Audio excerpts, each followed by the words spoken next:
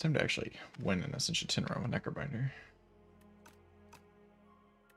I'm keeping an eye on my stream. Hopefully it doesn't crash.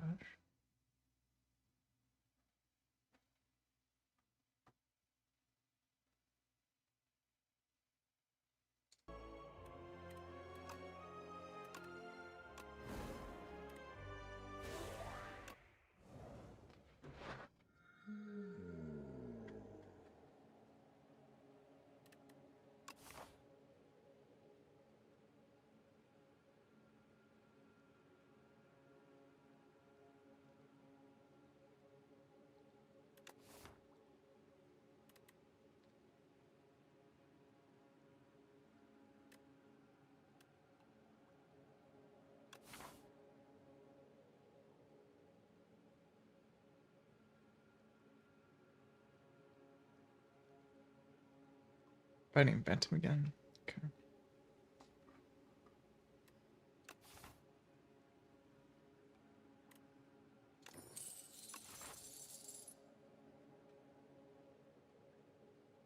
This character has a couple ways to deal with curses.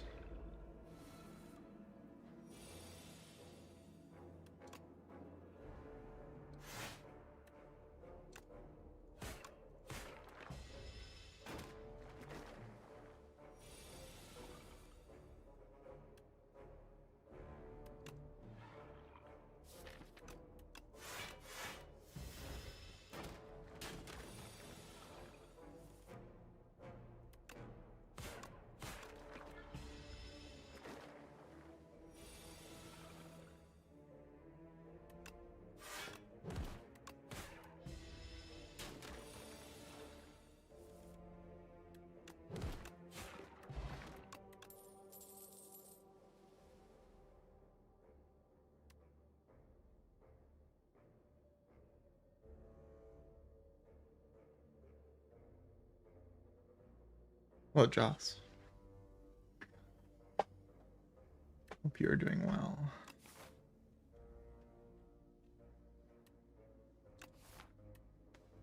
I'm gonna try playing into Doom aggressively. See how it goes.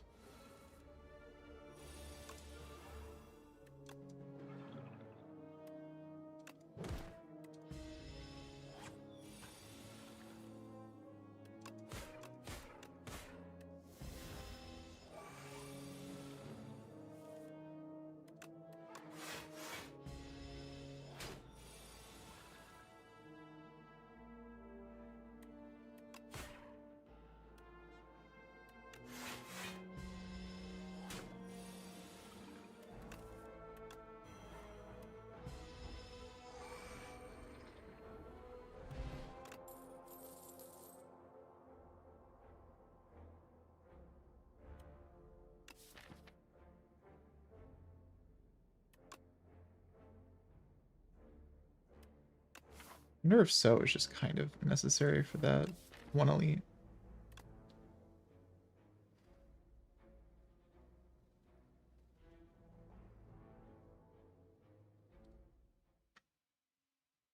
Like it could be. It's just cleave, but one elite just is asking you to do things that are hard to do.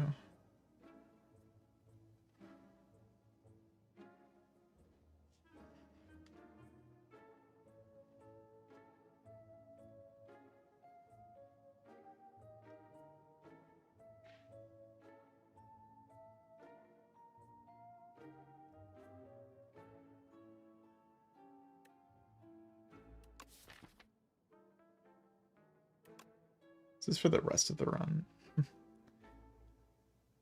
It's very powerful.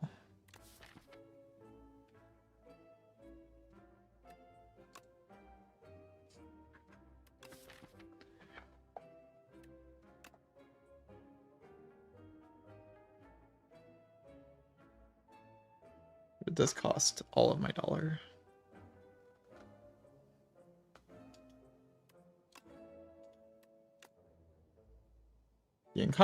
The uncommon relic, like, range of gold is very big in this game.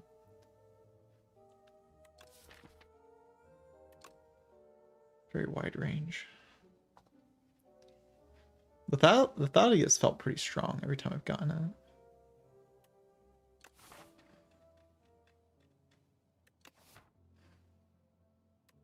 But I need something to help me with the boss.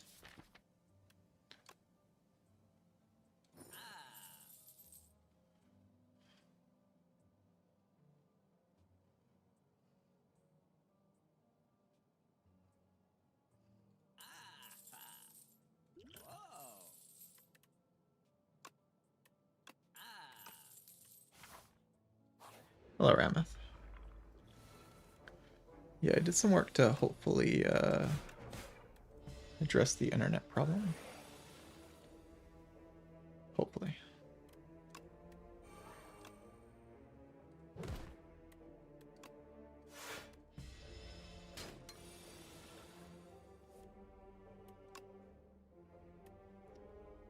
That sucks.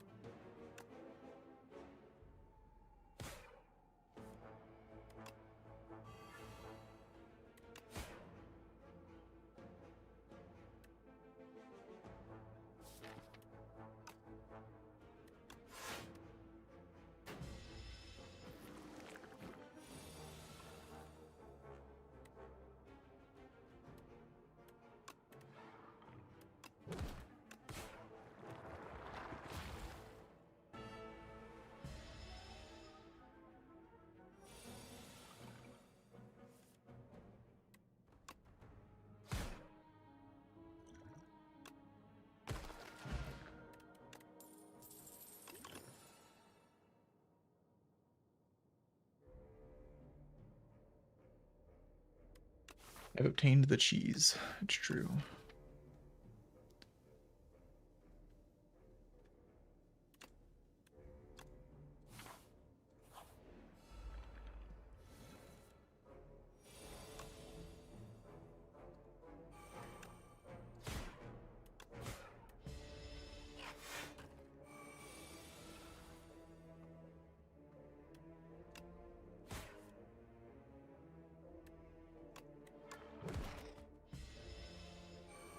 Guess I could have played that here.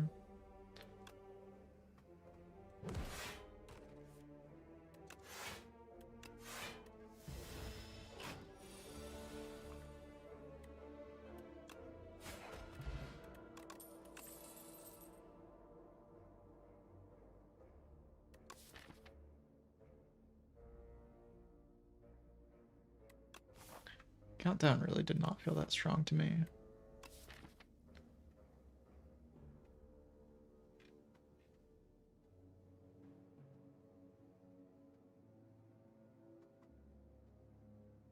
As a power, it just didn't feel that fast.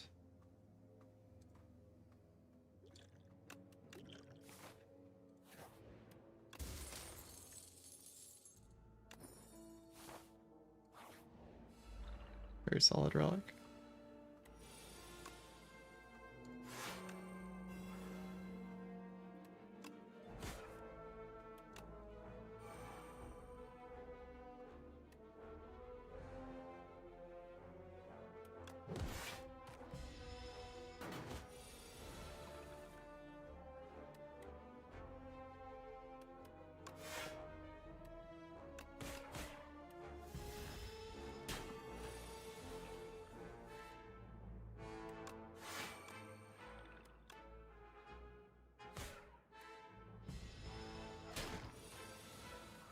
Wait, what? Why didn't it die?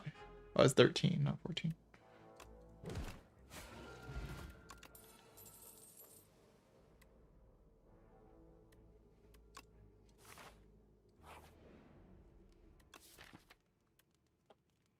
Okay. I definitely would like to upgrade a card.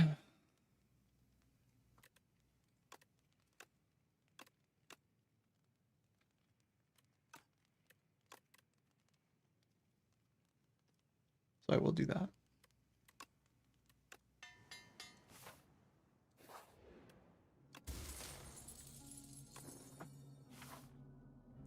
My whole deck is just kind of cantrips, like draw one, draw one, draw one, draw one, draw one. Every single card says draw a card on it.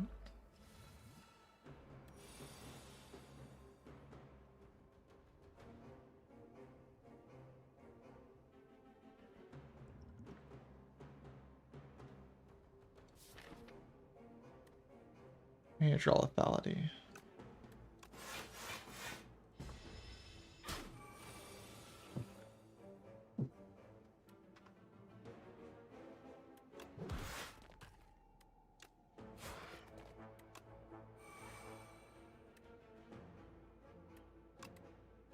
So I could.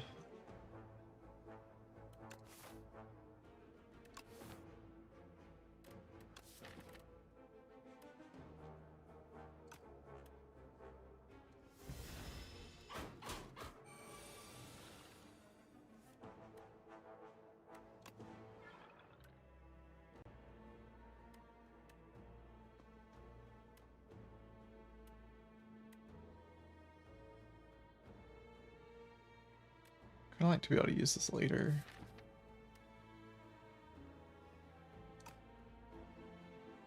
Maybe it is meant to be now.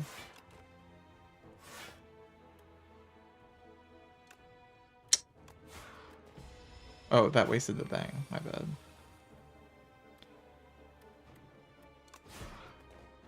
Didn't mean to do that.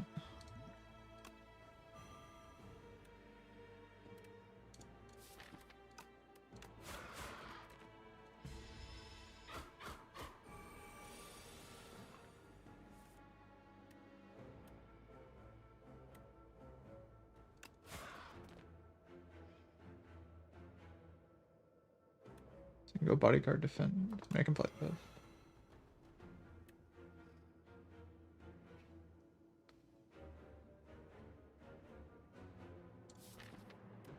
Can I deal that much damage next turn? Probably.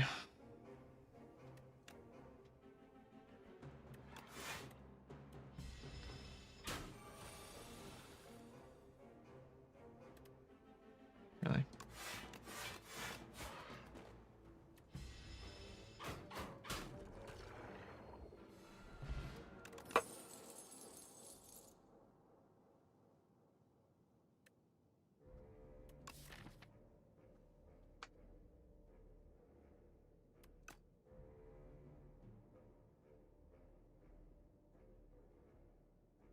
I need to be faster.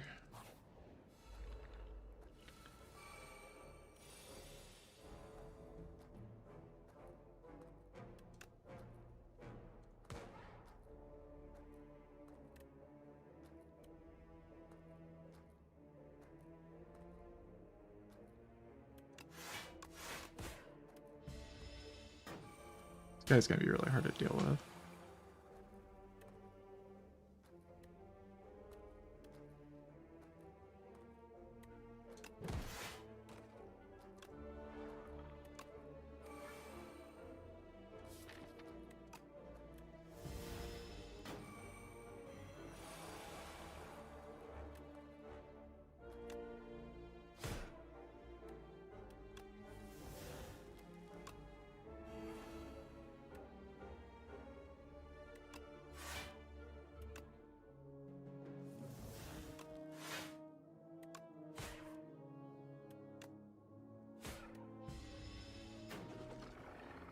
Yeah, I'm very much enjoying it.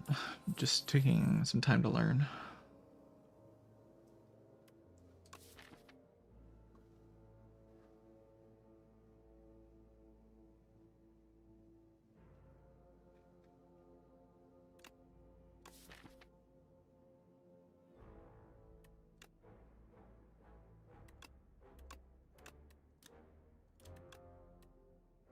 Spire will upgrade.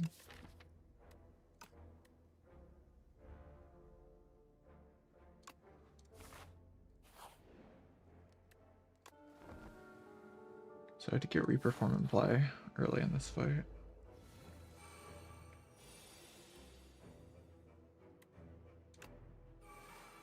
I missed Melancholy.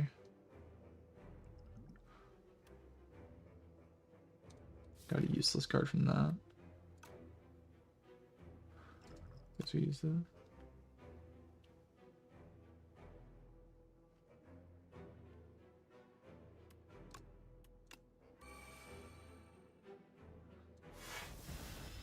Lethality is ethereal? Oh god.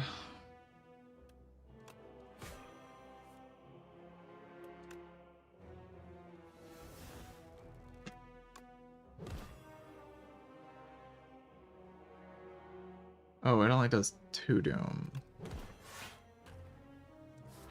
That's true.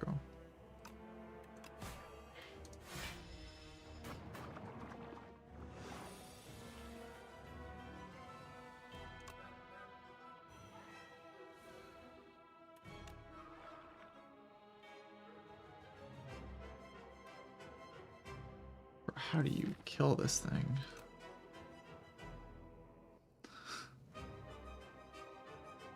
This does 5 times.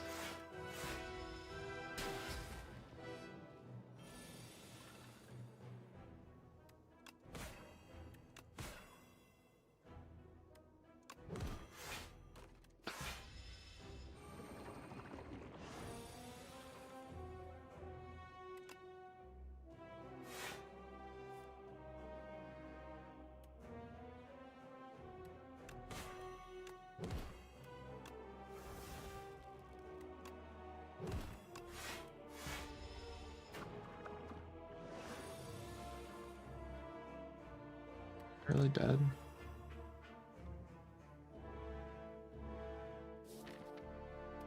Like, there's just nothing to do, like...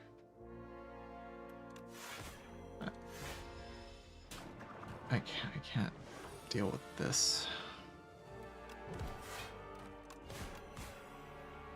Oh my god, I played Reperform in this fight, and I still need like 20 more turns to kill this thing.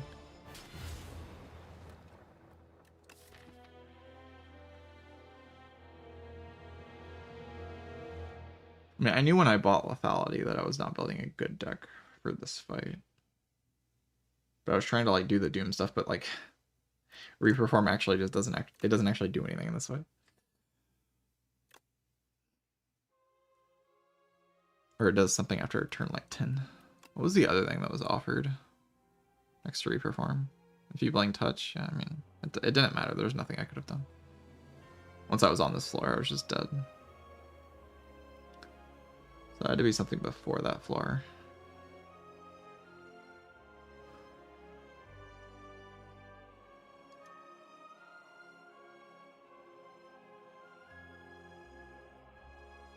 Maybe I just have to take things like Snap.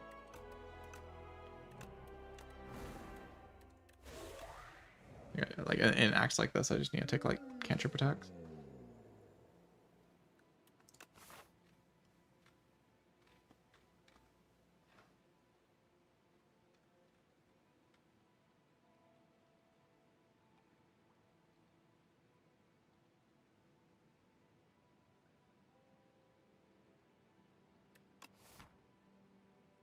Yeah, in 3 turns it does 10 plus 14 plus 30, and then it gains 2 strength. So in 6 turns, which is like how long it might take you to just get through the intangible, it does around 100 damage.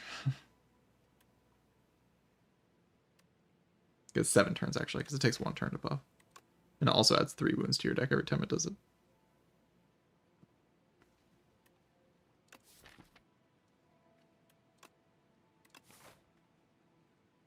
It is a very, very, very, very difficult enemy to deal with.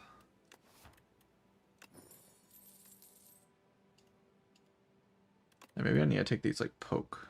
Maybe this is like more key to this character's card pool.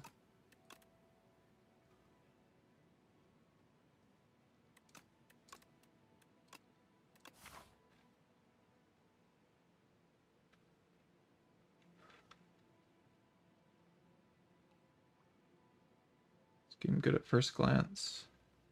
I think it's incredible. It's exceeding my expectations.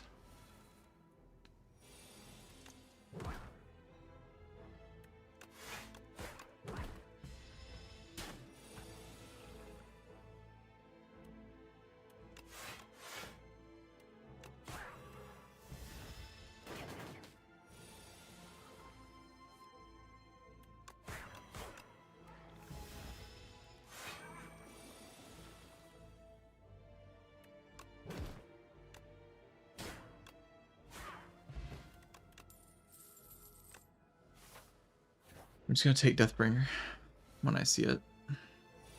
My vibe is, bro, these guys come in for... Can I deal with this? No, I'm 1 damage short.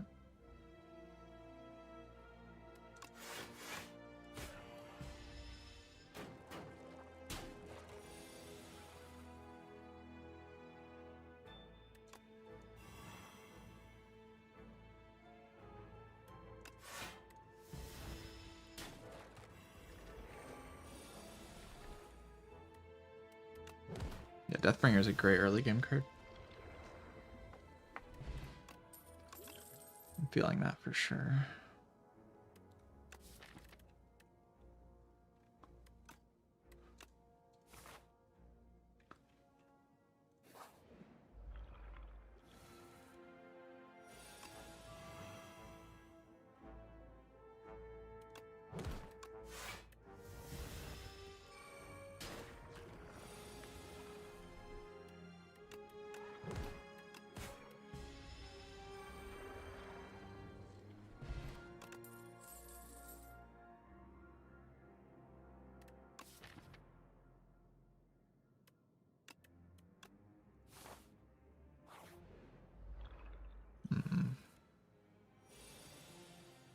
I just try to punch this thing.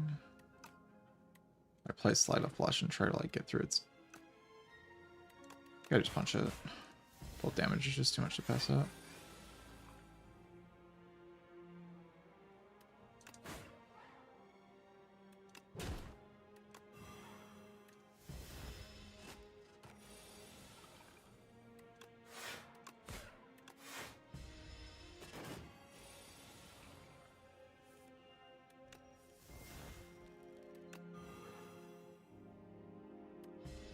Deathbringer is wonderful. I think it's like the best Doom card. It's very good to see early.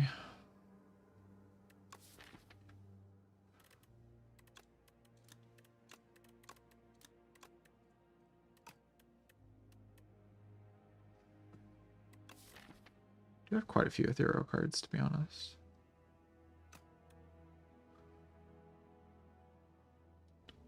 Take him in. Thank you for the raid. I appreciate that. Great Blast can just like play a Deathbringer from the discard pile.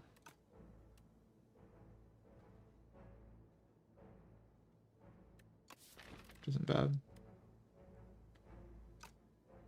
You can like Veil Piercer into Parse into Deathbringer.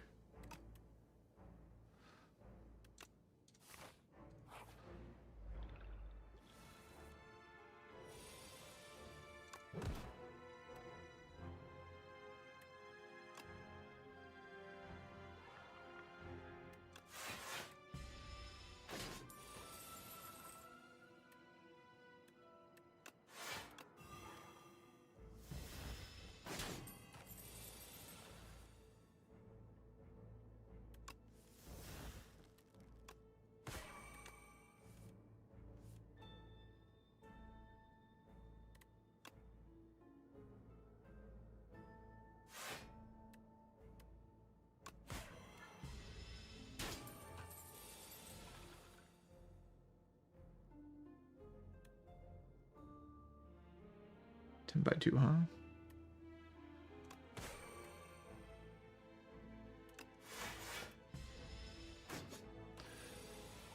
Just like a hallway fight. That's not enough damage. That is...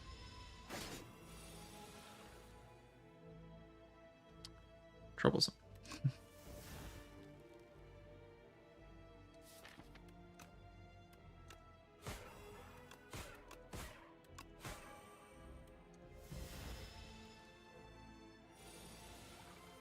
Wait, Deathbringer's not going to work on this, is it?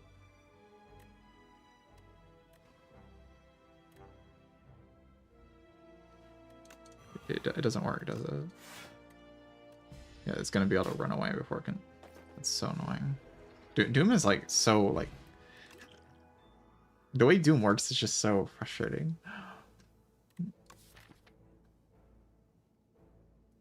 Like, this is my AoE card, but I can't deal with an AoE challenge. I get all my gold stolen. I can't deal with an AoE challenge.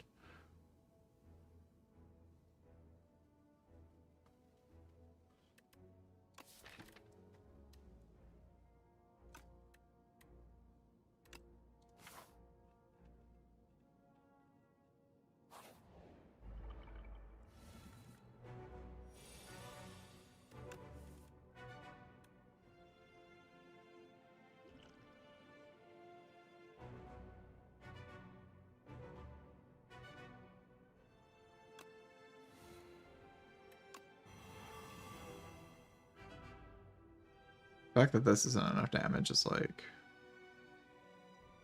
something else to me. The fact that I have to deal with this entire turn and the entire next turn is like...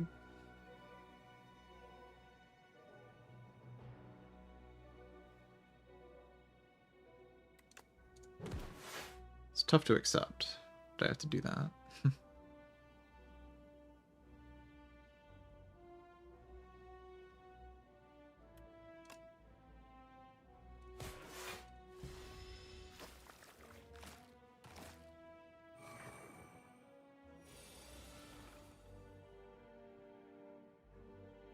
They're not dead. I have to deal with the entire turn after this as well.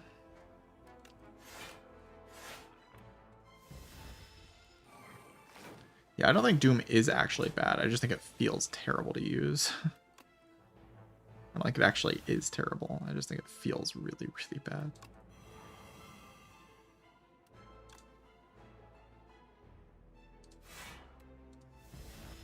Because it just feels bad to, like, have to deal with an entire turn. But, like, imagine I don't have the Doom in this fight. It's like, I'm just dead, right?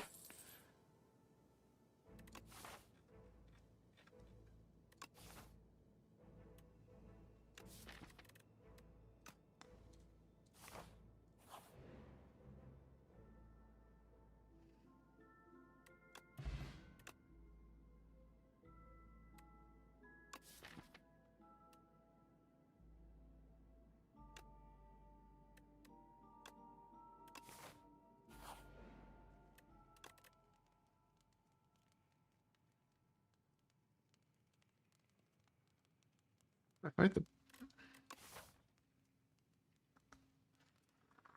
I don't know how to deal with that if I fight it.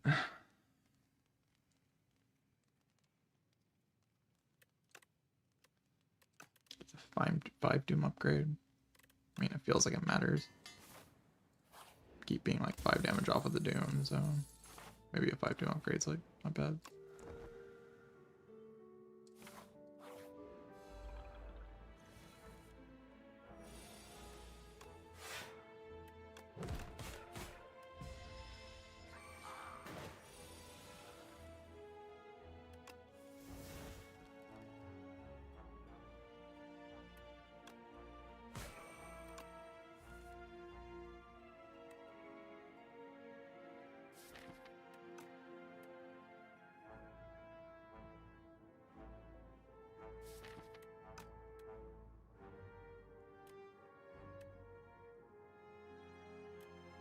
Blocks technically more.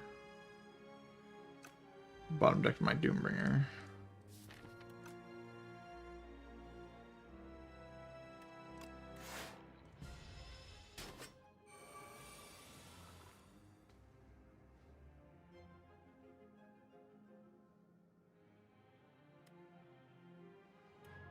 One damage off from killing that with that.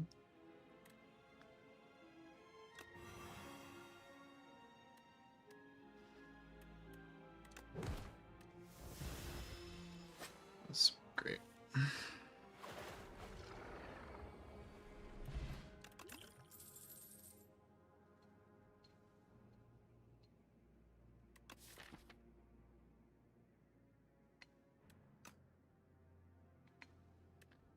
Yeah, I don't know about this effect. It's kind of expensive. I mean, it does summon 5, so it's like an okay card just because it summons 5, but... Try it out. I have 15 HP, by the way. It's like... kind of not very much, you know what I'm saying?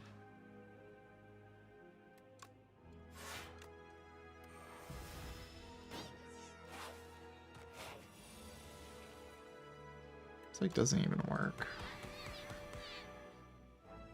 I mean, it kind of works.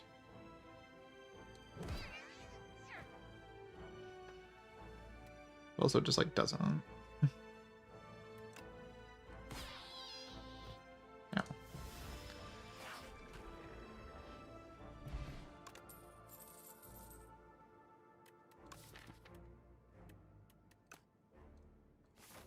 Do I just like pretend like I can kill an elite here?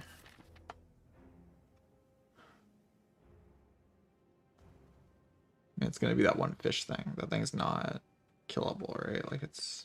There's always die to that. As opposed to this, which I'll be fine against, right?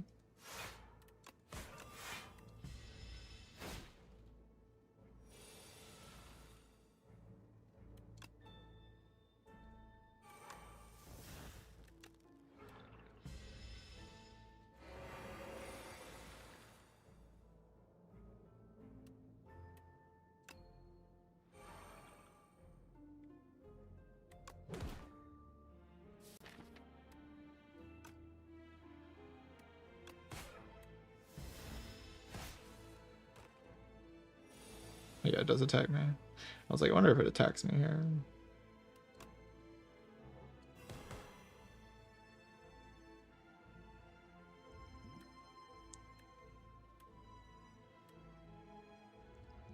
I could fire pot instead. Okay, well, actually.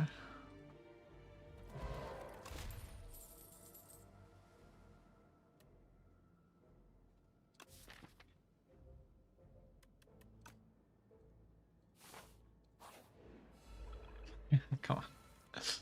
2 question mark hallway fights. Can't be serious.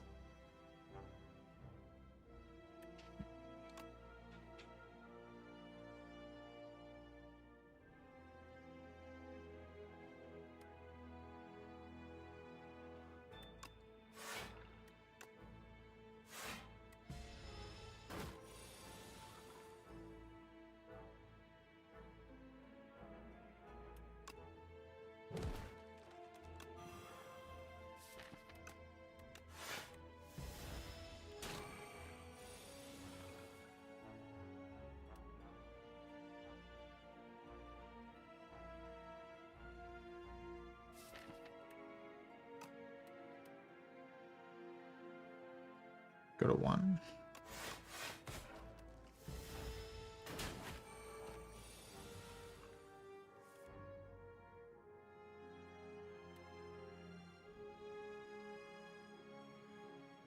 Has to die next turn, but like, how does that ever happen?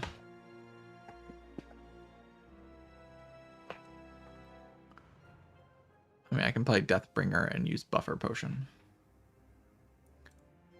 Yes, the Stitch 10 is the highest we've got.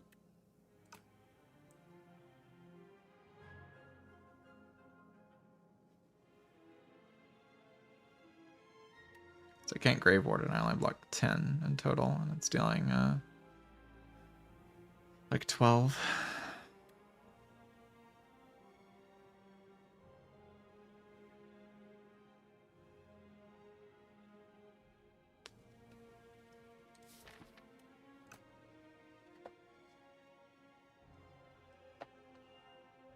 I guess I'll go to the boss fight and die.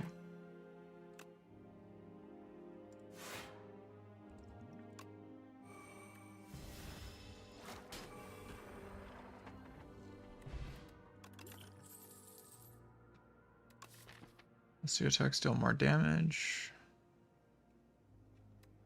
I mean, I don't have a solution for this boss fight. I've got nothing, chat.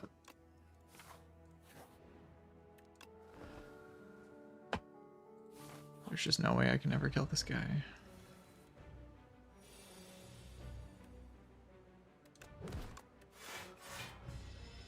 Drawing all my block cards on top.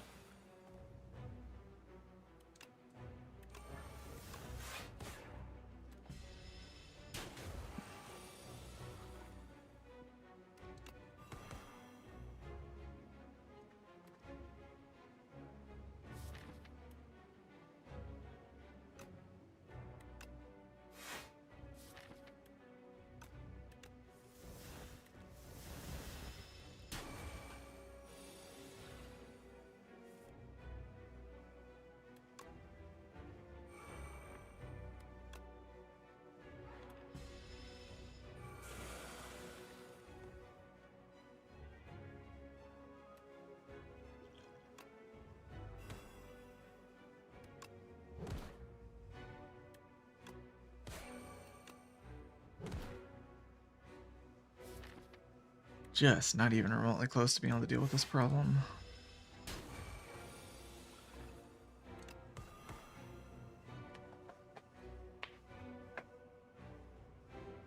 I mean, some of the effects are okay that I'm doing. It's just,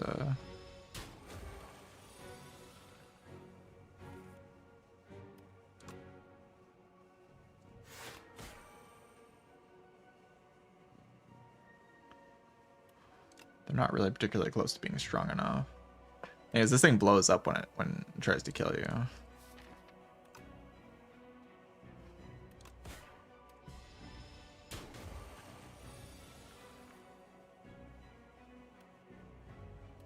Just draw all attacks, okay. It's an insane draw, by the way. Defend, defend, defend, pull aggro, equilibrium, Deathbringer, soul on bottom.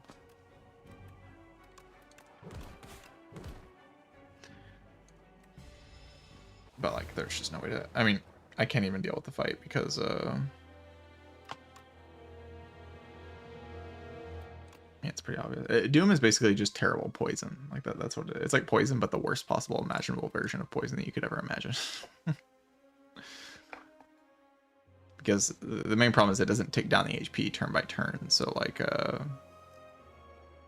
you apply it to enemies, and then if you don't deal attack damage, it doesn't actually do anything. You still have to play attacks.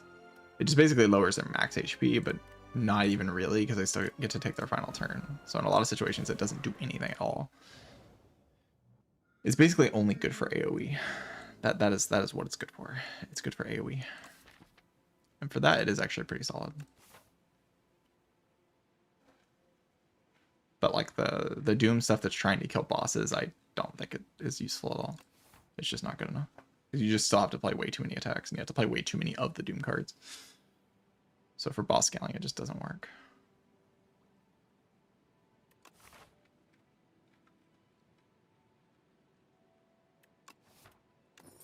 I'm gonna try to snowball.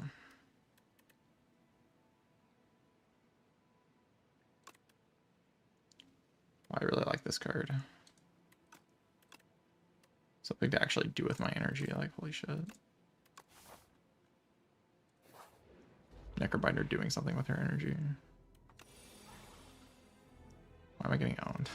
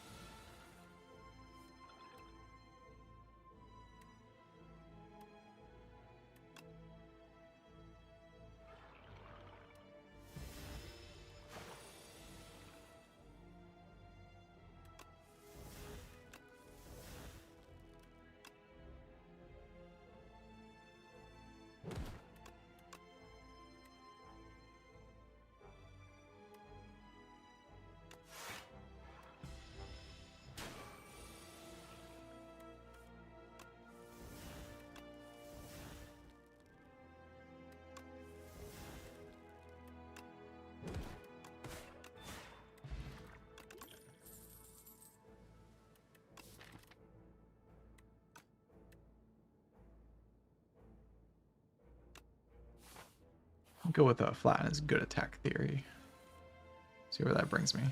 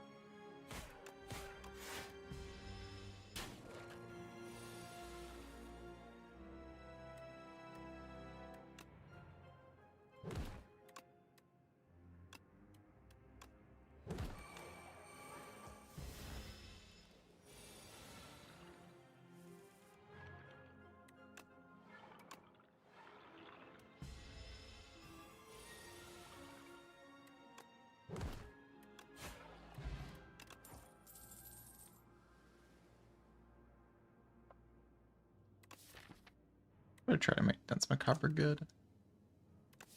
I should probably just poke, right?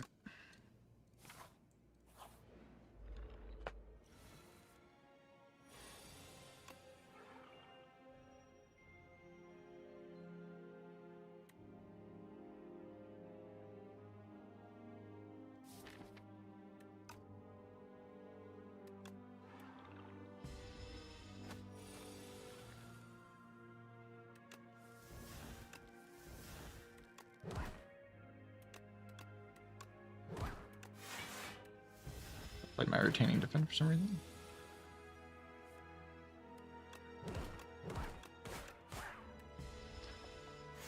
I am indeed back.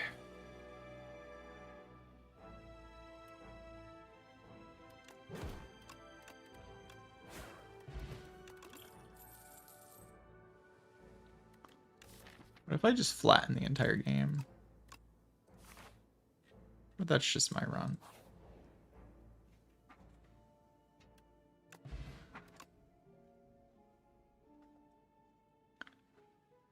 Okay.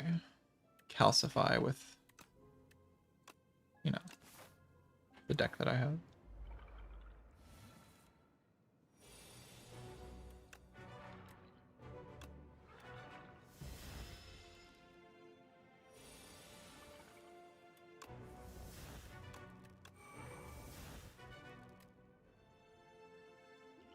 I want to attack by here as well. Should I tank this up?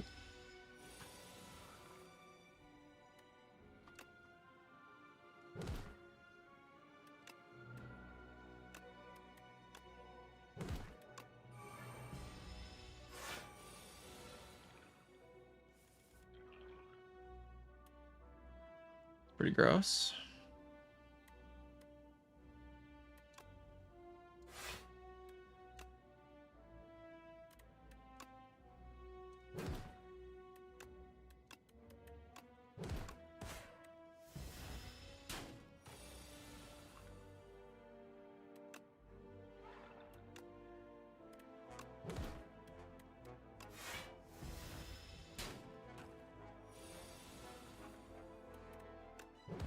I thought with the high roll I could maybe like actually do something.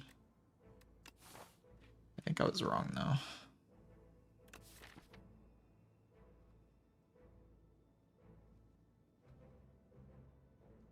It does like feel like the flattens are pretty good with the calcify, but it's just simply not good enough. I mean, I still have attack potion. Oh. Well, that's really bad.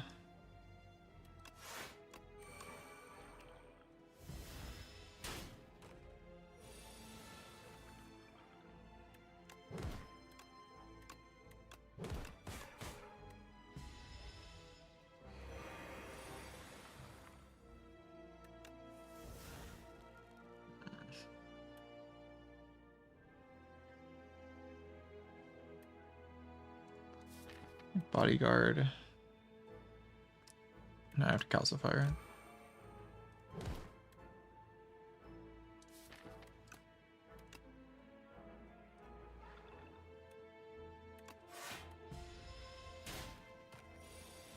Just this hallway fight's brutal, man.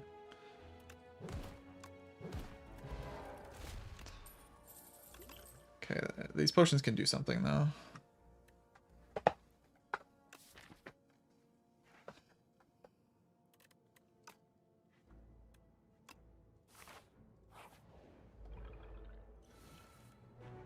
I can maybe burst this guy down. I say as I'm dead on turn 1.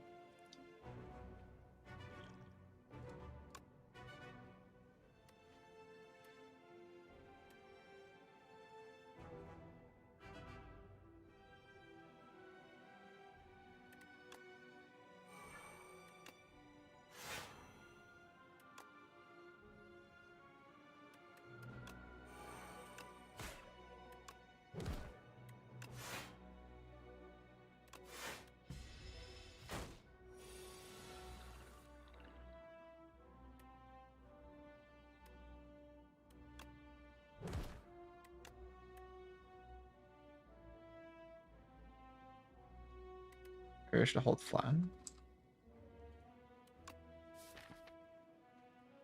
Then I can like calcify, unleash, flatten type combos.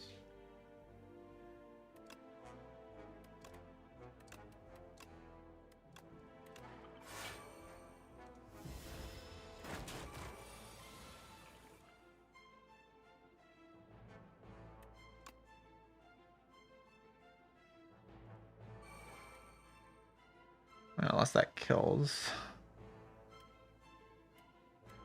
There's a lot of damage.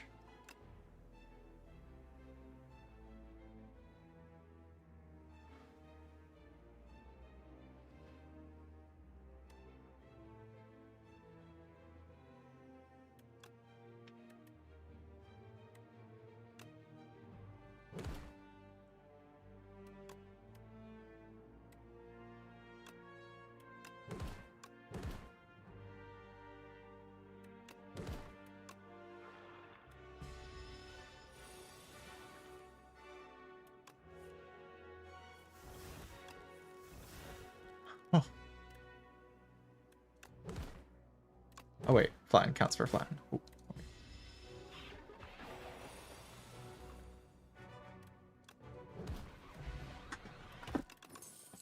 Okay, alive. So I actually fought 2 elites and didn't die. Good news.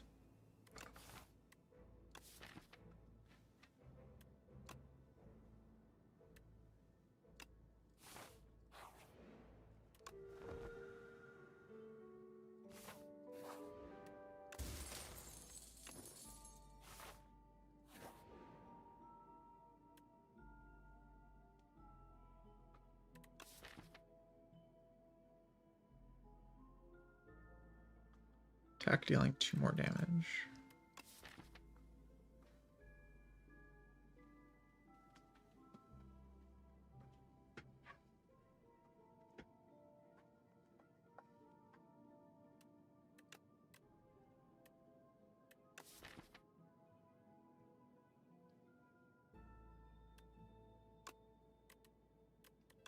I don't mind making calcify draw me 2 cards. Now do I go rest?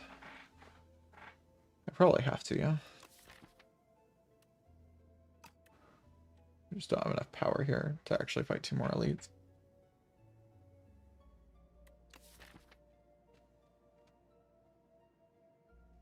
And like maybe I have some like game promise with like the flatten calcify combo.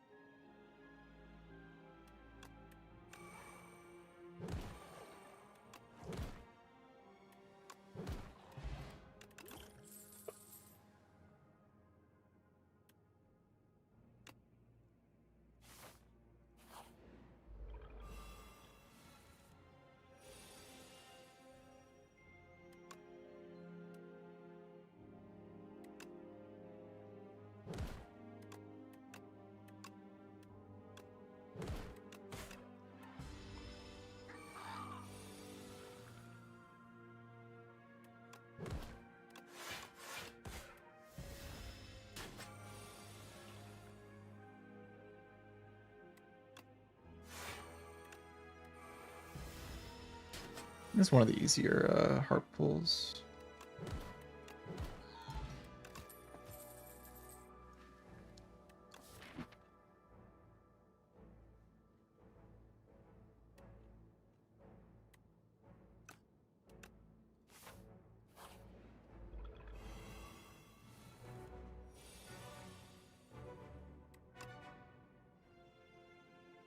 Like a puzzle or something. No.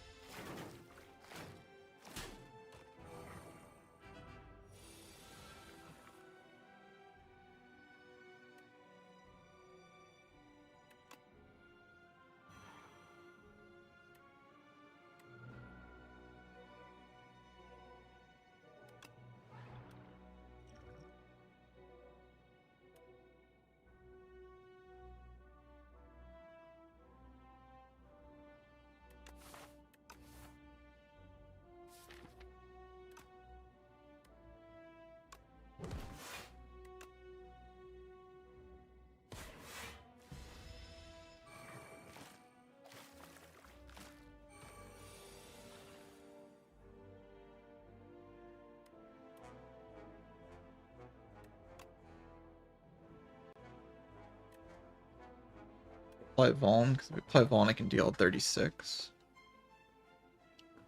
Which is enough to kill this, right?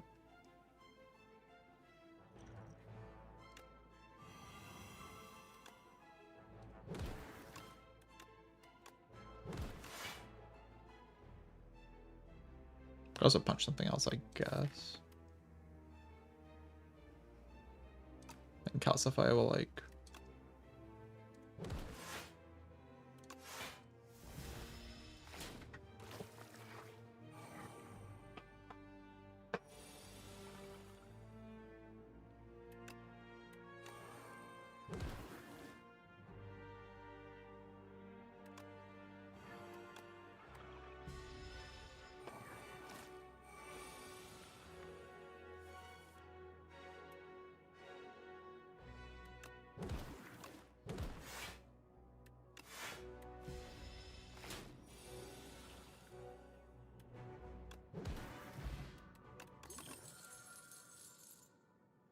The Scythe. Permanently increases card's damage by 3.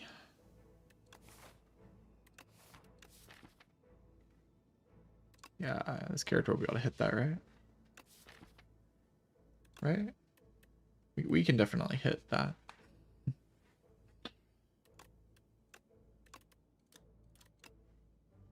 That's something that we can do on this character. Once I get Calcify set up, my damage isn't that bad. Still might not be good enough to kill this boss, but...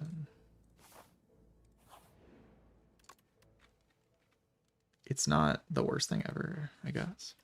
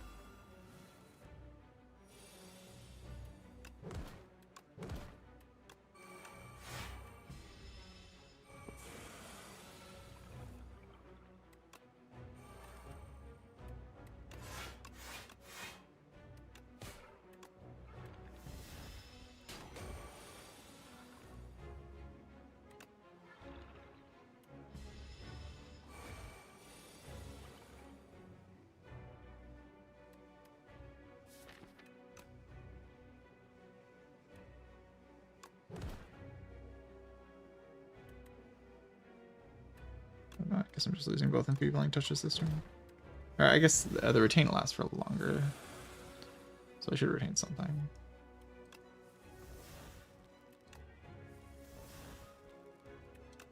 Please.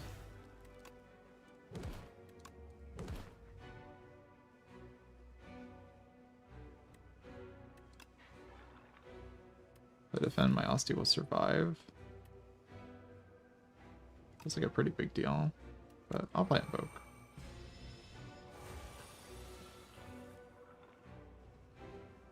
I missed the card.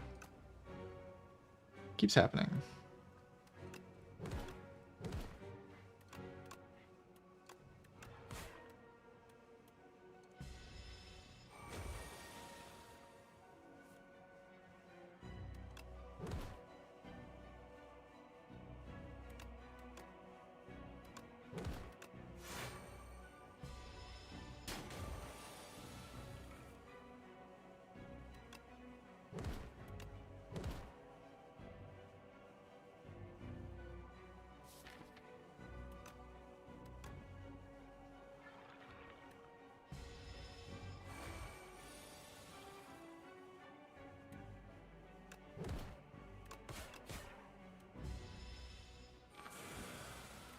Why not play the Scythe?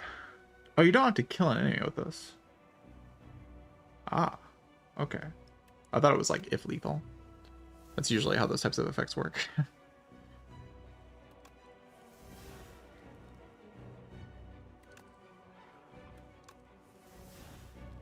Oh, please, come on.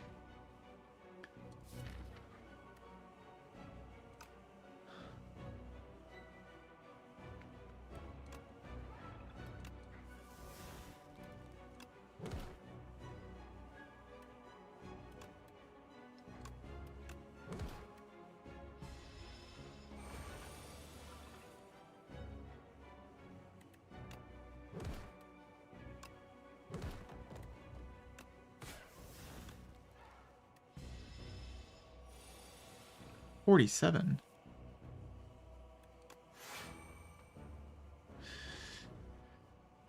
What do you mean 47?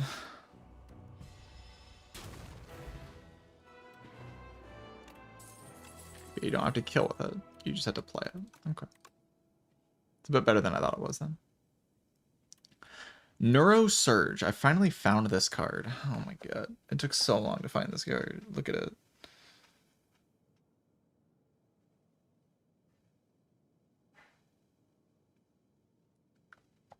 If this character didn't suck, then maybe this character doesn't suck. I could make a Chemex deck.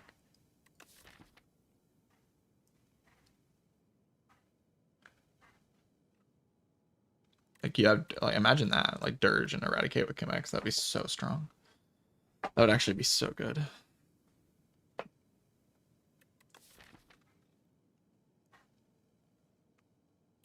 I'm just gonna say that Neurosurge is broken because, like, it must be, right? There's, like, no way it's not broken.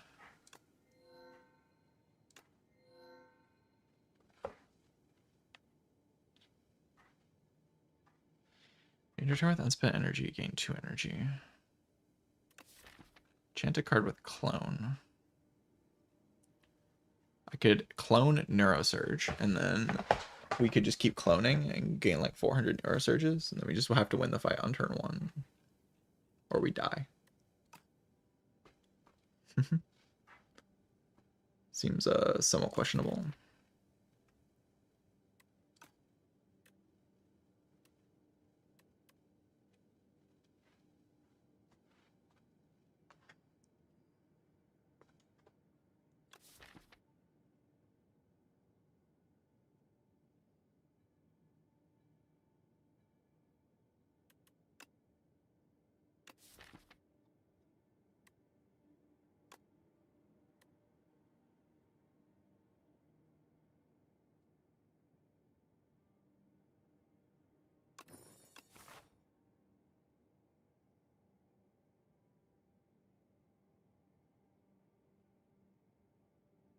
You know, like Blasphemy, yeah, kinda.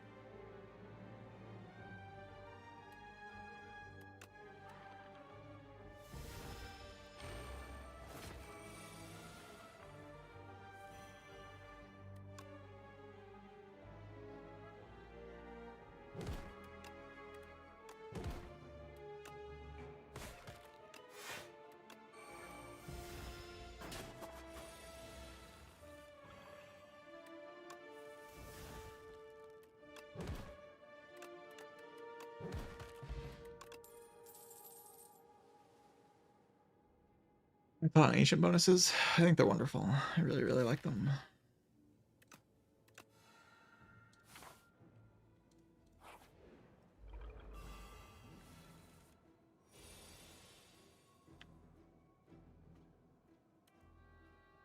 So you can deal 18, 28. So it can kill right.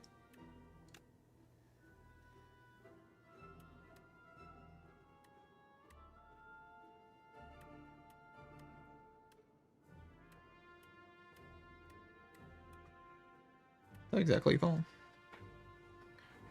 I think it's exact lethal. Bag of Marbles still be doing it in this game too, huh?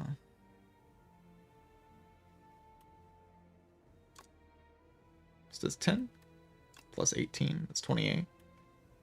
No, it's plus another 18. Okay. I need it to be plus 20.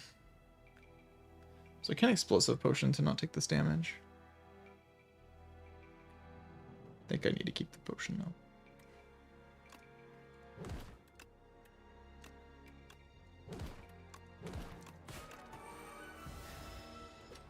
Wait, killing that guy.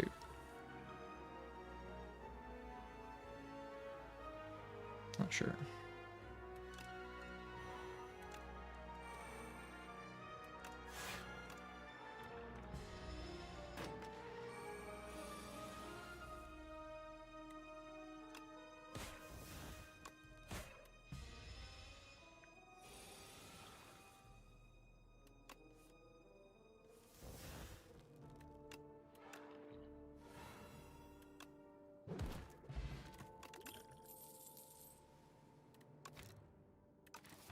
Putrefy.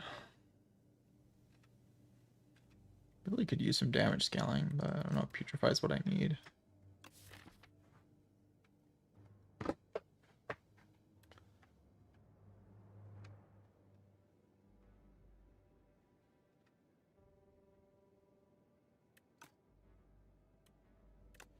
Go with the Scythe.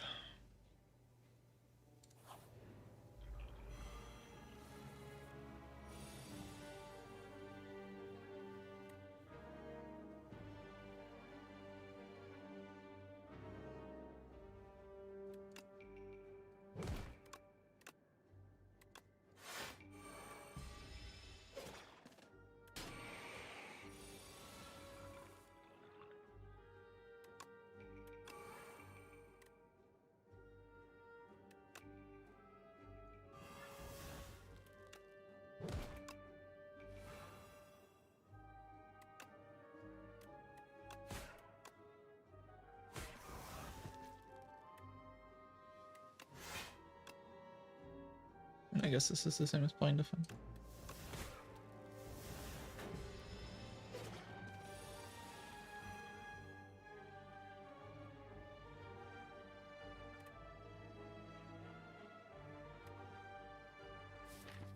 I didn't draw Unleash. I do have an next turn though.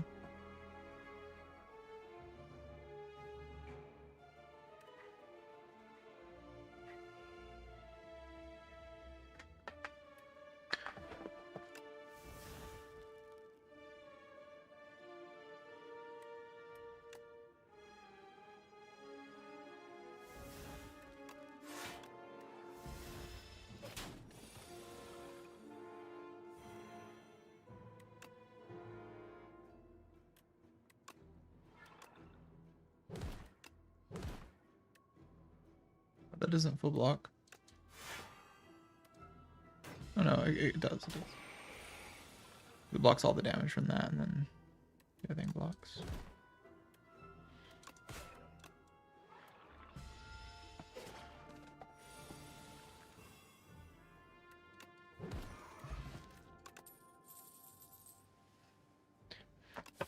Okay.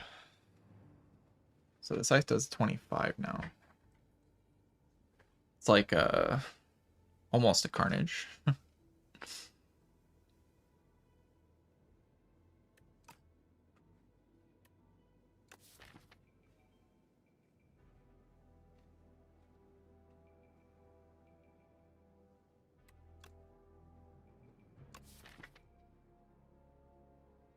Just wondering how I'm ever gonna block. It's kind of a question of the ages.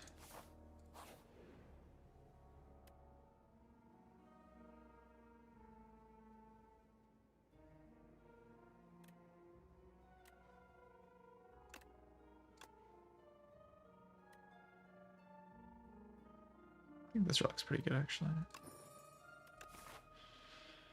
Strike dummy. I still have all my strikes.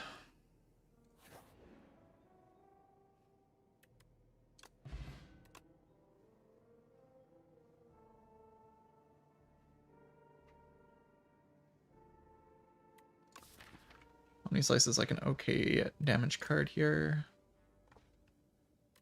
I'm gonna take Shackles though, maybe. I already have like 2 Shackles.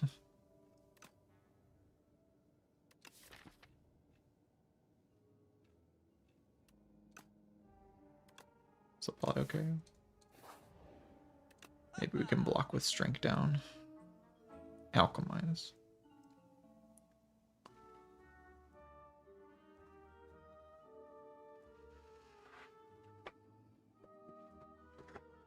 Infinite potions.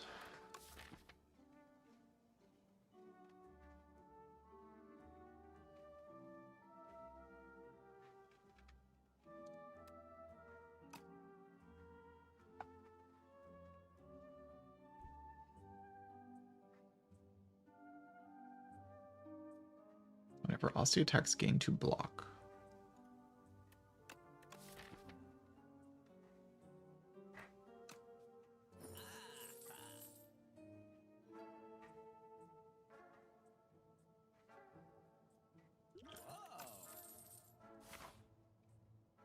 Oh, finally.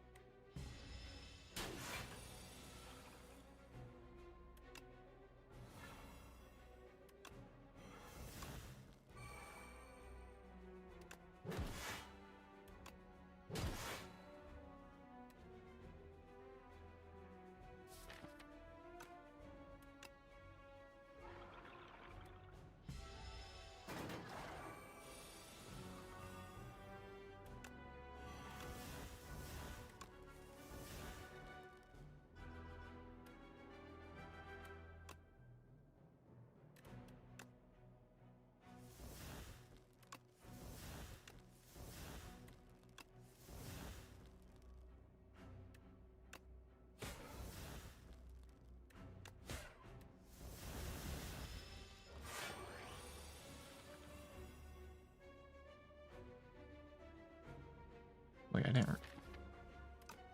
I actually missed.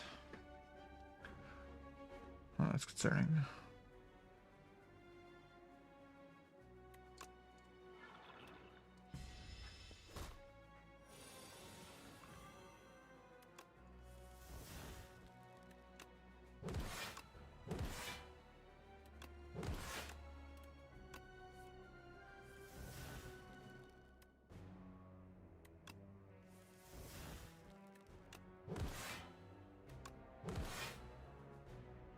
Okay. There are things being understood in this run that I hadn't understood previously.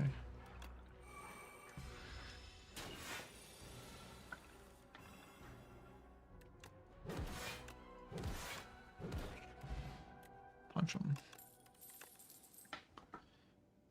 Alright, strike dummy, blight strike. Probably not good enough. We do fetch. We're doing attack spammage bone flute build.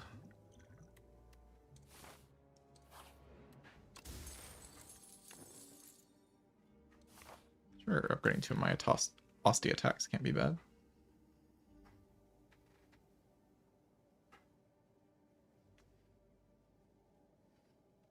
Difference between Omni Slice and a simple AoE effect.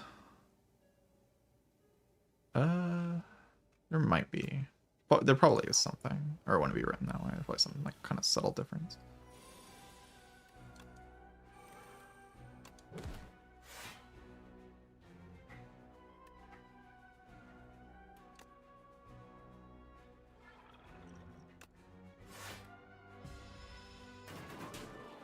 Wow, that still dies. My God.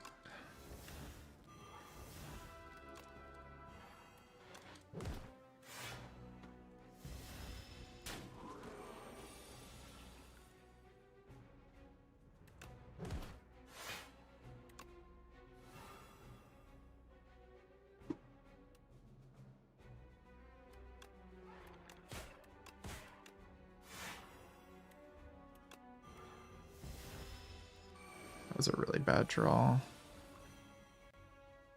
Yeah. I was aware of how bad it was.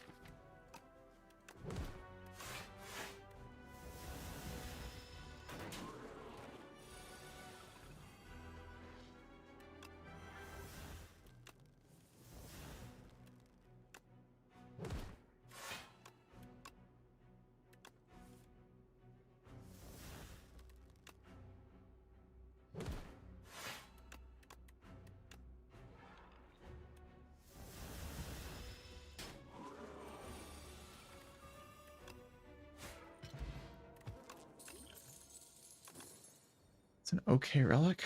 Not fantastic, but it's okay.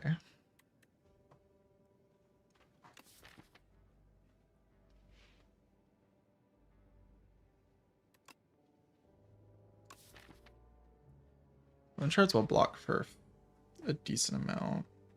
You just play it like the end of the setup. But you can't play it as like setup flatten.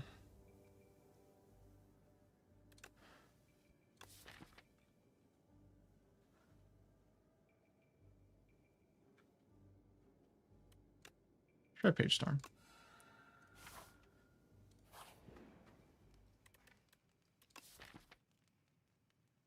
What is this upgrade? 4 energy, huh?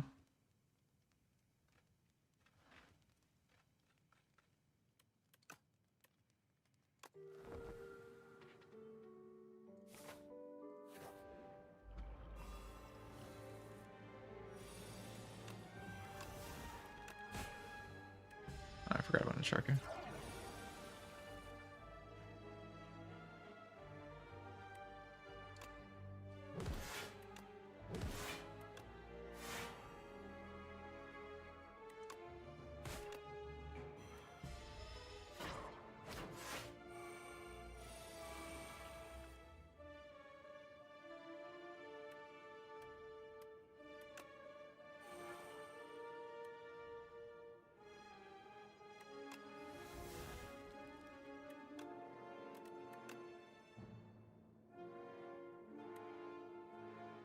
How much is this?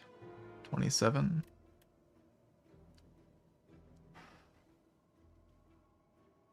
Plus 48. And that's just not enough, right? I could explosive potion to make it enough.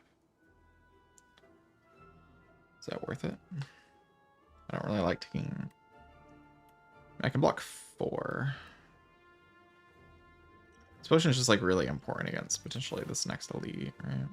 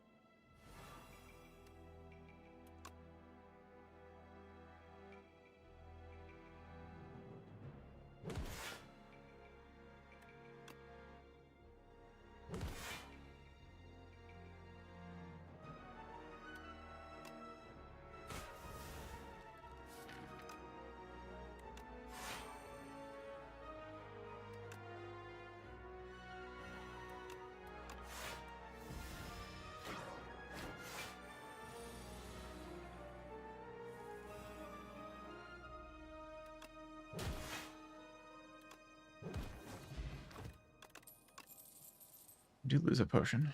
A little bit unfortunate. Oh god. It's a fight.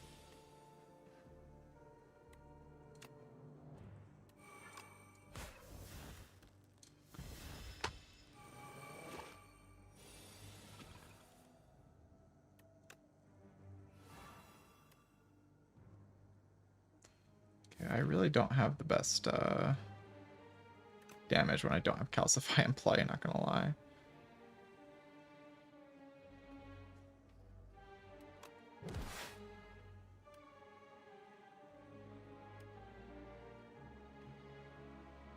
I'll kill her. Looks like I should be able to do that, right?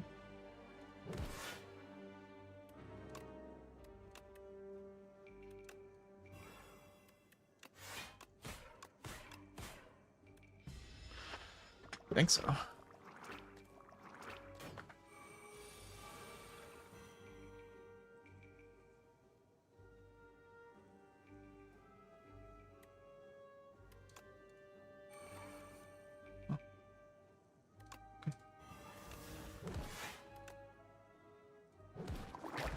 Set up my Nunchaku as well. That's great.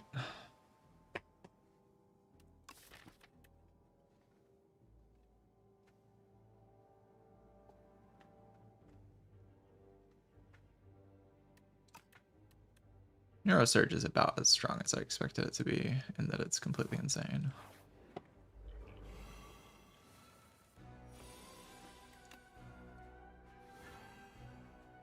Broken.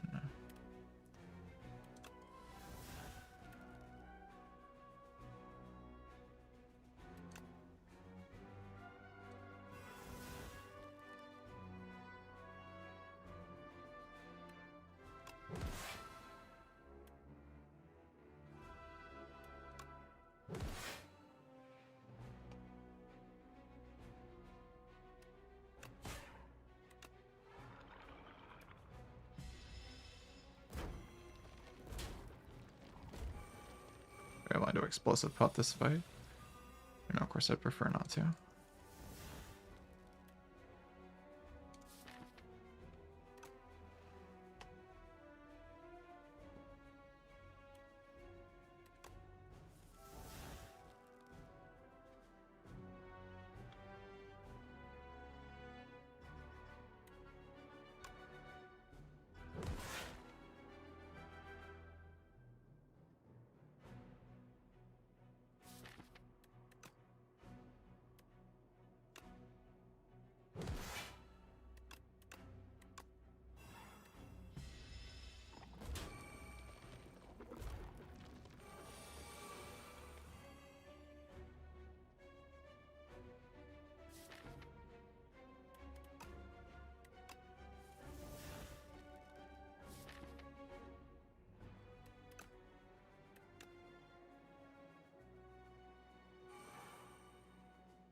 Go flatten, flatten.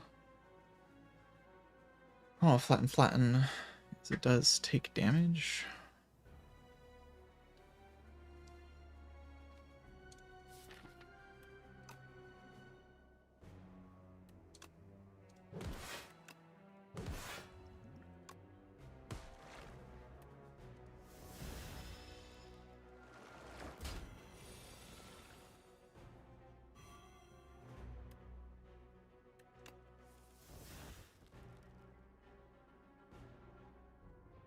Am I really not going to kill these guys even with the explosive potion? The disturbing thought. I really should play, like, Invoke at some point.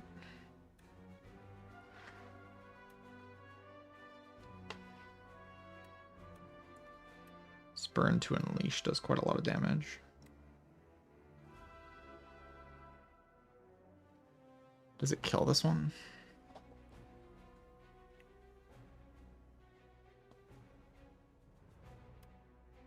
Heal 8, so this does 8 additional damage. So it is 27. 27 plus 13. 40.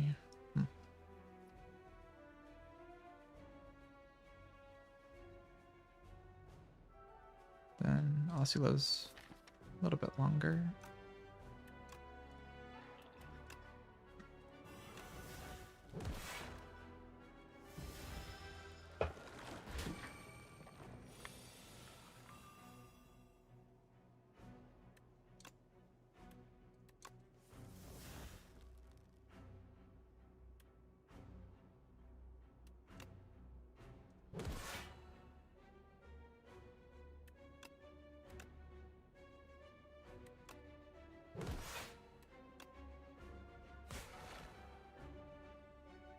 Do I want to deal with this or not? Because I can try to get my scythe.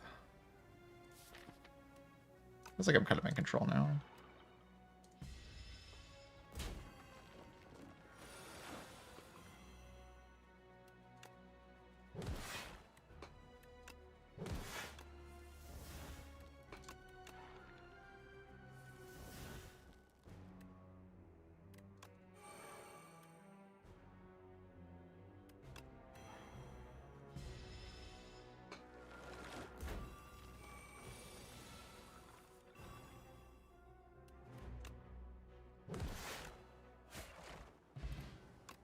Stalling that fight for the scythe. Wow.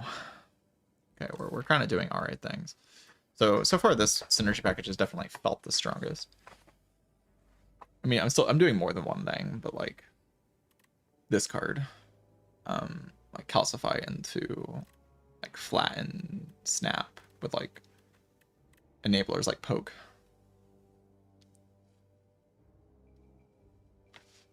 Like I just took these as my damage commons, and then I took a calcify, and then like my run kind of functioned instead of being entirely dysfunctional.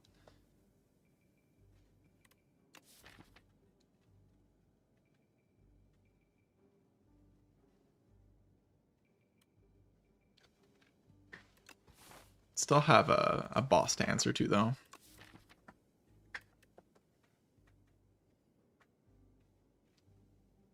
And the fact that my Vulcan card exhaust is going to become more and more of a problem as the run goes on.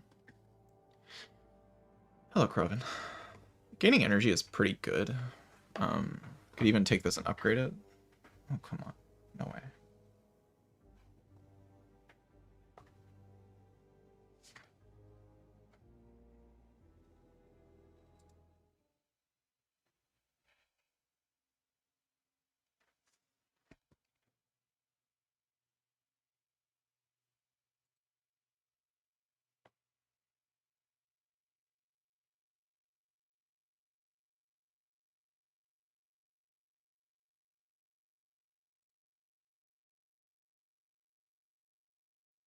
Why does this happen? If I look at my YouTube, that'll tell me. But my YouTube often does look bad as well.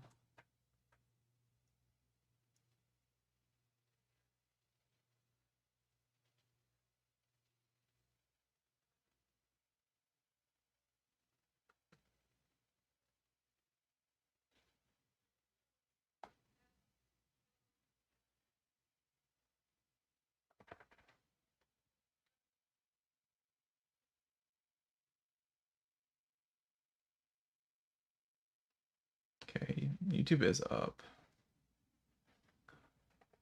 But Twitch is unstable.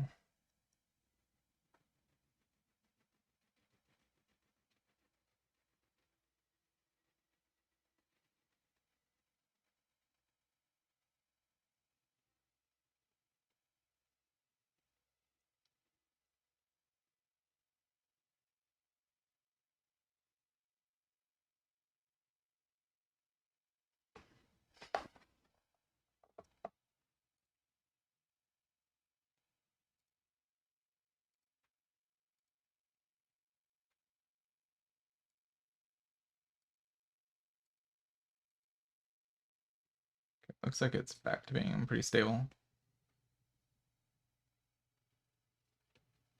Stream never actually went down this time, but it just went down a pretty low bit, right?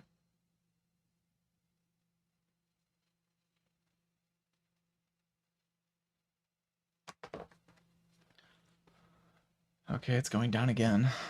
Yep, there we go.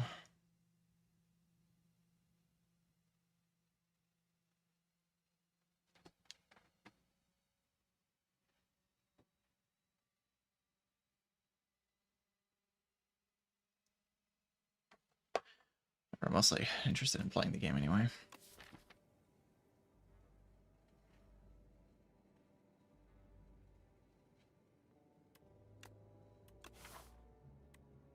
Boss is going to be kind of hard to deal with. Kind of wondering about taking and upgrading Fear. Just in the interest of having more Vuln, so I can actually deal a lot of damage.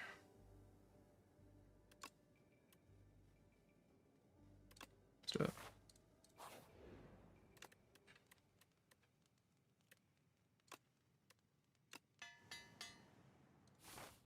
You have to actually play the card, but...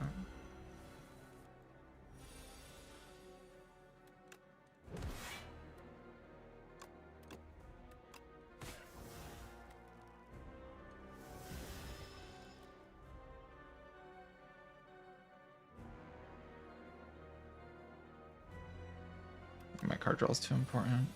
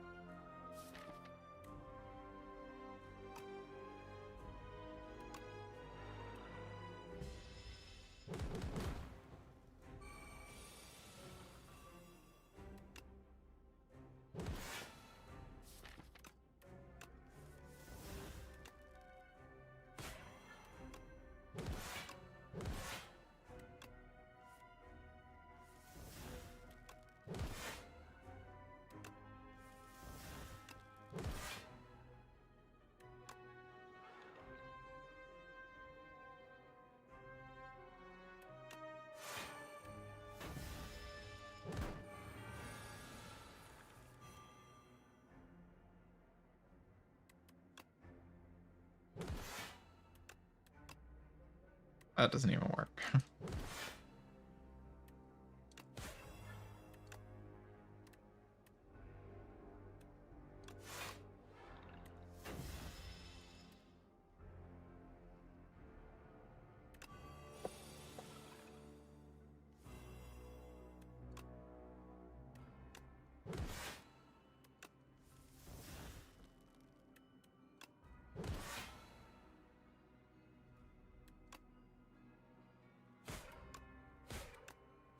Yeah, kind of like vulnerable. That card felt pretty good in that fight, yeah. Oh my god, it's Neurosurge. I mean, the card's insane. Like, the card is incredibly strong. Obviously, it draws 2 cards and gains 3 energy. Like, it's like a offering, but kind of reversed a little bit. And then the downside, if it doesn't kill you, it doesn't do anything to you. It has to kill you to actually do something. Nah, that doesn't mean it can't kill you, though.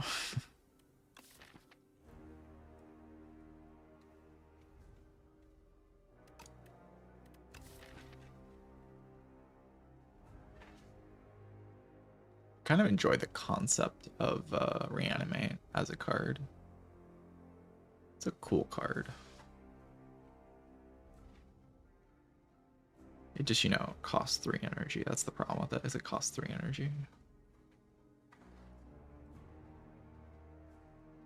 My Scythe does 43. That's pretty good.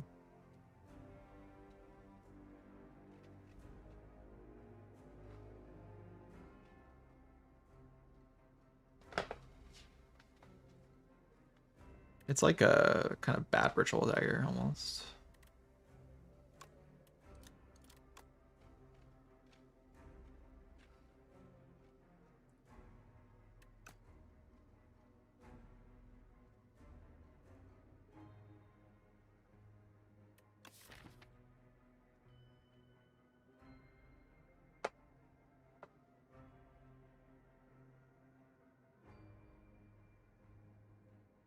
I feel like once you start applying 6 Doom to yourself, it can get a little bit out of hand for sure.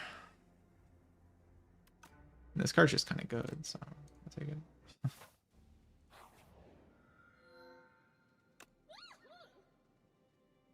Chant all card rewards with Glam.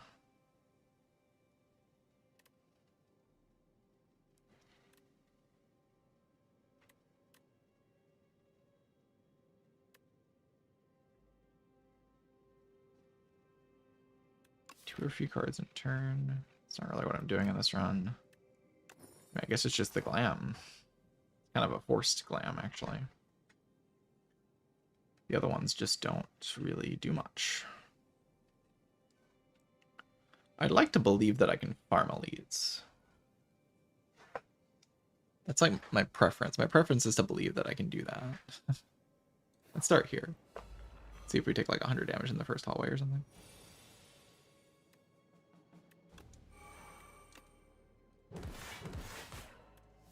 I did not get the strongest boss reward.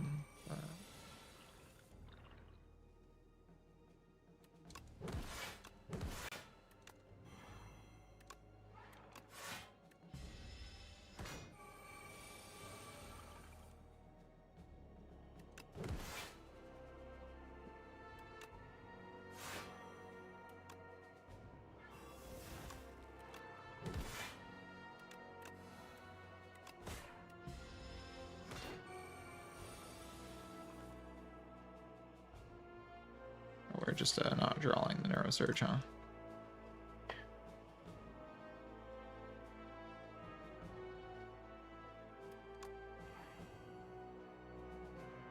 That's chill. I don't need it. I'm fine.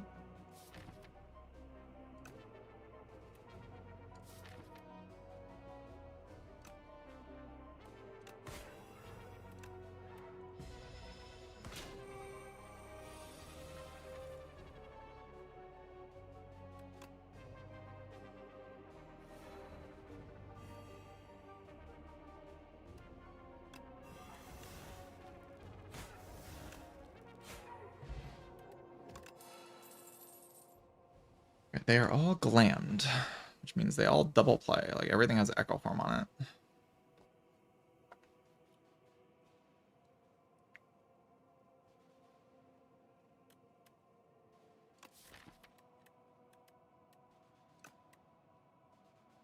Echo Form high 5 is kind of fun.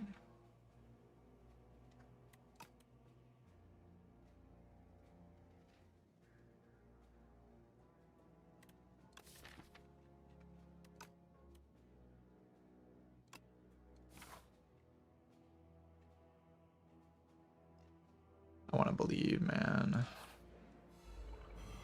I need to get punished for believing before I'll stop believing.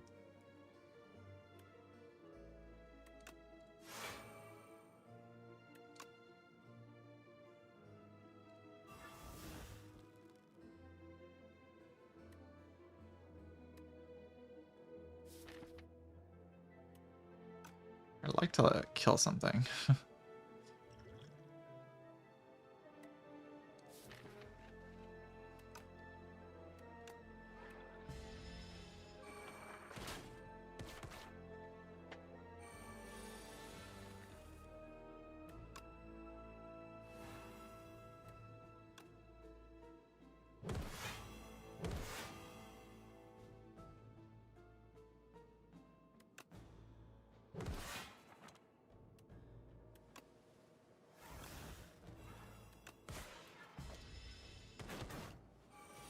For my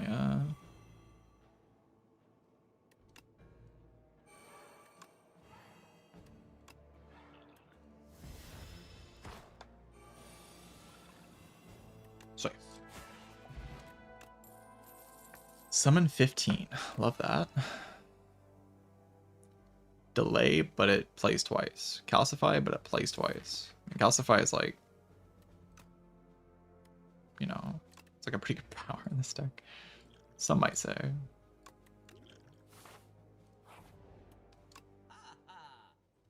They're here, the Ghost Seed of Evil. Of Justice with the Page Storm.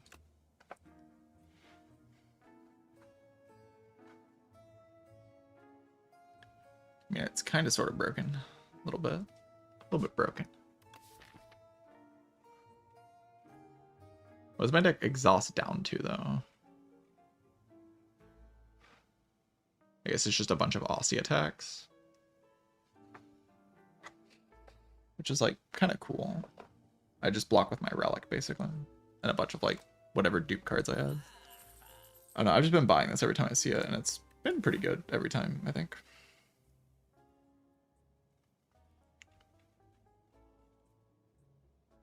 I don't really want to lose this run.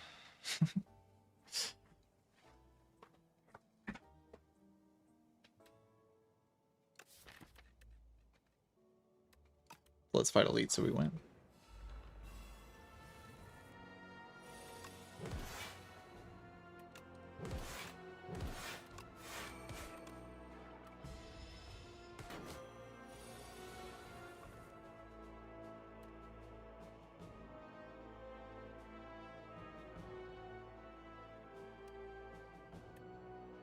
Brother. You're not chill.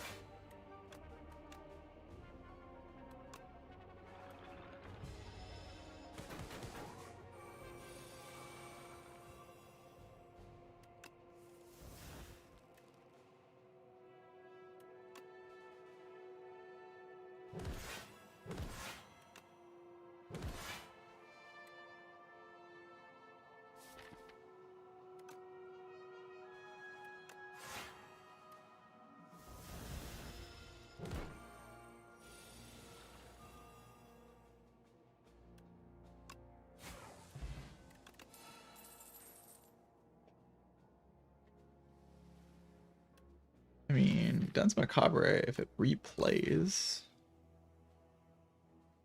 But like, what does it work on? I guess high 5?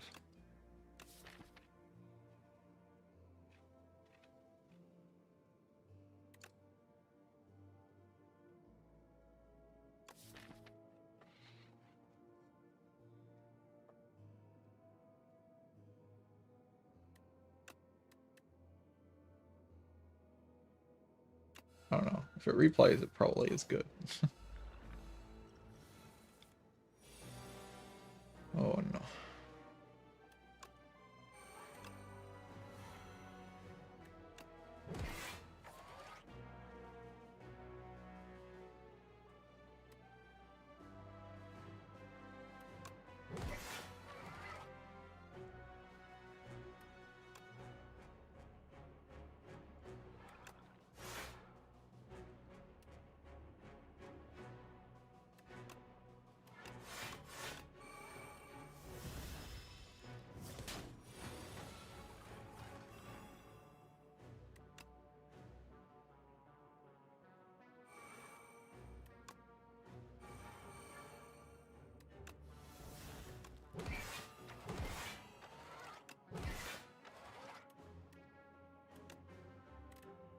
$78's not bad.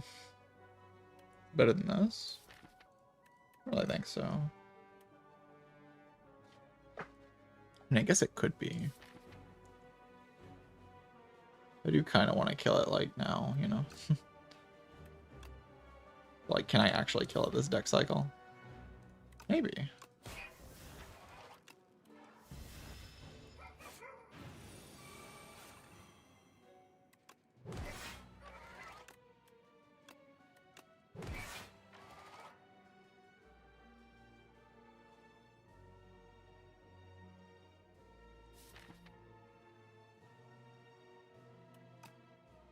If I draw Unleash, it dies. I can always draw pot into it. I'd rather not take this damage.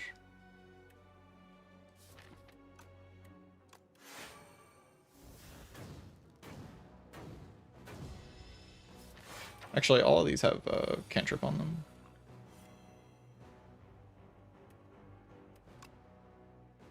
Oh wait, that doesn't work.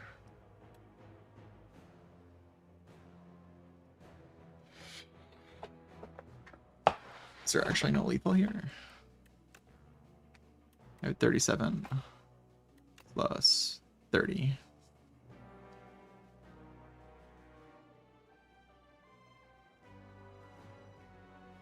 That sounds lethal.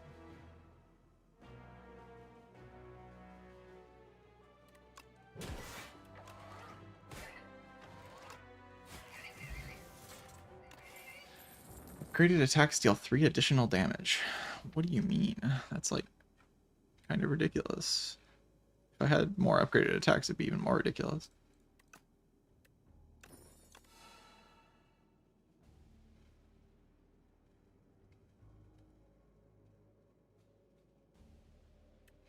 This with replay, I mean, I just keep adding powers, but I mean, powers with replay is kind of good.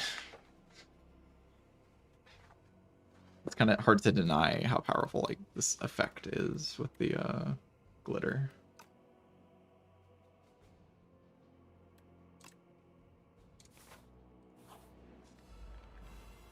It's just really strong.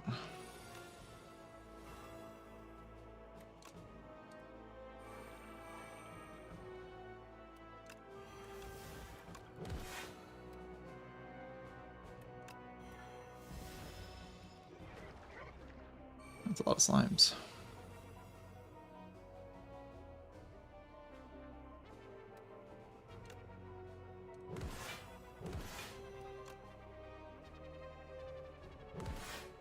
I guess I could have played Dance Macabre first. Would have probably been an alright idea.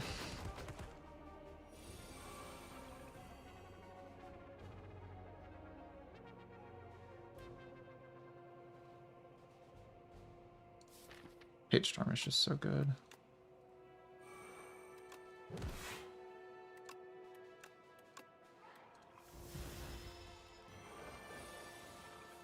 Keep forgetting that that card has that effect on it. Should probably remember that instead of forgetting it. Drawing cards. Not that good.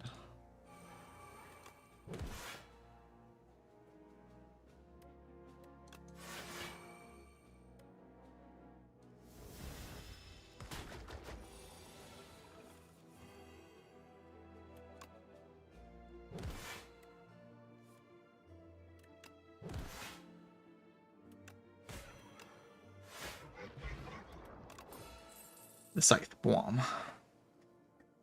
Alright. Put 3 cards from your discard pile into your hand. Replay 1. I don't really see the value in this, to be honest. I have to spend energy on that.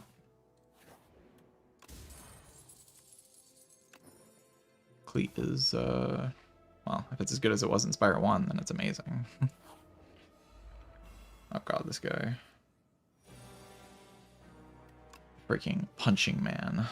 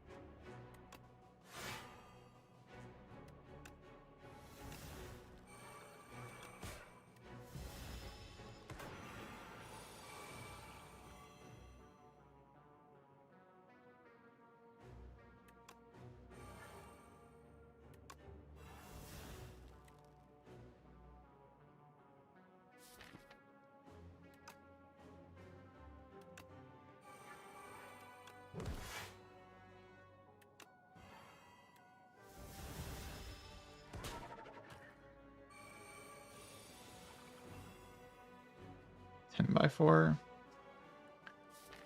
10 by 4. 10 by 4.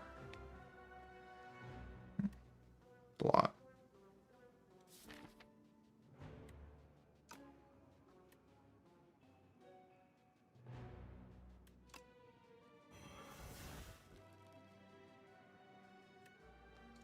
Delay, but I don't think I want to delay. I think I want to kill it.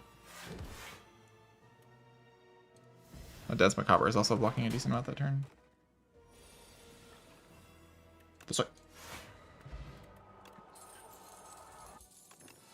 Energy on turn 2, not bad. This high 5 does so much damage. But Dirge replaying twice.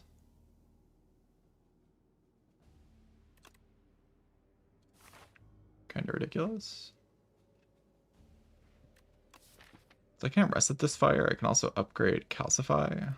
The Calcify that double plays, upgrading that doesn't seem bad at all. If I had any good Doom runs.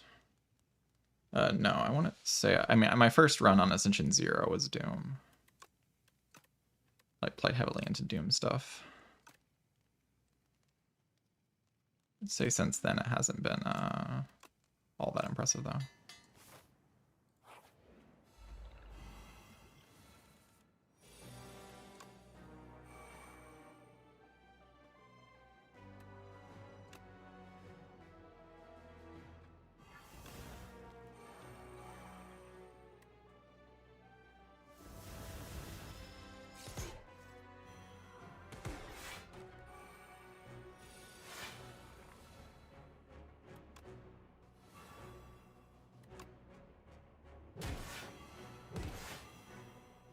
Giga AoE.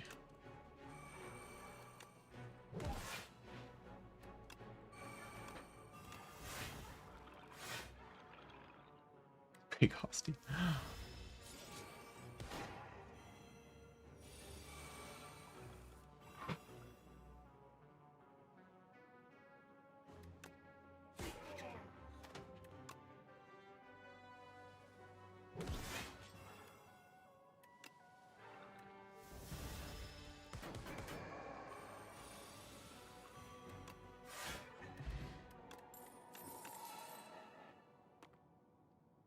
Aggro becomes a summon 10, block 18 for 2. Only the first time you play it though. Then it's not as good. I have much better things to play than that, right?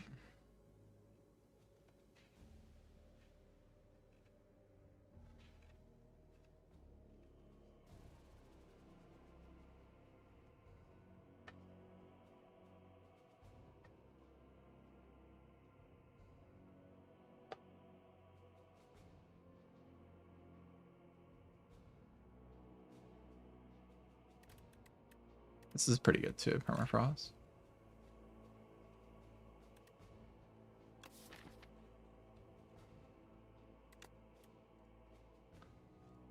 Almost just feels like the more Echo Form cards you have in your deck, the better, but I'm gonna skip this one.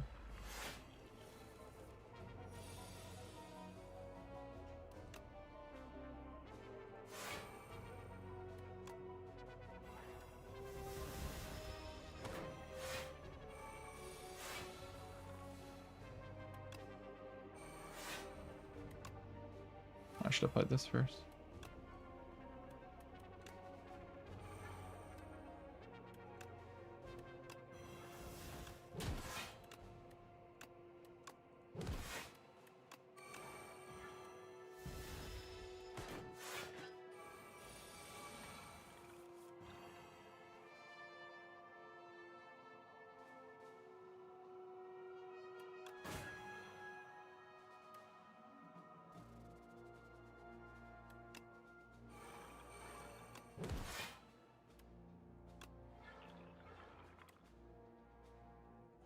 Big Osty.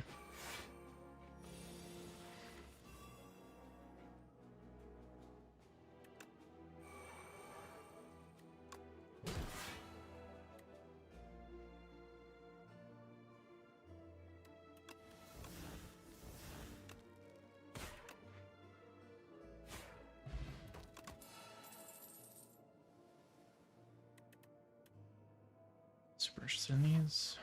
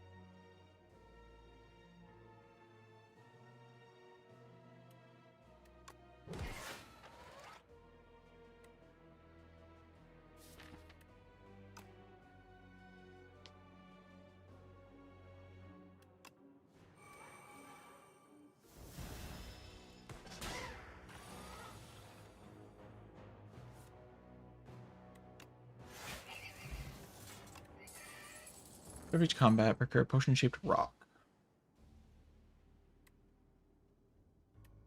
It's terrible. At least it doesn't do anything. I mean, I might get, I guess, that in like the second fight or something. A haunt that plays twice. I mean, I do kind of just play Dredge over and over again. That's kind of my deck. It's like a lot of souls that I would get with this haunt.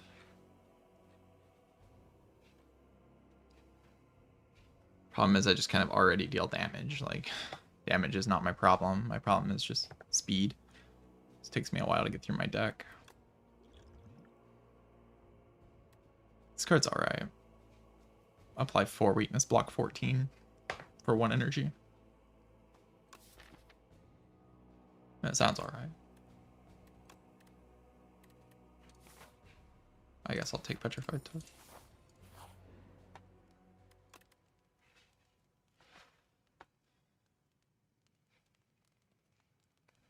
Yeah, Chemex does sound like it would be quite strong with that.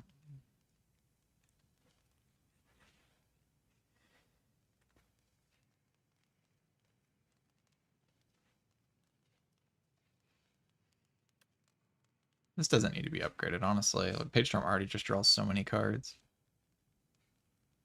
The upgrade just doesn't really do anything.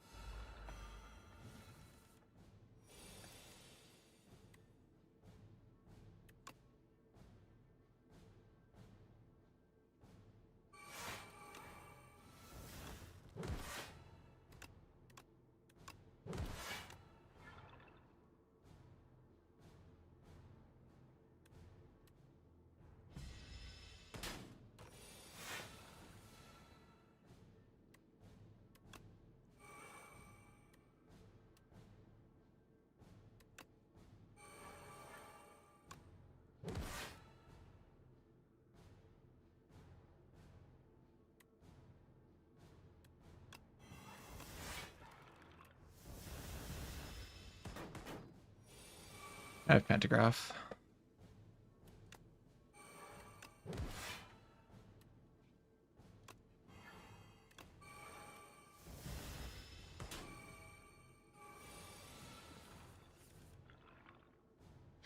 Well, this looks like the turn to go in, yeah.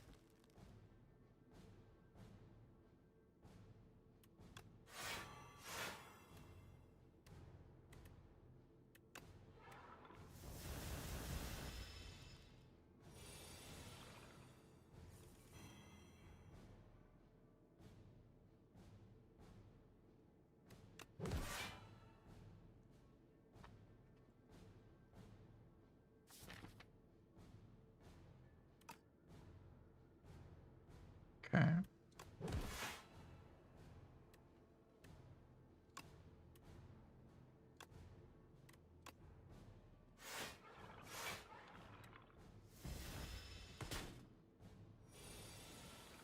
I do recommend making Asti big, by the way.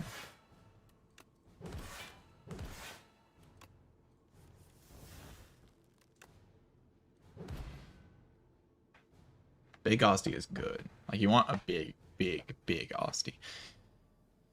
Want big. You want a big Asti. HP is just so much better than block. Like, it is so much better than block. I think I'm winning an A10 Necro run. And I think I learned a tremendous amount in this run. I'm actually learning a lot from a win. Because I like avoided some of the pitfalls that killed me in the other Necro runs that I did. I think this is my favorite character in the game right now.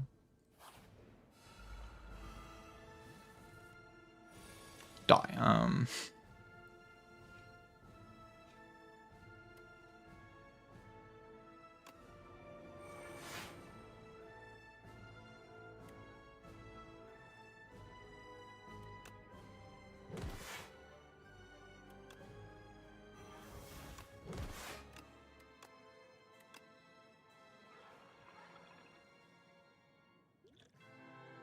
Big.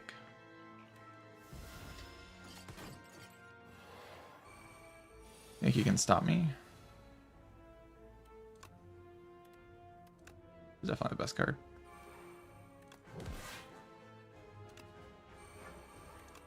My Asti is too large, you can't stop him.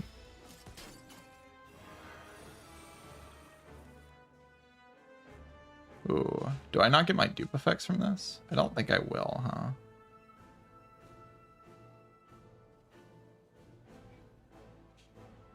That's kind of like shitty.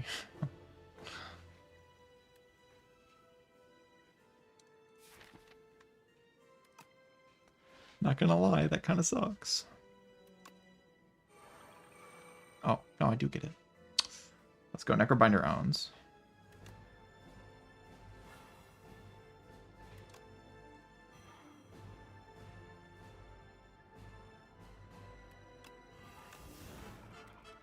70 HP Asti. Also, if you hit him, you take double damage. Big bonk. Big bonk.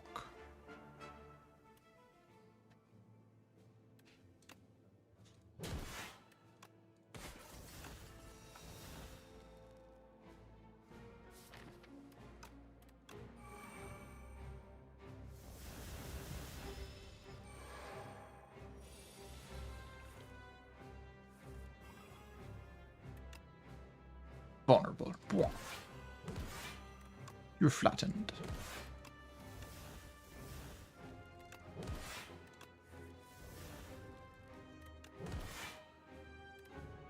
$95. Let's go, man. So cool.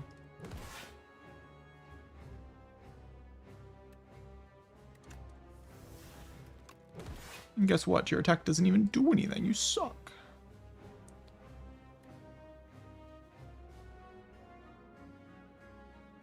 Full heal. Dirt. 81 HP Asti. Full HP with a 81 HP Asti. Is a mid in the game? Yes, a pyramid is in the game. Alright, this boss relic is kind of insane. I don't know. Echo forming every card in your deck. Like, you just add powers. Like, all of these cards echo form. It's like, it's kind of ridiculous.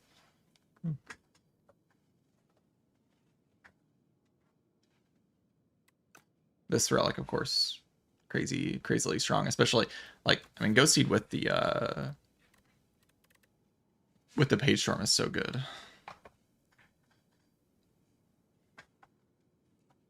Gives the Echo Forms a relic. Yeah, this is a boss relic. Ancient relic. They call it ancient relics. They're just boss relics. But you chant all rewards with Glam. And it makes them dupe. Play twice.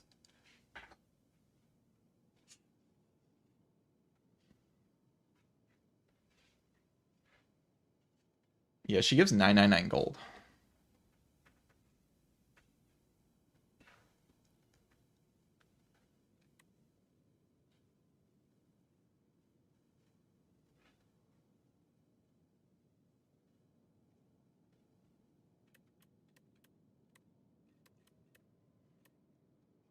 So yeah, Enfeebling Touch, very solid block card, I think. That felt very good. Neurosurge is this character's best card, but like that's not surprising. Scythe was fine. It wasn't disappointing. Like the fact that you don't have to kill enemies with it makes it a lot better. It's like just a genetic algorithm attack kind of thing. It's pretty decent. It's kind of just a mediocre ritual dagger, to be honest. Page Storm was impressive for sure. And really, the thing I kind of learned overall, the biggest concept I got from this is these like Asti attacks. Like when it says like Asti deals damage, like poke, I think is quite a good damage comment, even though it's just a slice. But like this thing was dealing like 20 damage and gaining me energy and blocking for me. This relic's kind of crazy. The Bone Flute blocked a very large amount this run. Like that was basically my entire block engine was that plus like strength down effects from like Enfeebling Touch and Dark Shackles.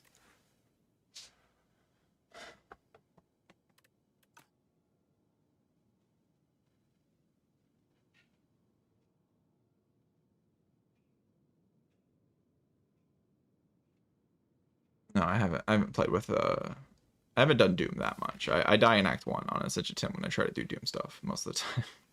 It gets really ugly. I think there is like a place for Doom cards in this character's card pool, but it's not a very strong synergy package. It's just too slow.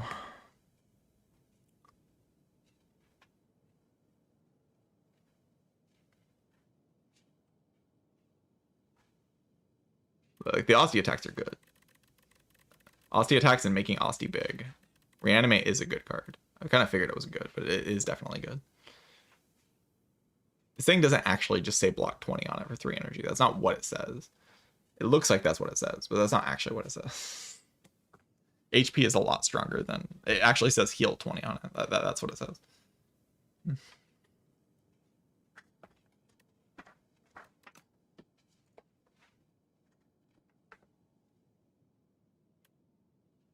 You killed my parents. You killed my friend. You killed my...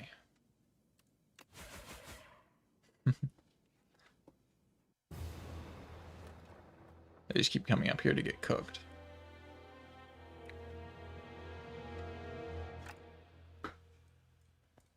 Alright, that was great. That was really fun. I like this character a lot. I am a big fan of this character.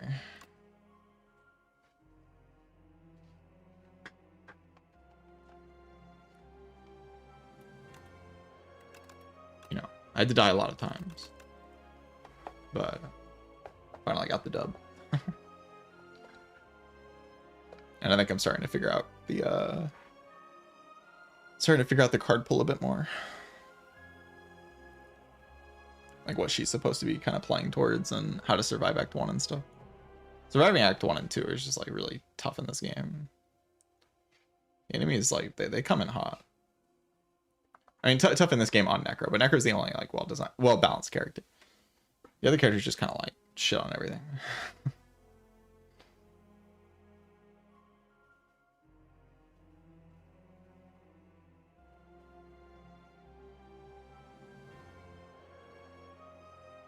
I figured out Act 1 elites. I'm starting to work out what I'm supposed to be doing. Like, you have to act...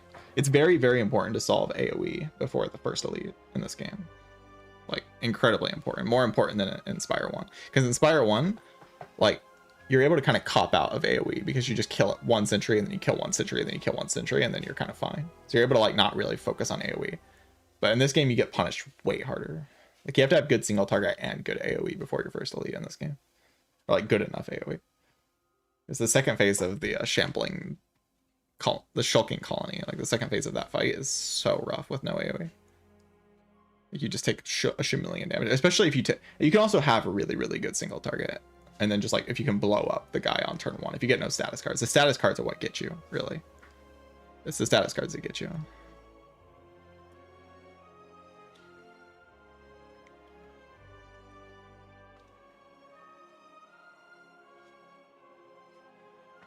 Feeling on events. I think the way the maps play out, you still go to events. Card rewards are strong because card rewards are kind of stronger in this game than they are in Spire 1, it feels like.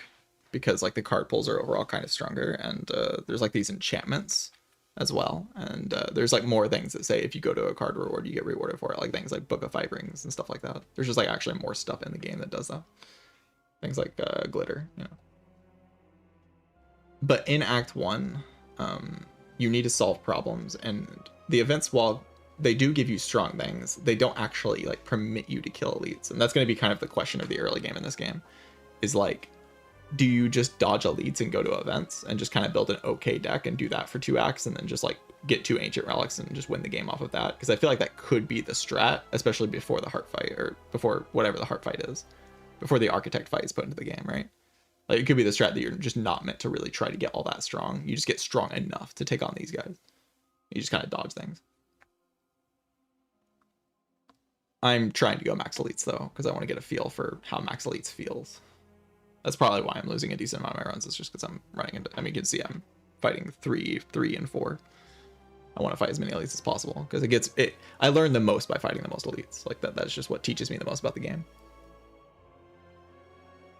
Relics are strong in this game, though. Relics are definitely strong. But also, it does feel like when I get to the bosses, oftentimes I just steamroll them. So there's like a question of, do I need to be this strong to fight the bosses, right? Or could I just like be a bit weaker and take less risks and just like play very risk averse and just make it to the end of the run and win against the bosses? Because it feels like I'm mostly just steamrolling them by the time I get there. But that might just be because I'm snowballing by actually fighting elites. And maybe if you try to dodge, you just die here or something. It's going to require a lot of testing and stuff, of course, just like Spire 1 did. But yeah, this run, it was a start, like my Meow was start with the scroll boxes. And I got Snap, Invoke, and Dirge. And Dirge was very impressive. The whole run, honestly. This is going to be a card to look out for sure. It's like one of the better summon cards, and the souls are pretty powerful as well. Because Necro sometimes has a problem floating energy, for sure. This card kind of like solves that problem for you. And of course, Chemex synergies and stuff. But was pretty happy with that overall.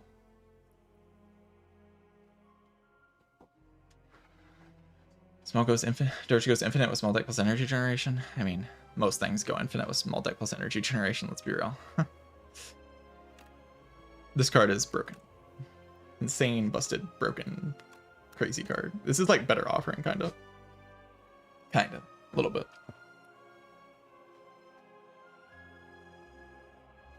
Because like it's like an offering that doesn't actually deal damage to you.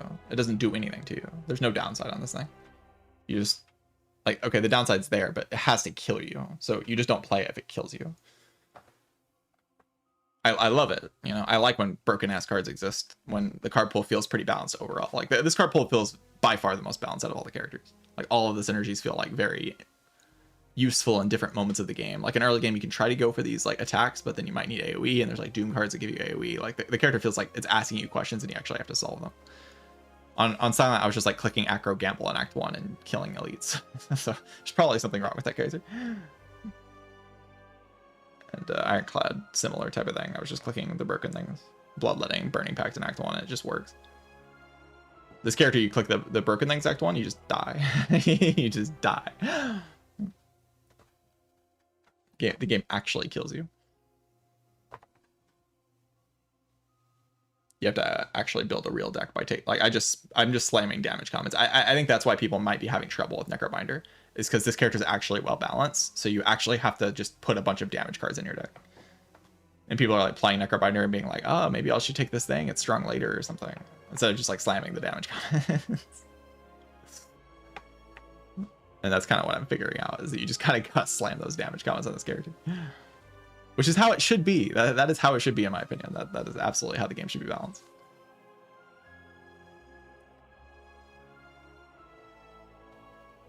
You should not be able to click Acro Gamble Tactician in Act 1 and have a decent deck. Like, what the hell is that shit?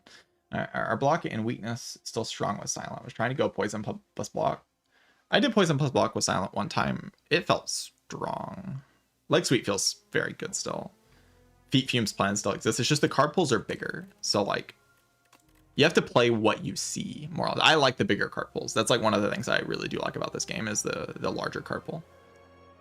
Because it feels like you are just going to have more unique runs all the time. Like the correct option's not going to be like the same thing over and over again. Like look at all those rare cards. It's like so many rares. Strong, do I consider Regen? I think Regen's very powerful. Very, very powerful. Very fun too. Just an absolute blast. This character is so much fun. But I do think quite strong. Has an issue blocking, but you know, this card exists, so there's ways to solve the issue. But the issue is there. This character definitely has a blocking problem. It's like a few options to block. There's like the guards card. This can help you block and like play into your synergy package. Of course, there's Child, which is just broken. There's just, and a lot of it's just like apply weakness. And that's how you block, is you just apply weakness. And like strength down and stuff. Just debuffs is how you block.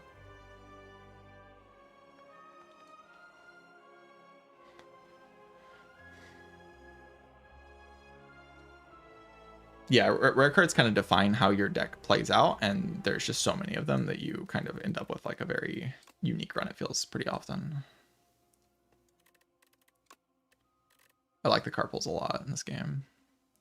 Like they're, except for Silence. Silence is an abomination, but most of the characters' card pulls are pretty cool. Everyone but Silent. Maybe Defect's like, I haven't played enough Defect. I've only played one Defect run. I gotta play more Defect before I like have a strong opinion about this character's card pull. The first run I did, I just got Defrag and then did Frost Focus, so I was like kind of annoyed, but you know, maybe it's more interesting than that. Probably is. Child is like Mental Fortress? Yes. Child is like Mental Fortress. I was blocking like 300 per turn on like 4 card plays with this thing. I had 3 of them in play, upgraded, but you know, it blocks a lot. I think decks are encouraged to be bigger. I think Ironclad is kind of pushed towards smaller types of things, but I haven't played enough Ironclad on the higher Ascension. But it feels like Ironclad, you don't add that many cards. Silent feels like you can kind of go anyway with it. Regent feels like also kind of small deck. You don't want strikes and defense on Regent specifically. I think Necro goes kind of wide with the deck. Just because early game you have to add the damage. I think Necro is the only character that's really heavily pressured to add damage in early game. So assuming you do have to fight elites. Now, there's a world we live in where you don't have to fight elites and maybe the game changes for Necro. But right now it feels like this character should be going wide most of the time. Not all the time, of course. Nothing's ever all the time. But most of the time.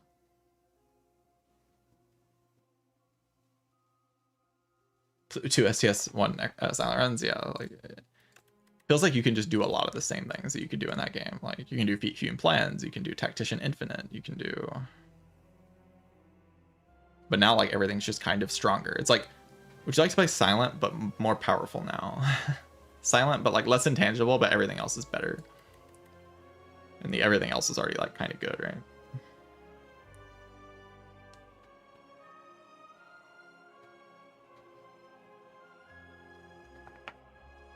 Is Fume strong? Of course. Fuma. The best card.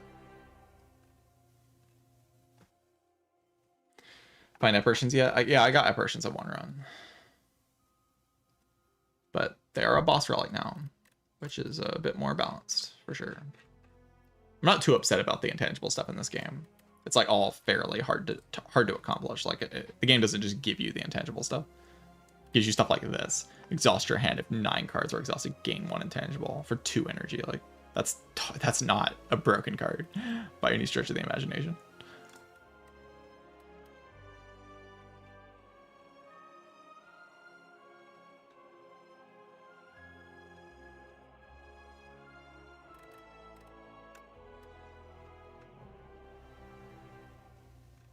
Kind of disappointed by how apparitions look, you know. Where's my beta art with the little stabby? Little Nemesis stabby. I like a lot of these arts though. Like, look at Apo. The epic Apo.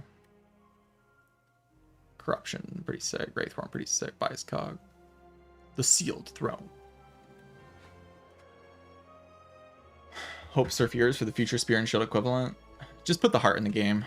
That's my opinion. Just put Heart and Spear and Shield, just throw them in there. Just like you walk into Act 4, it's just Spire 1's Act 4. Because it's like literally the best design thing in the history of video games. Just put it in there. Just throw them in there. This game would be a little weird because there's a lot of strength down in this game. But also, that big hit would be pretty hard to deal with. There's like no intangible. I don't see... Is Helix in this game? I haven't seen Helix a single time.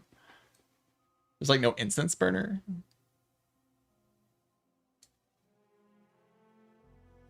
There's like Lizard's Tail, that still exists.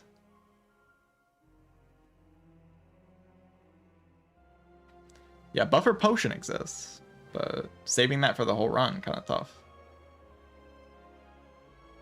Mini Regent, holy. That's pretty good. I haven't seen some of these actually.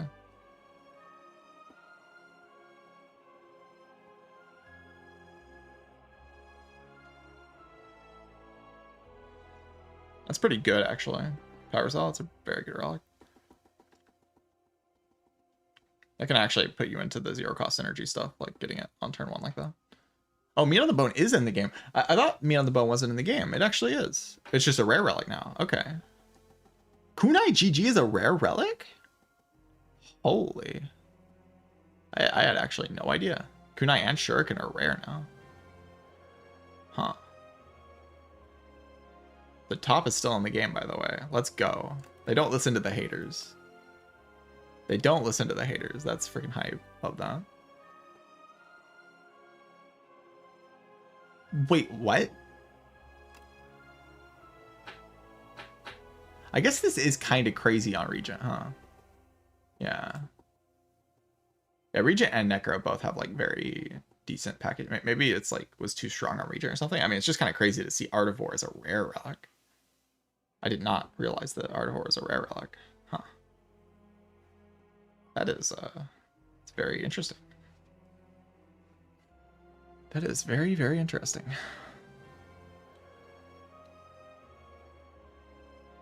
Holy shit. Whenever you play a Shiv, gain a dex. Temporary dex, obviously. Still pretty hype. What is this thing? Blessing Candy. Every other combat, your card rewards gain an additional power.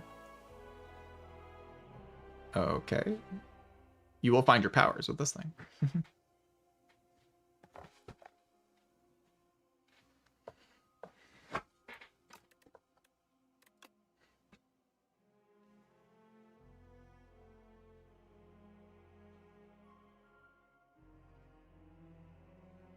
Second rare relic. This one. Cannot lose more than 20 HP in a single turn. It's the Remnant of the Corrupt Heart.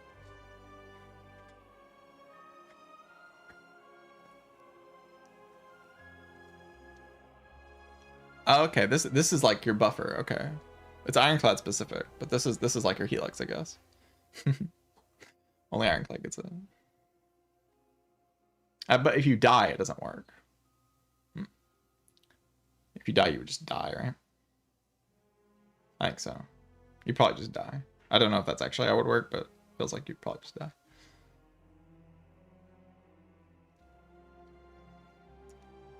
These paper cranes are rare relic. Abomination. Oh, I didn't look at this. Oh, sure, I guess. I don't know how are there this many shop relics and yet I just get Ghost Seed constantly. Like, Aurari's still in the game? Can I get that? Why do I keep getting Ghost Seed?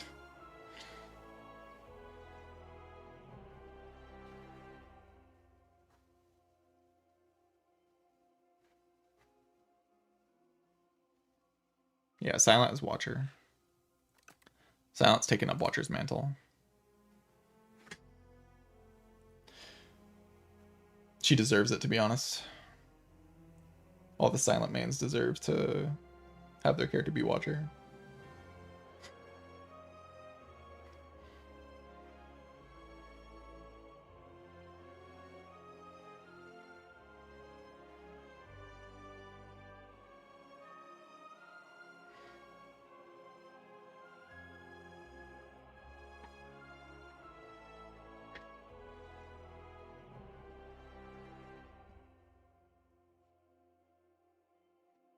All right.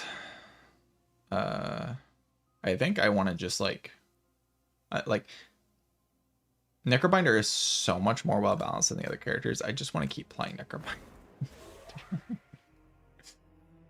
I mean, I want to play rotating at some point, but you know, I'm just gonna play the character I want to play, and right now I just want to play Necrobinder, so I want to play Necrobinder.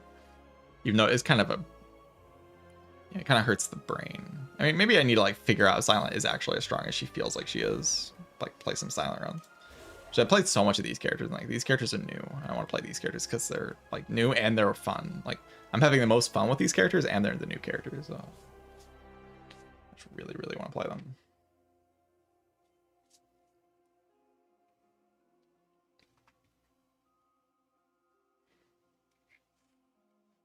But I am going to take a break first. I'm gonna go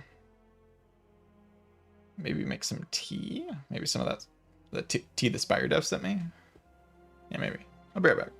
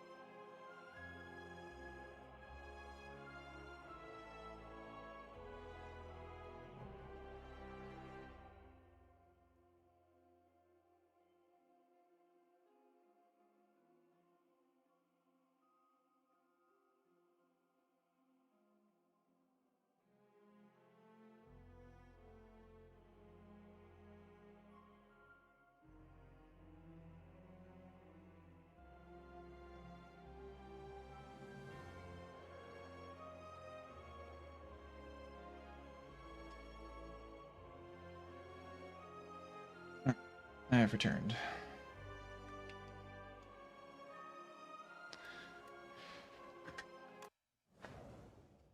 I should maybe stop playing Necro. This character is kind of sweaty, but I'm enjoying myself.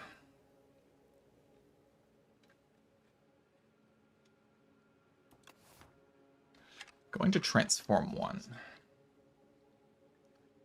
I don't really like Meow's Fury that much, to be completely honest.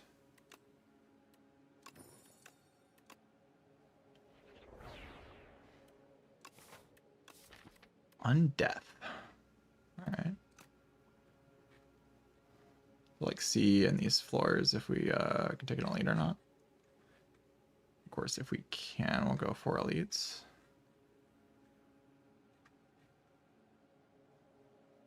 No, we'll go 3.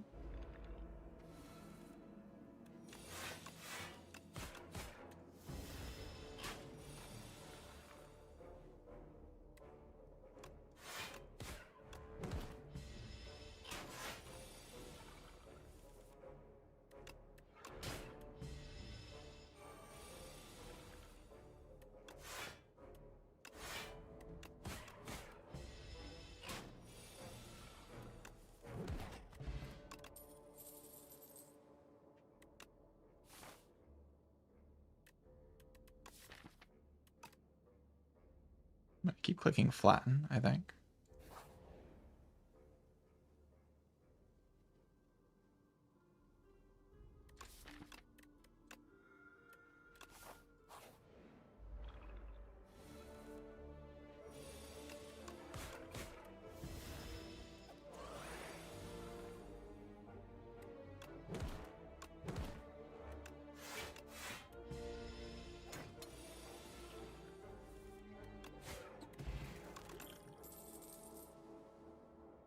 Do I keep clicking flatten? I think so. I think just the Aussie attack stuff is just good, so I will keep clicking it.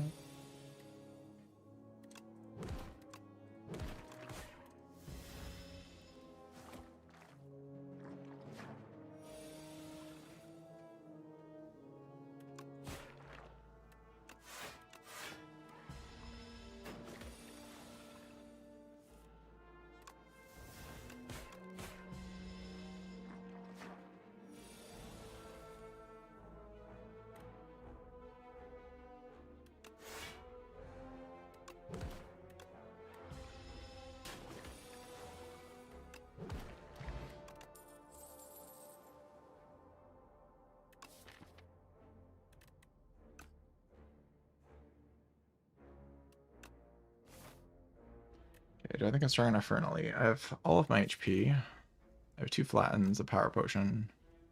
I have to try it.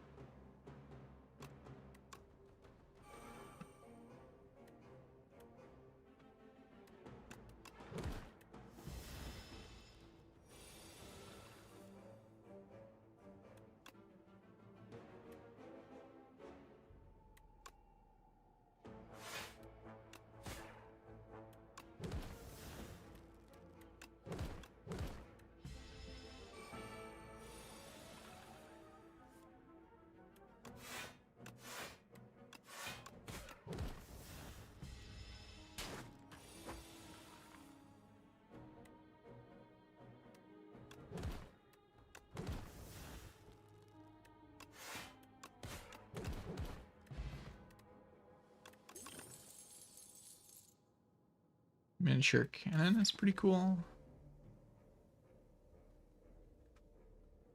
I took no, like, basically no damage in that elite fight. I don't hate that. So can be taken and upgraded, and then I have, like, a very solid AoE option.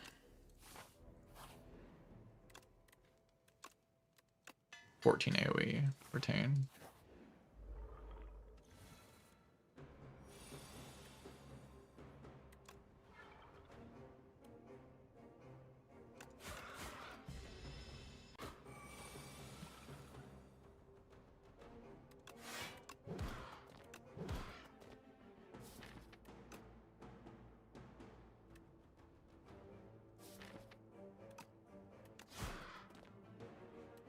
So we're about to play attacks.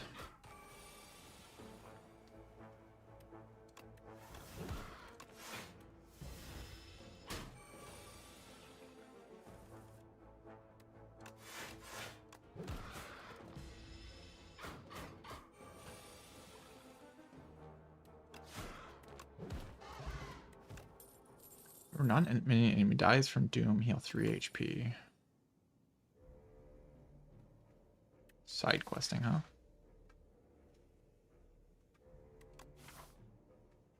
I think I'm gonna go this way because upgraded attacks deal more damage, so feels very good to get some upgraded attacks.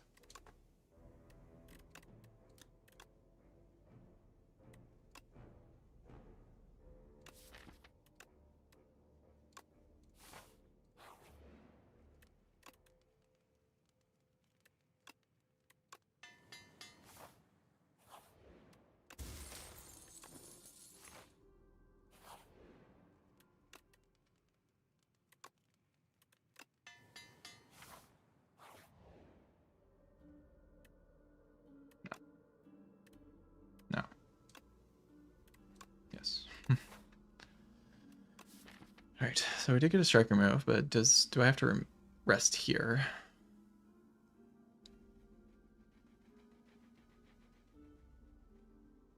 Or can I upgrade like one of my and these cards deal 19 for potentially 0 energy. This card is 14 for 1.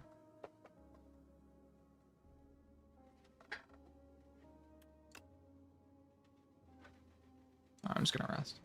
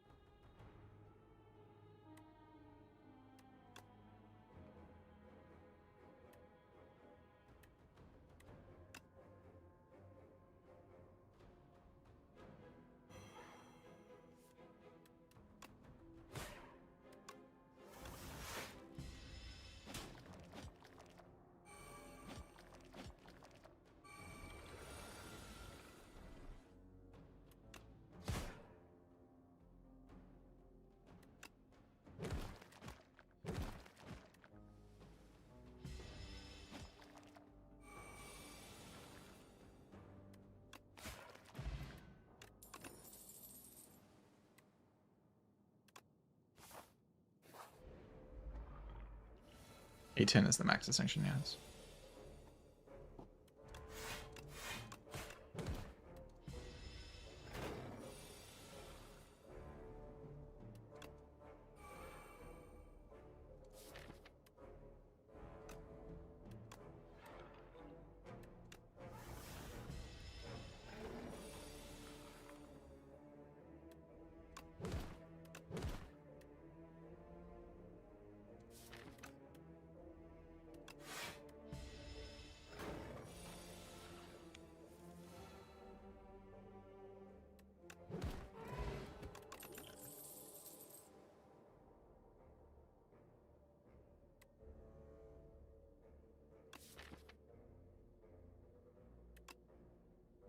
Alright. My tea is probably warmed up, so I should probably go get that. Boss is just like a Vuln pot, and then I play flattens and hope it dies.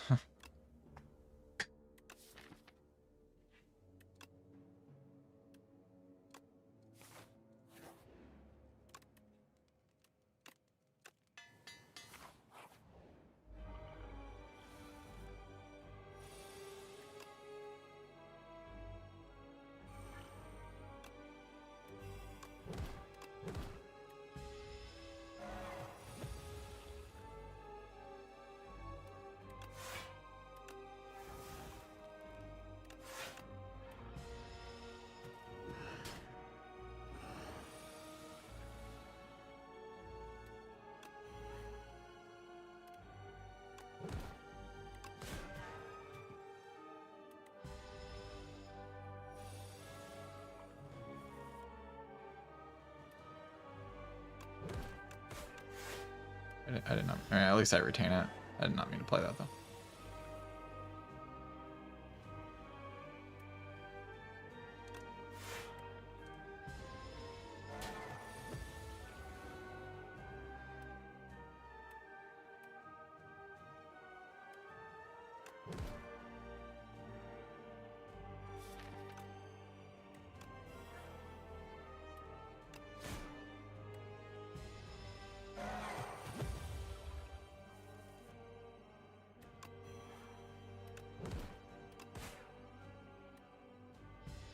I do have to deal with this turn. Like, I never die. I just go to 1 HP. No, it's pretty chill.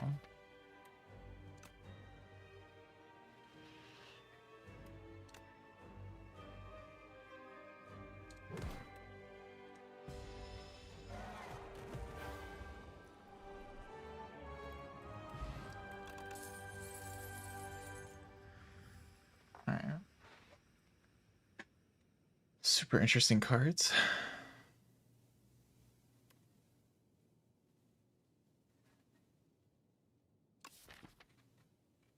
Think about it when I get back. I'm gonna go pour my tea.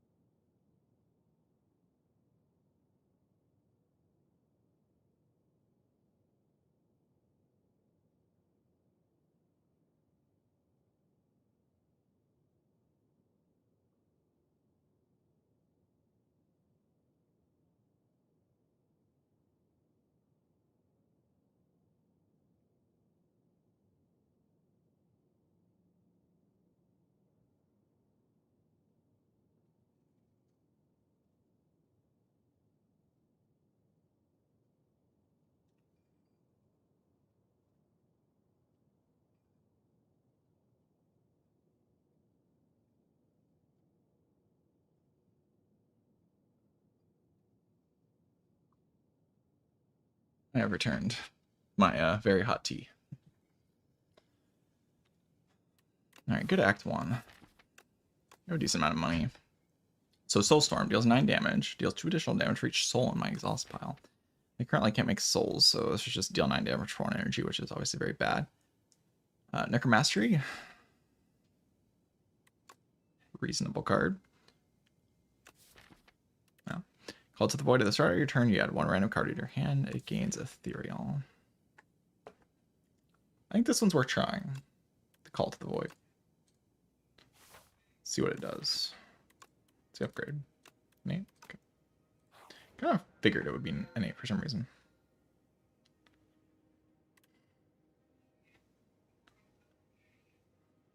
So you get a miracle. Okay. And you can change Unleash into Protector. Which does not feel particularly strong right now, but...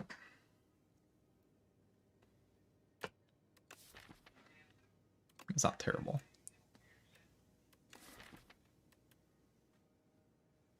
Getting energy when you need it is pretty good, but... draw is an issue.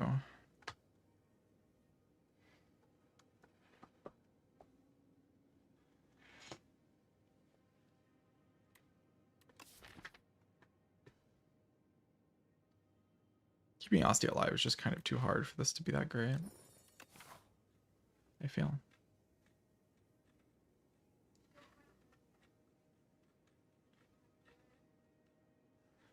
Two elites on the right side looks okay. I do have to do a double shop on that path, which isn't fantastic, but I do get some extra gold from this at least. It's like the 3 elite path is just kind of impractical in this one.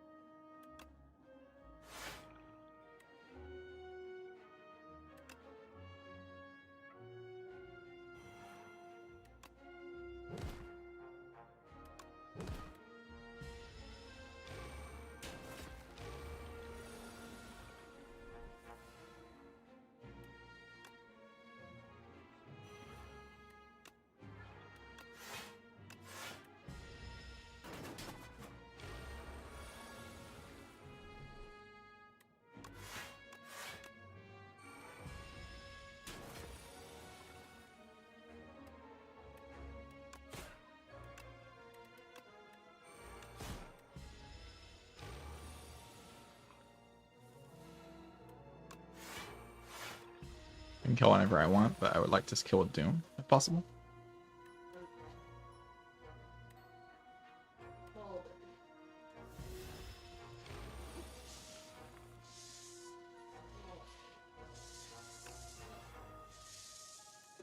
So if I block 11 more here, it's dealing 36. It's kind of too much, yeah.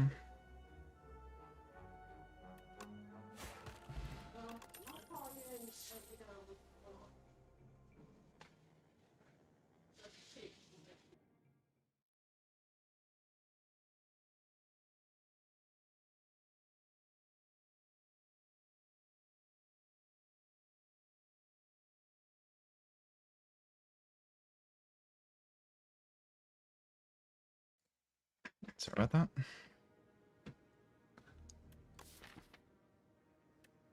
Yeah, I don't really... I mean, Great Blast is kind of okay with flatten. I guess you like flatten into Great Blast flatten.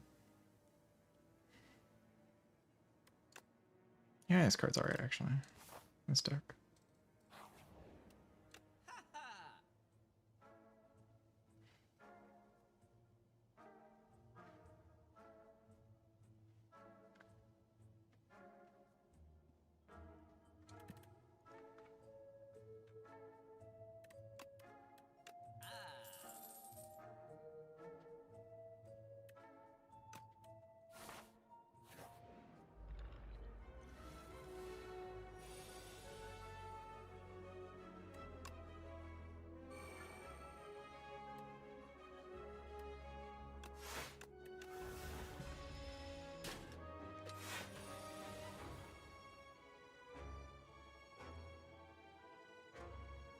lot of damage.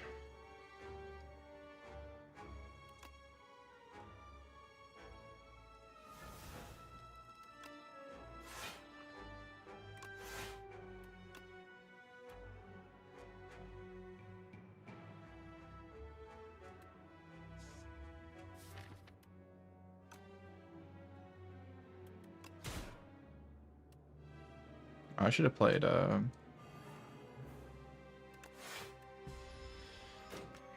played that in a better order is what I should have done. Oh, that just killed it. That was bad.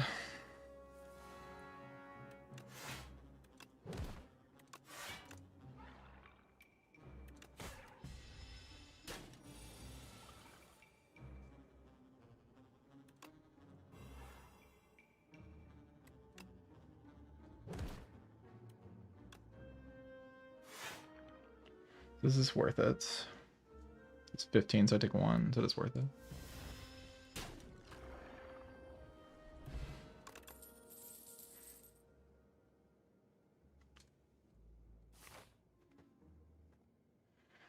What are my thoughts on a mid still being in the game? It's quite something.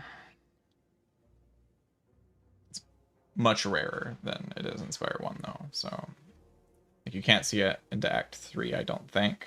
I don't think that's possible. I think that only shows up in Act 2, and it's only from one of the Ancients, and it's only one of its options, so it's fine.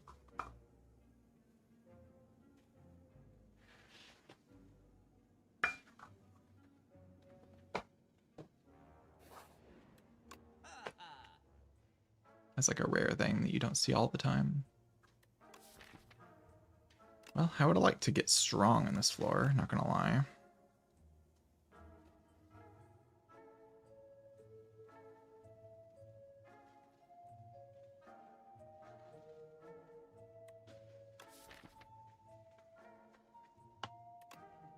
I just need like more cards that say Austie attacks, but I'm just not getting them.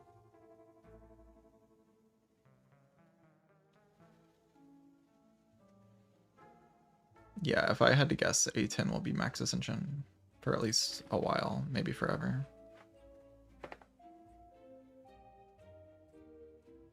Like, I currently only have the Flattens, which are very good cards, but...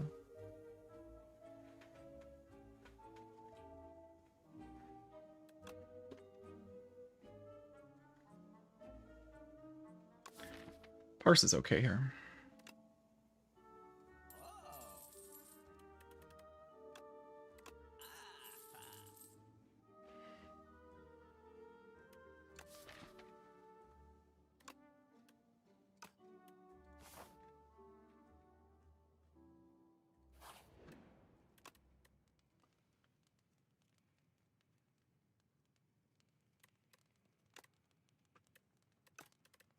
Your block upgrade is just so small.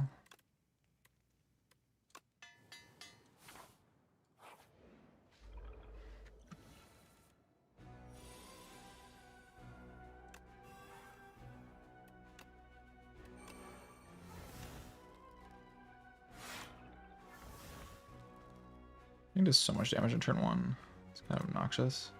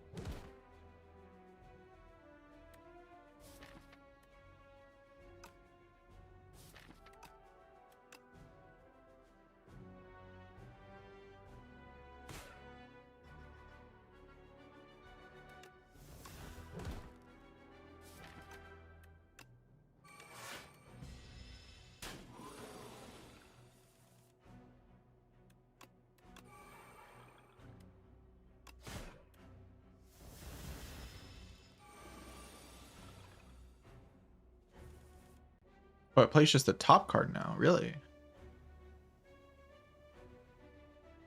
The very start of your turn. Okay. It's very different.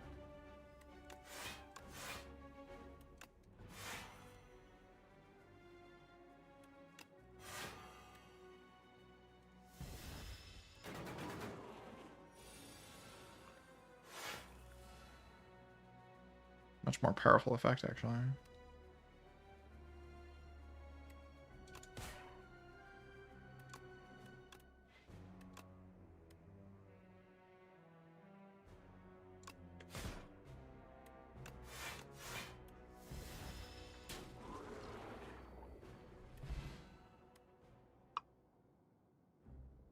Yes, A10 is comparable to Ascension 20 and Spire 1. Alright, snap. Finally, another Aussie attacks card. It's not a bad one either. It's a common, but I feel like this character's kind of built off of commons, not gonna lie.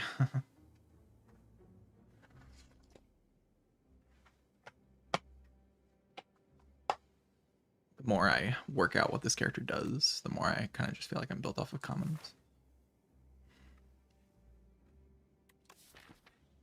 This is a good card to upgrade because also this is done pretty well. The book paper repair knife. Like, even though when I took it, I had no. I just think this is kind of a good Doom card, Scourge.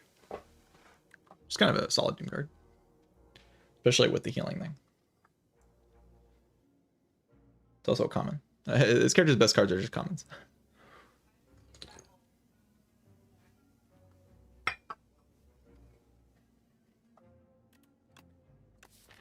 You just kind of put the commons in your deck.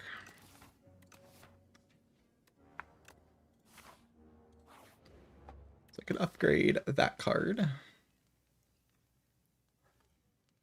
Because, like, this upgrade is a 6 damage upgrade. I really want some vuln. This character, like, often is just very desperate for vulnerable. And it's very hard to find vulnerable.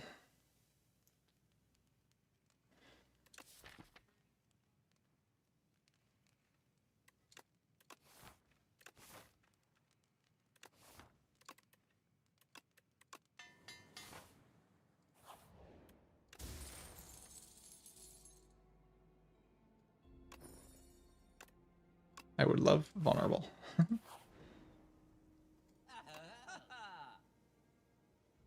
It's this Neko of evil that makes you confused. I don't think I want that.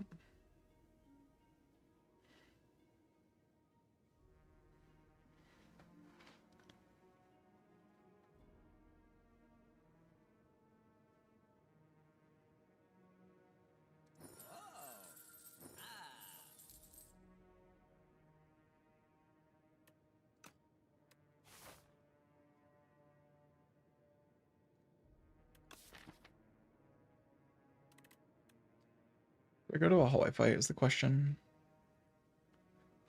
I think I don't mind just, like, upgrading a summon card or something.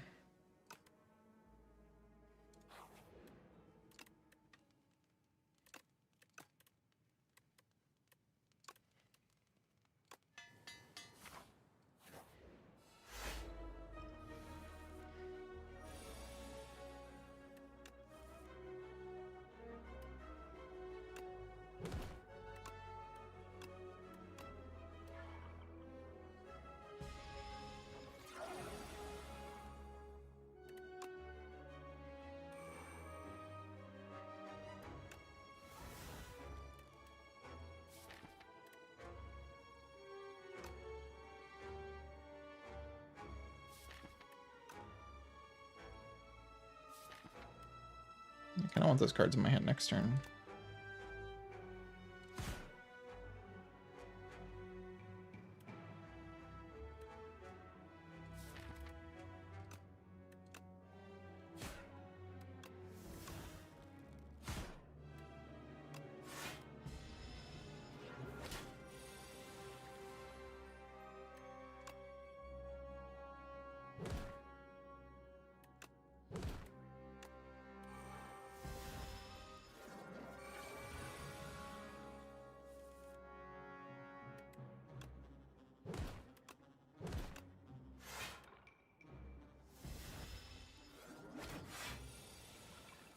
Oh, during curl.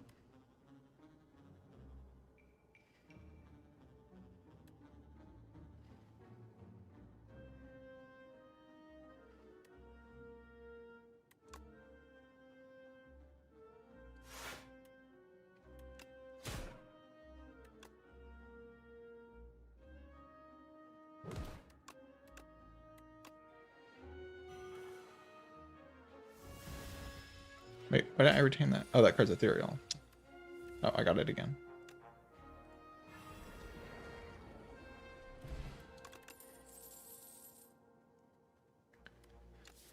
Alright, Melancholy's been alright. I can't really block right now. I'd like to be able to block at some point.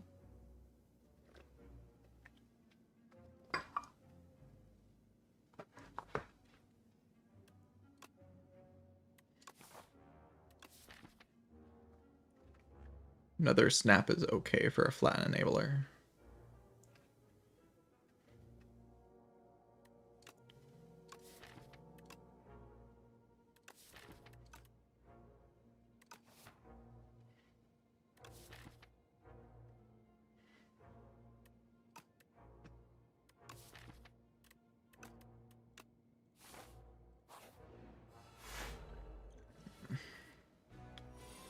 The boss of evil that I hate.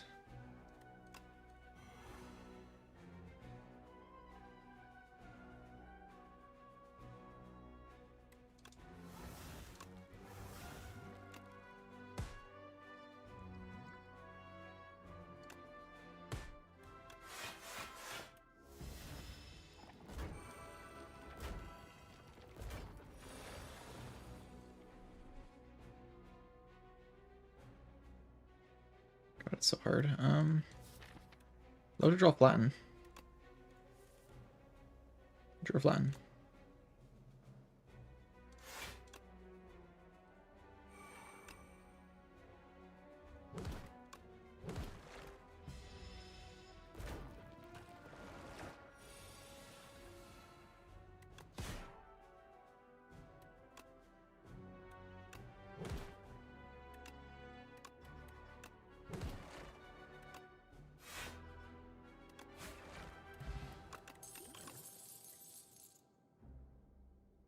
You're playing a ethereal card, gain block.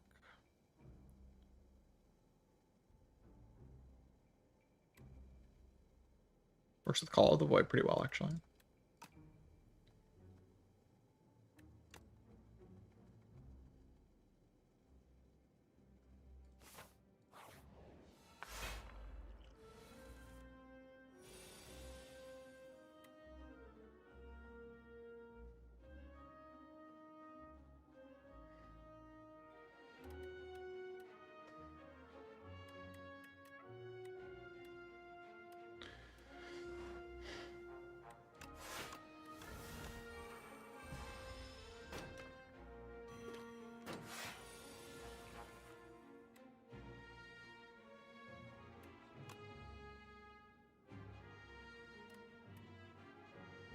Damage.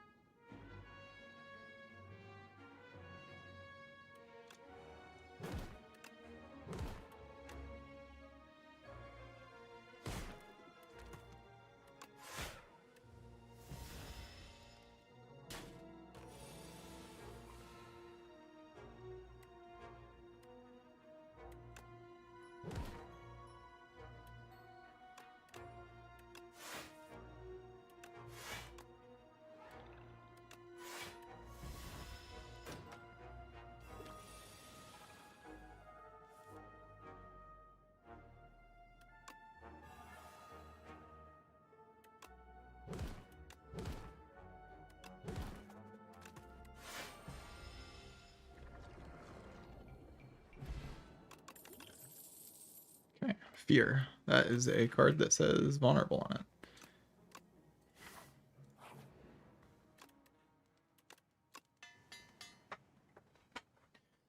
This character just really, really wants Vuln. It's kind of the vibe I'm getting.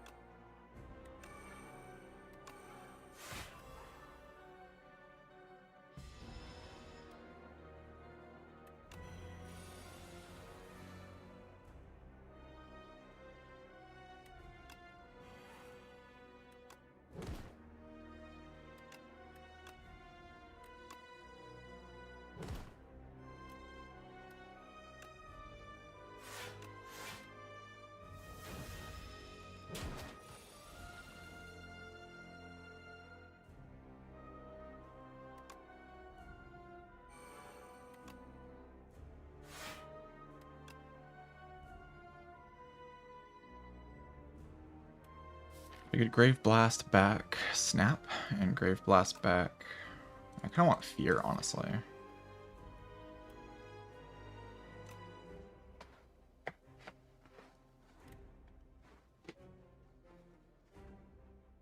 This Grave Blast has Ethereal, yeah? Yeah.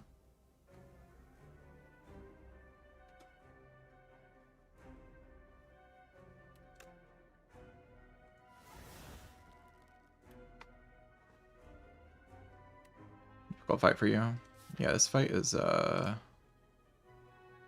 very challenging. It's very, very challenging.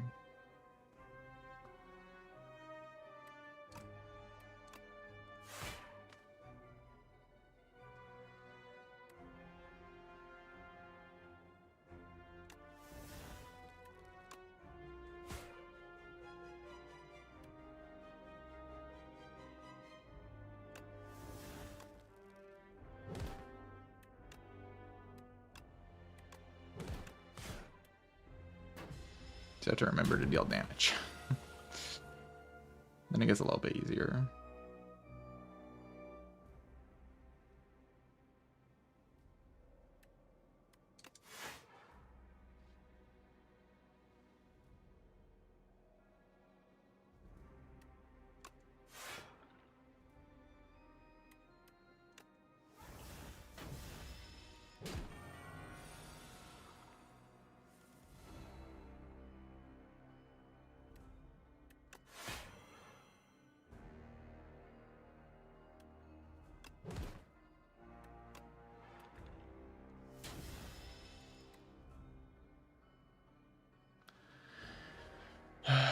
Still has half of its HP left.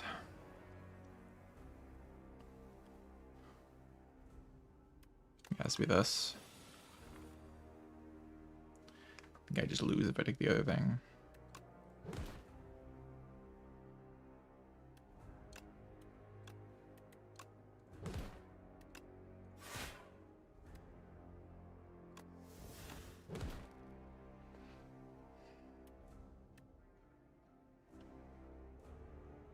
So do I just die if I end my turn here? Take 13 damage, and then I take a lot.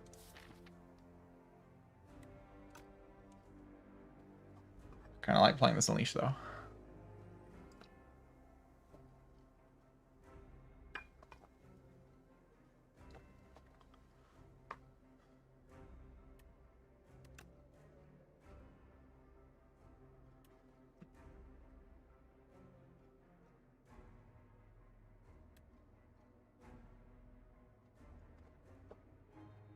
Yeah, I take 13 to my HP, and then I take 6. I take 9 plus 6, 15. I just don't know how much damage it does next turn. That's the problem. I really want to play this because it deals 40. I feel like I'm on a timer here.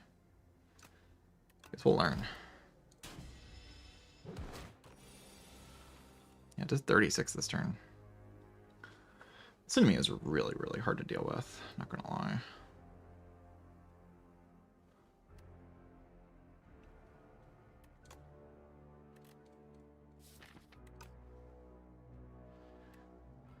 I kind of need a... Like, it's doable, it's just difficult. I can do Scourge. Seance Undeath. Pull aggro. That's a line. Seance blocks 4. Scourge doesn't block. But it draws into the Undeath. And then I block 7. But I actually block 9. There's just no way it's enough, right? I'm taking 13 plus 36.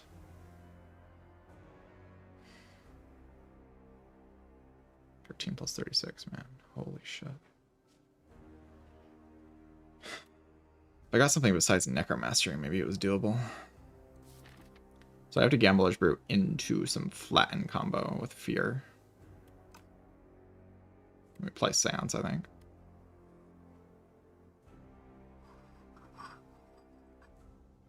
Blocking is just not reasonable, right?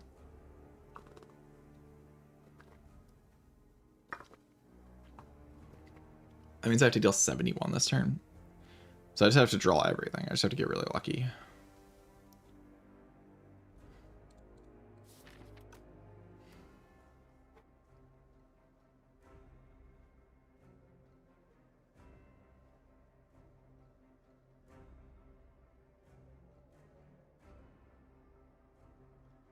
Because I can't spend energy on Scourge, I don't think. It's doing 12 by 3.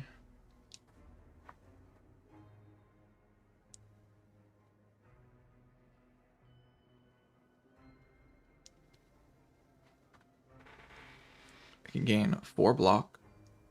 This block's 11 plus 5, so 16. Plus 9. 16 plus 9 is 25, plus 4 is 29. Then I can play a non-rotating defend. I can play all that, right? No, because in that line I'm playing Scourge, right? So I can play Seance. I guess I could just gamble into that hand.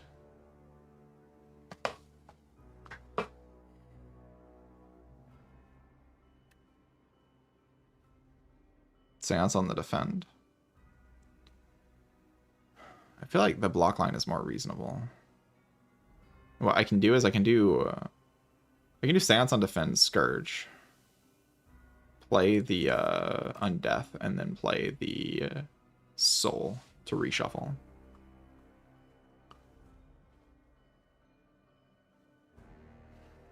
And then I have 3 Undeaths in my discard pile that I can redraw.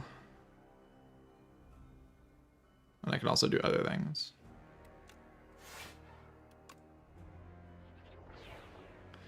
But I think I do play Scourge here.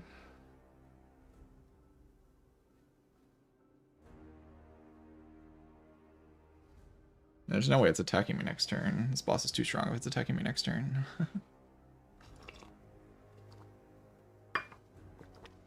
How much do I have to block for? I have to block for 12 times 4.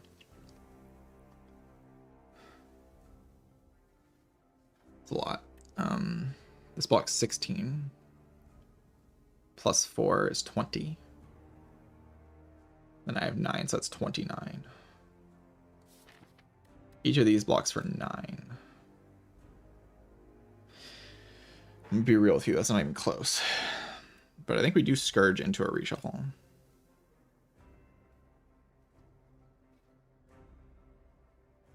But like, okay. I need to decide if I play the Undeath. How many Undeaths do I need to survive the hit?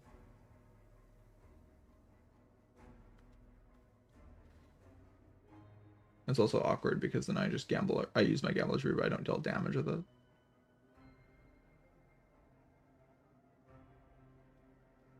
I mean, no matter what, I'm playing Scourge into this. It's just a difference of playing Undeath. I'm always playing Scourge here. There's no way I shuffle all these in, right? Because the combo only requires 2 energy anyway. If I need the damage combo, then I can do it with 2 energy anyway. Because I play like Snap or Unleash into and Fear into Flatten. And that is lethal. I can top deck Flatten, but I can just not discard it with the Gambler's Brew. Can I guarantee that? I play Scourge. I play the Scourge, draw 2. So -1, +1 in the discard. 1, 2, 3, 4, 5, 6, 7, 8 cards in hand. Then play Soul, draw 2. I have 8 cards in the discard. 1, 2, 3, 4, 5, 6, 7, 8, 9 cards in hand. 8 cards in. Yeah, it's guaranteed. Okay. So does that combo kill? And if so, can I play that combo without dying to the or does it actually kill? Like that's the only question. Does it kill him? If it works, I will just use the Gambler's Brew and get out of here.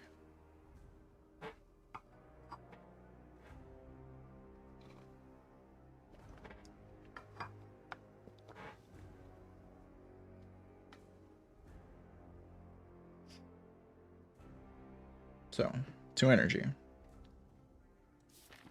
Reshuffle.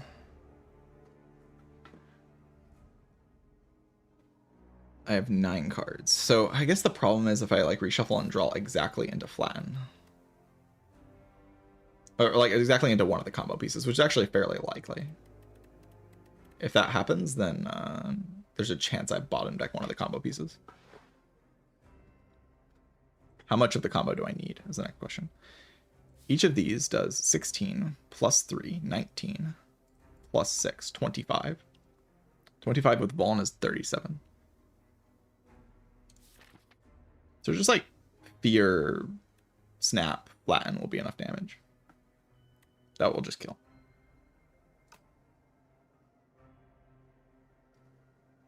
Okay.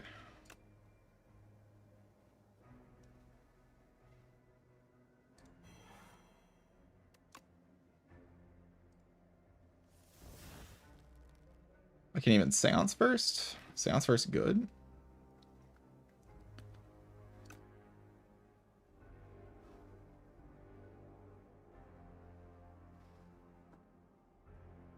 Turns one of the cards into a cantrip at the cost of 1 draw.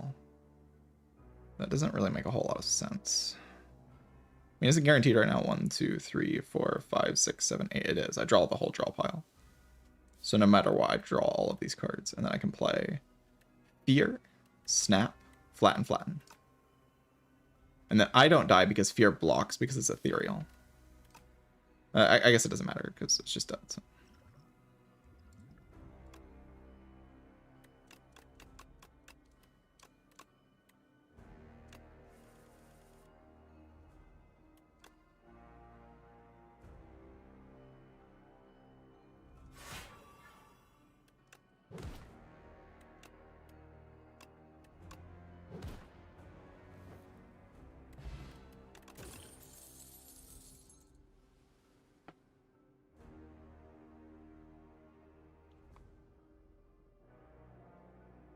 Ostia deals 25 damage, deals 5 additional damage for each of your other Ostia attacks.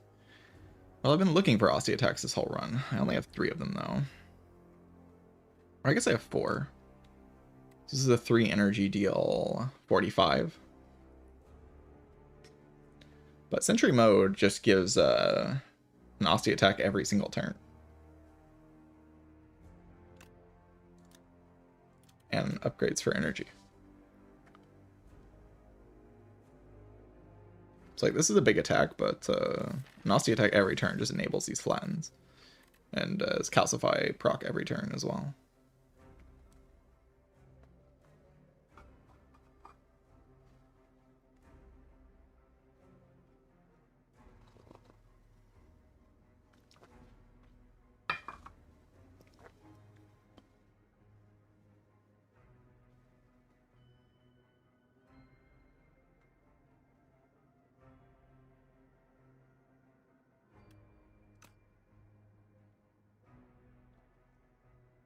I do like how this immediately gives payoff. Do have a decent amount of immediate payoff though. Also, again, Fear. This card is great. Very good common. Again, like it just feels like the commons kind of make the character on this character. I was struggling a lot until I just kind of embraced the commons.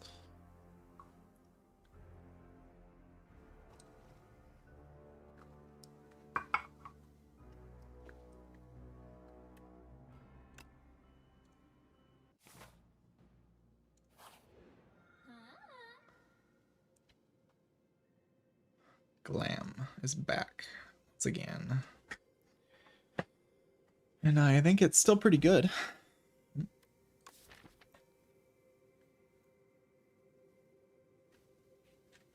Let's say it has similar upsides to what Glam had in the last run, and Glam kind of won me the last run, so.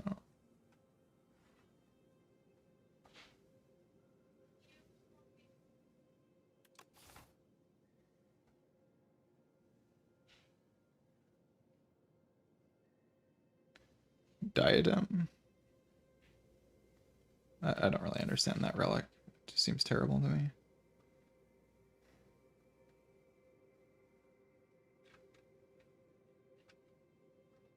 Be good in an early game.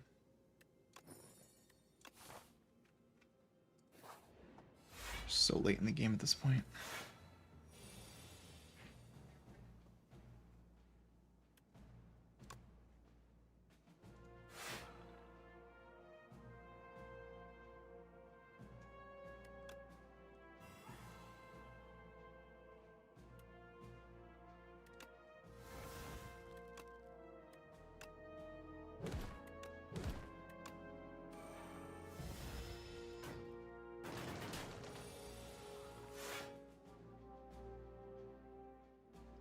This thing just does 20 damage 2 turns in a row. Alright, buddy.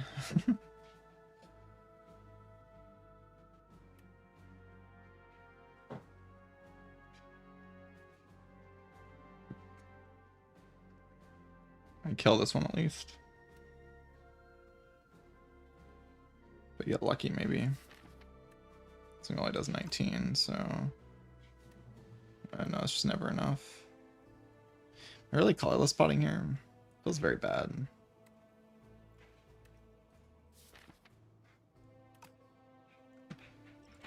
I think it does 20 damage the first 2 turns, so you know. What if I just make the claim?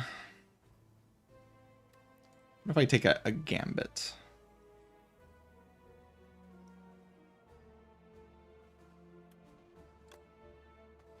I make the claim that I'm chilling.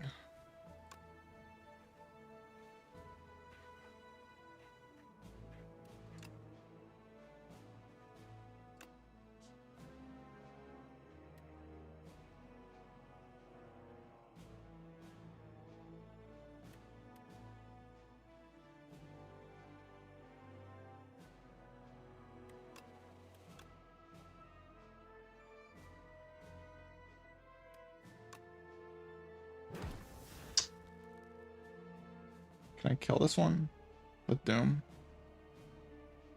It's kind of threatening though.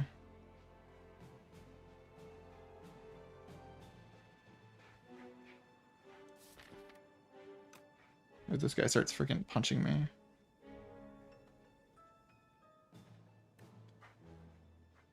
This guy's 32 Doom.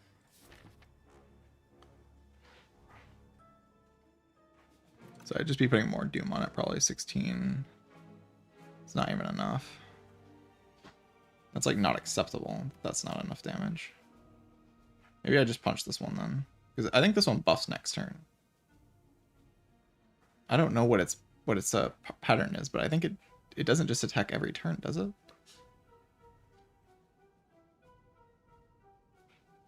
I don't think it does.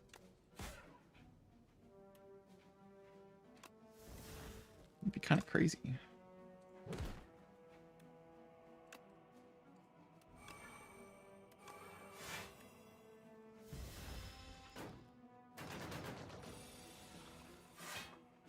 Yeah, it doesn't just buff every turn.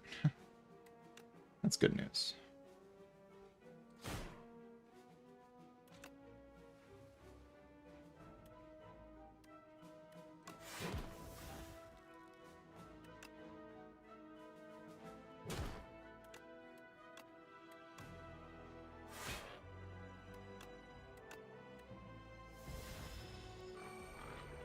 Well, the Gambit actually did something for me. Blocked quite a lot that turn. But I mean, it was from a potion.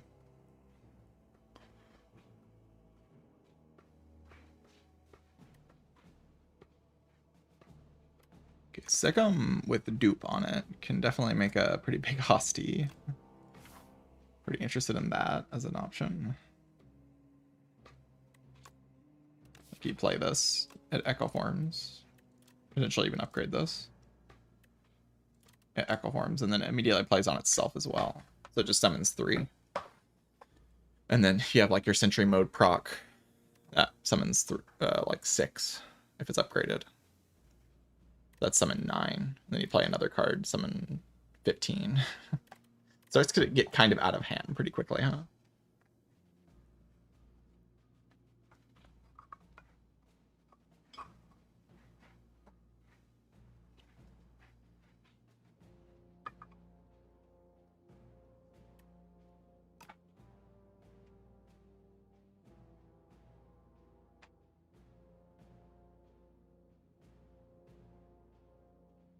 Yeah, out of hand.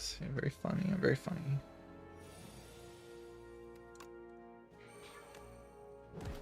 I should have played this first. Not bad.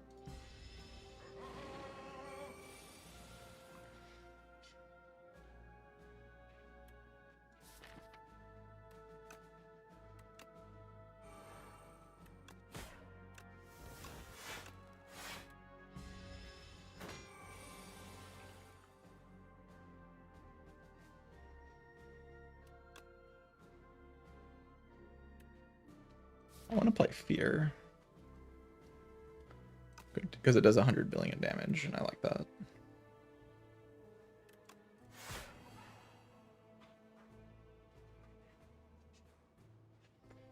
I'd like to play Melancholy just to, like, not take a billion. I think I'm allowed to do, though.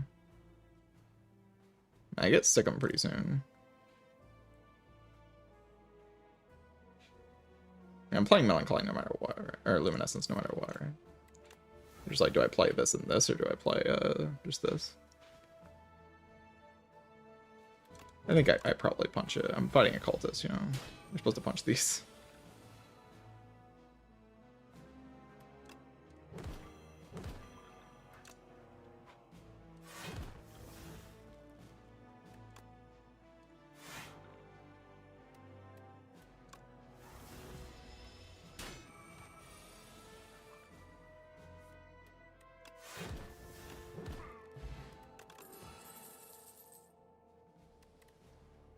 These are really not great cards. I don't really have weakness, so I could take Defy just for weakness.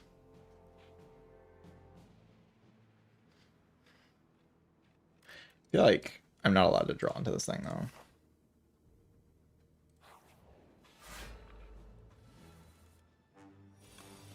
Turn 1 Sentry mode, love that.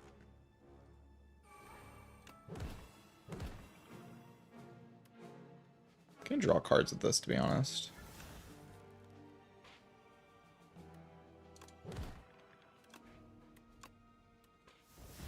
Oh, that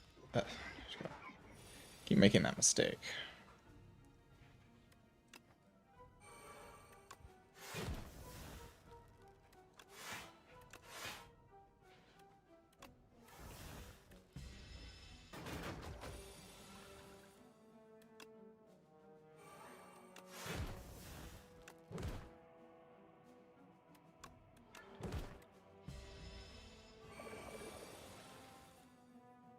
$36, huh?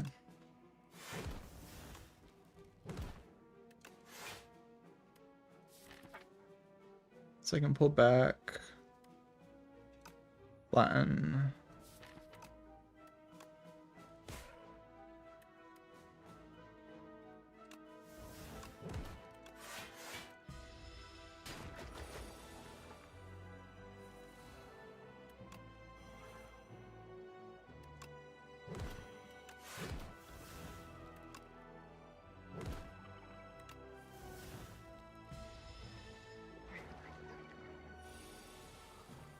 So 8/4 this turn. I'd like to block that.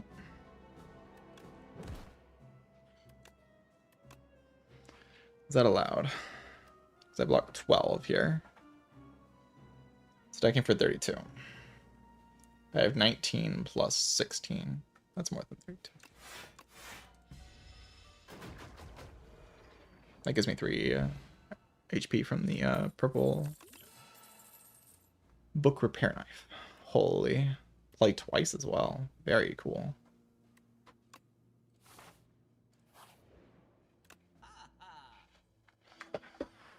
Very, very cool. Sling of Courage is still in the game. Definitely worth keeping note of that fact.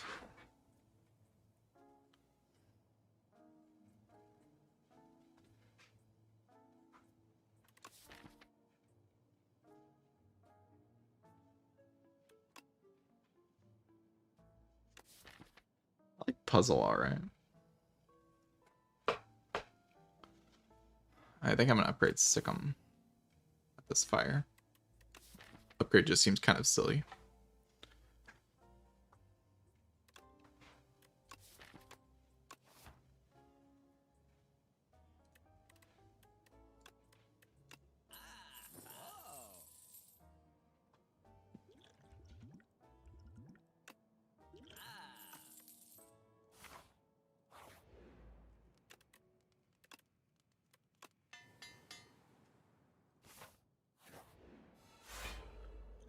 No, it is not Frog from STS1.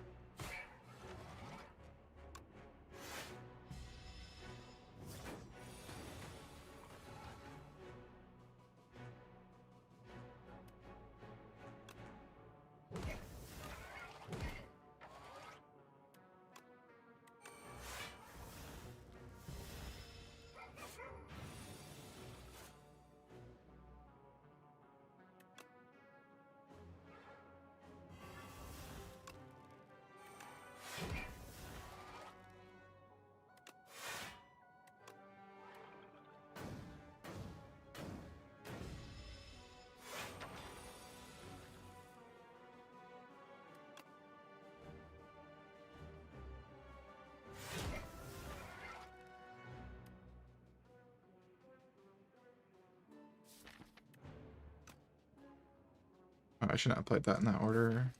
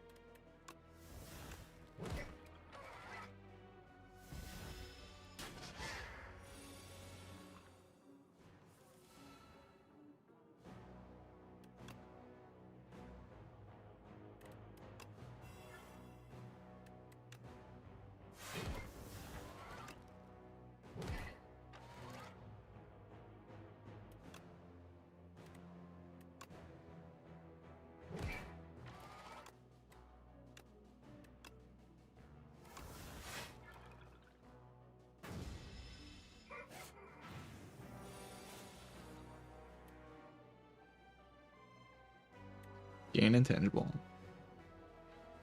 Fascinating.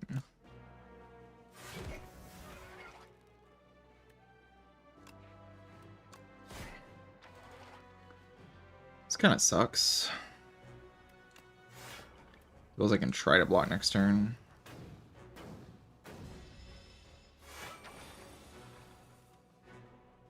Maybe I can't.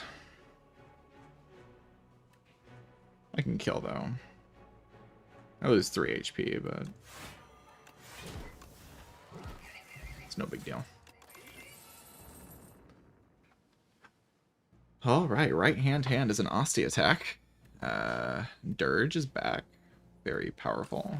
It's kind of what won me my last round. Was duping Dirge with the lip gloss.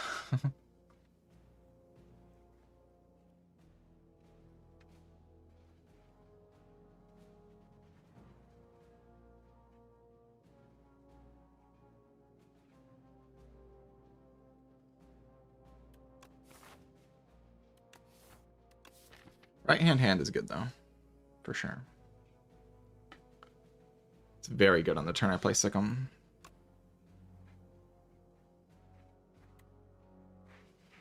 Duping this is probably a bit too good. The courier's not going to do anything for the rest of this round. That's okay though.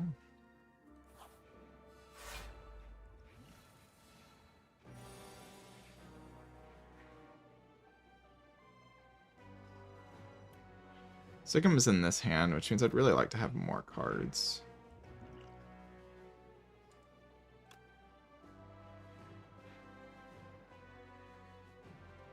Such luck, though.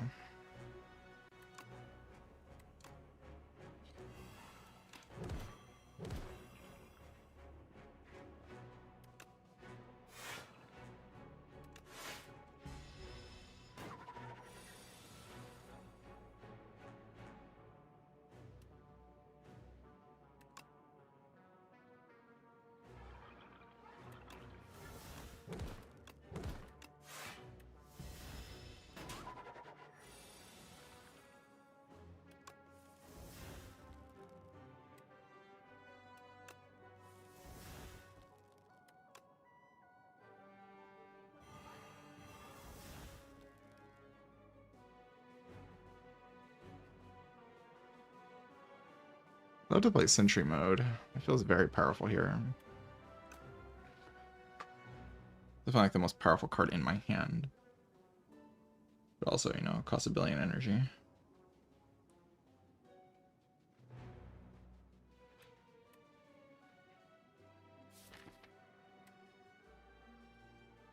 That's okay though.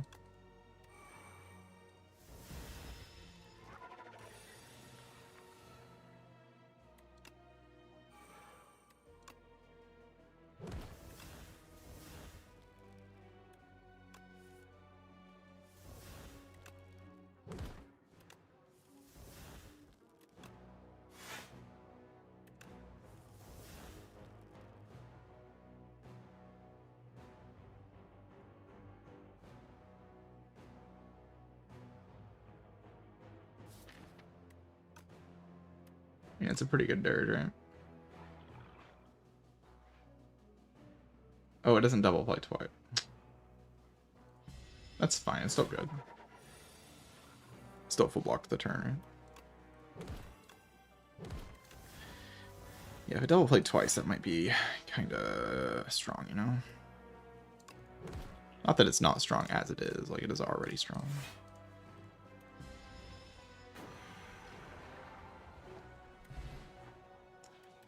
Alright, Lizard's Tail runs feeling very, very comfy. Very, very comfy. Alright, this thing does 20 damage and applies 20 doom. That's not bad. I play a lot of ethereal cards, so Pull from Below is a good finisher. I think kind of just my damage output once I'm set up feels pretty good, though. Like, I don't need to be doing more than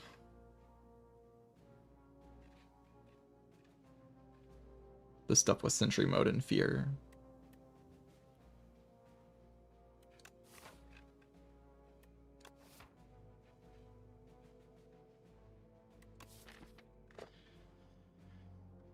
And just playing Dirge on the right turn and stuff. Main thing I would like is just some energy generation.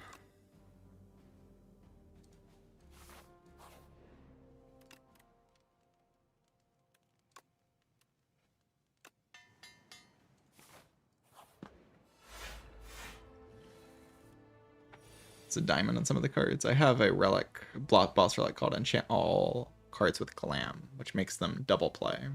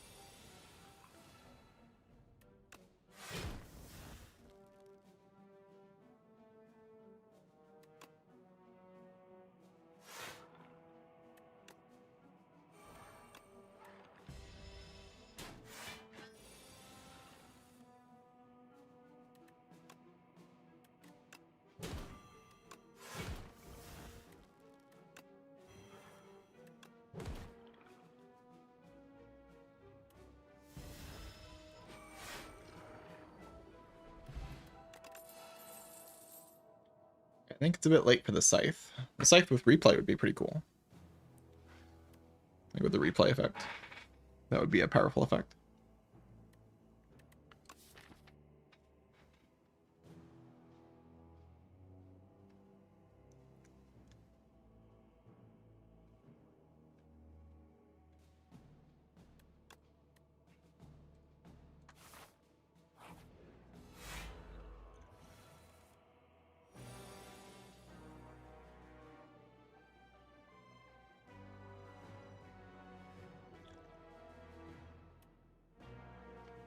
This is not an easy fight for this deck to deal with.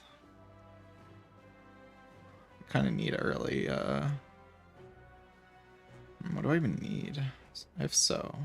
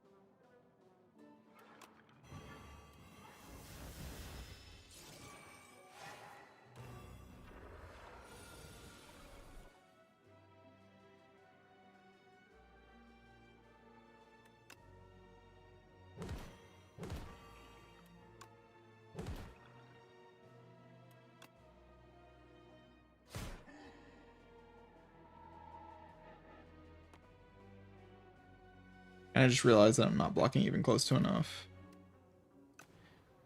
Don't ask me how I just now realized that, but I did just now realize that.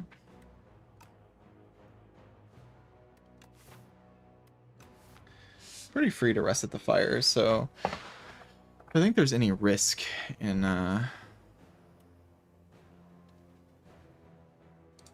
situation, I can just play Sentry mode.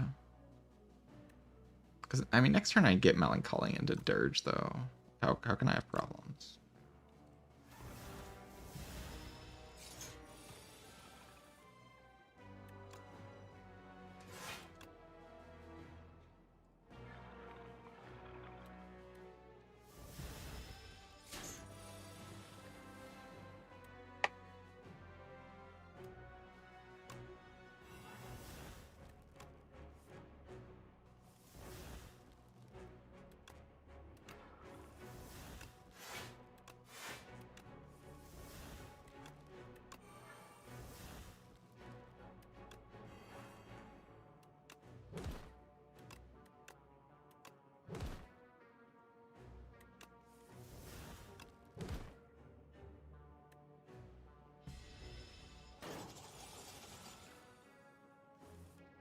I'd like it to die next turn, but it's kind of hard to do with how this mechanic works. So. Just because I want this 3 HP. Berry. Deal 126 damage. Does cost 4 energy, though. Kind of a fan of Invoke, especially with an upgrade. Like, duplicating Invoke gives me a lot of energy to play with. And it's just kind of good in the deck.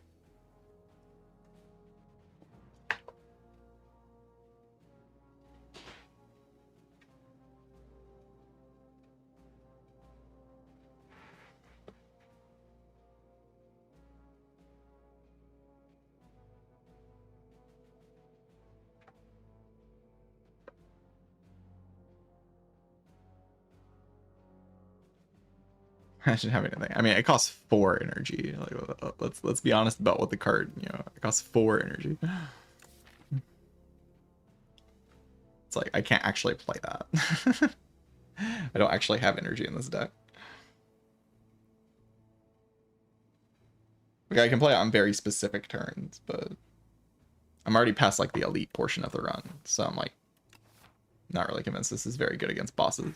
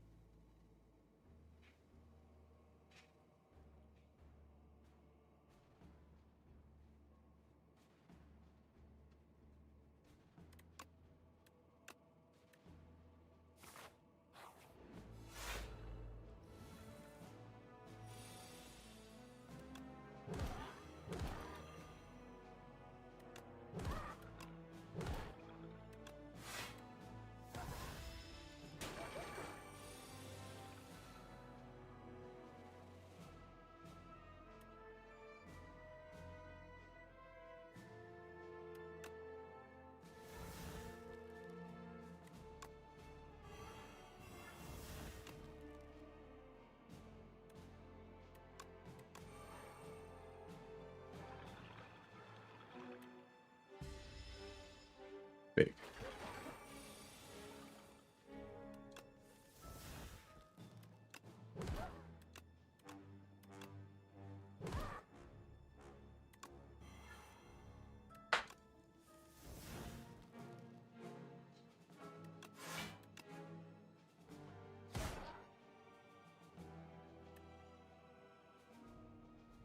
I figured that was full block. Am I wrong?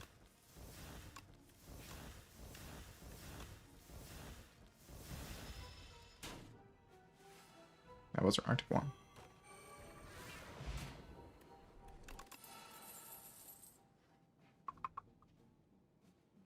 Delay.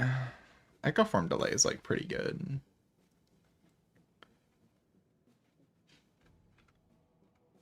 Kind of giving me that energy I've been lacking most of the run.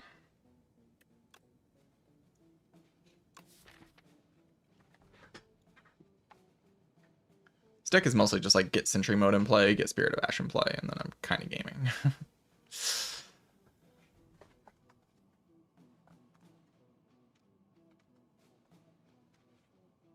I mean, Dirge is also pretty good with the Echo Form effect.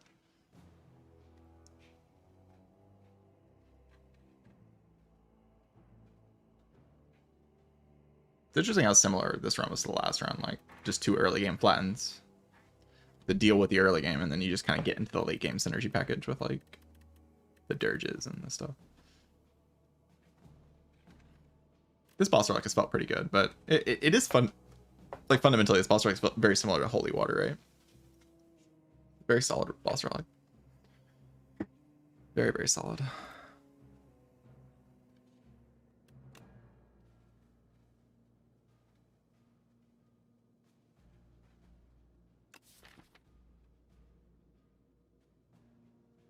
Just thinking about like if I'm damage pressured at all.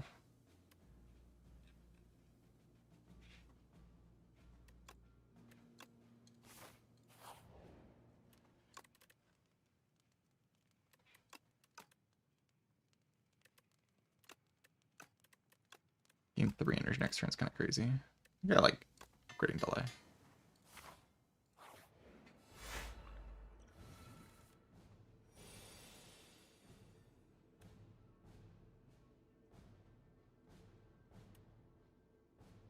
This is a very large amount of block. Almost too much block. I kind of want to save this for later. And just pull aggro now.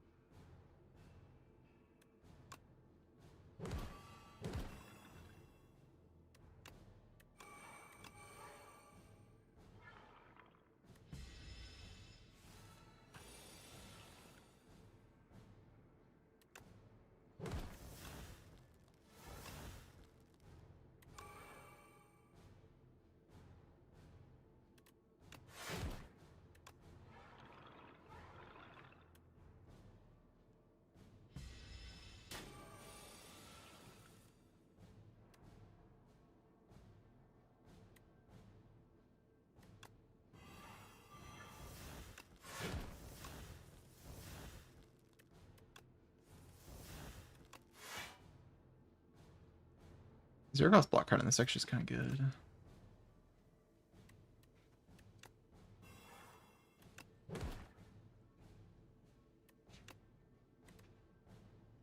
Could double play that.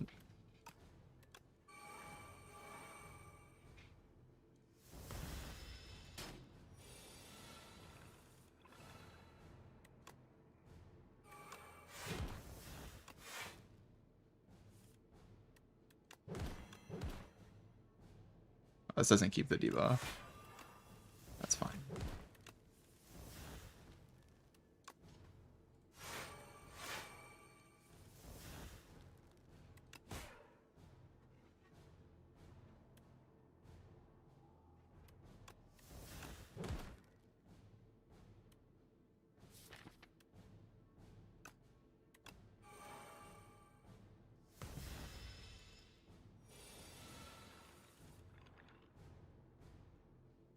The door reappears. Yeah, I understand how it works. It's a cool fight.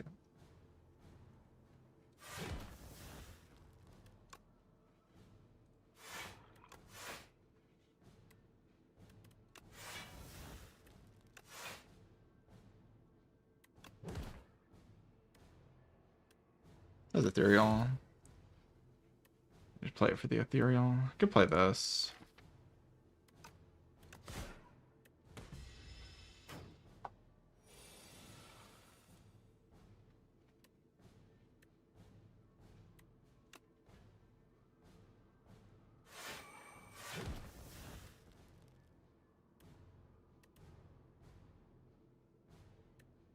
So this will summon 8. That's not really good enough.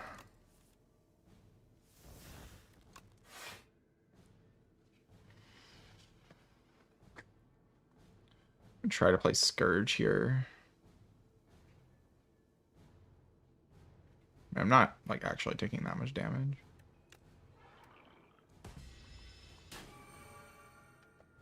Asti lives, you know.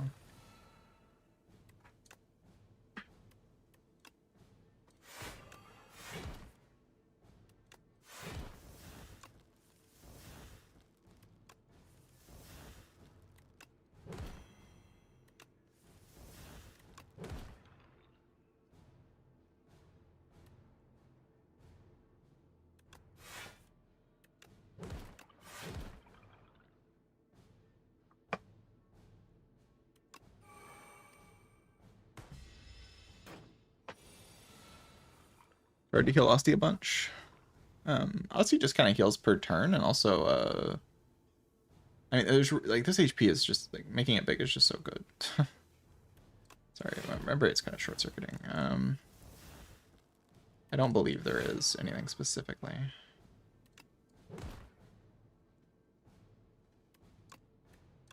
Like heal a bunch. Like you can heal a bit, but not a bunch. Mostly you heal by making it bigger, you know.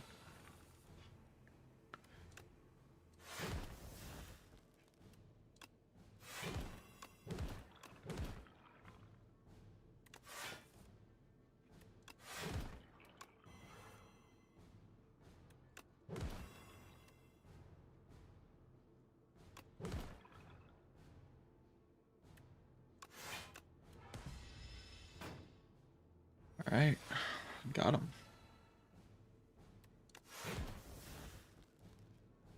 I'd prefer to block this turn.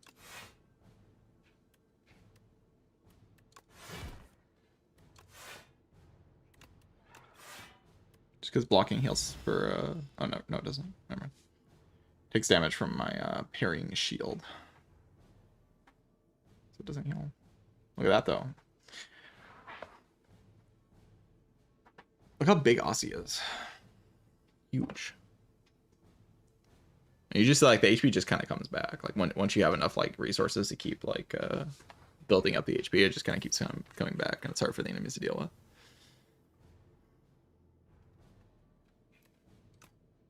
What happens if he gets out? I don't know. Like the fight goes on for so long. I don't know.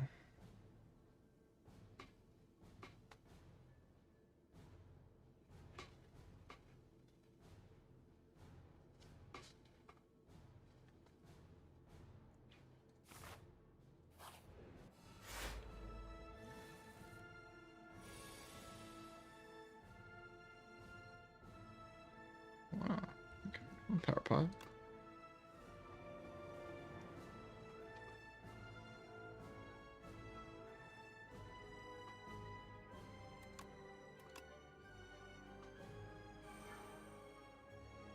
I want to play this.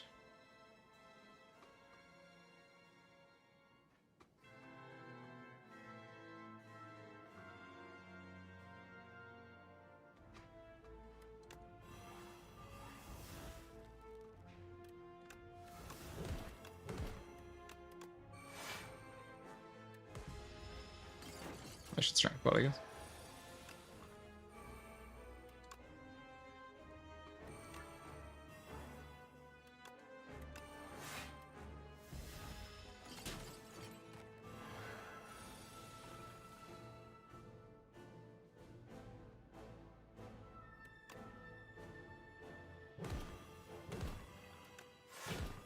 Damn, get strong.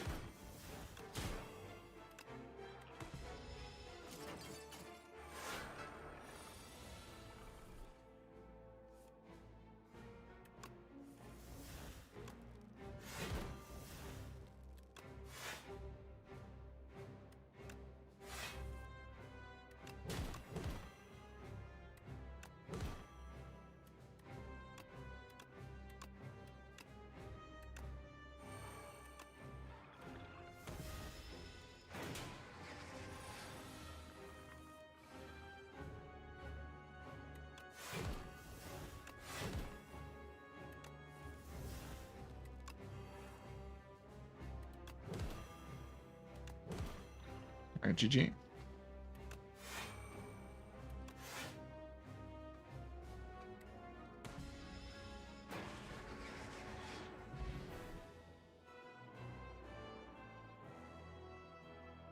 Yeah, Dirge is very solid. I mean, it's getting echo formed. Like, it's definitely going to feel better when it double plays, right? Like, all of these cards feel insane. Like, this card was ridiculous. But yeah, Dirge with double play is ridiculous. Single play, it's a great card. Double play, it's an insanely broken card.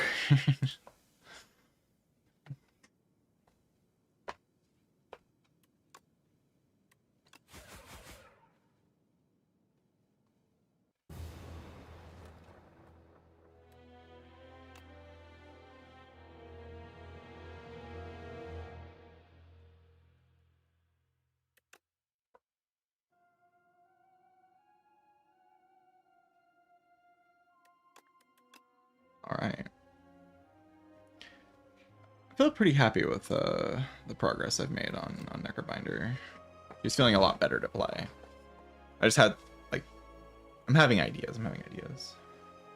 There's still more ideas to have, of course, but I'm having ideas.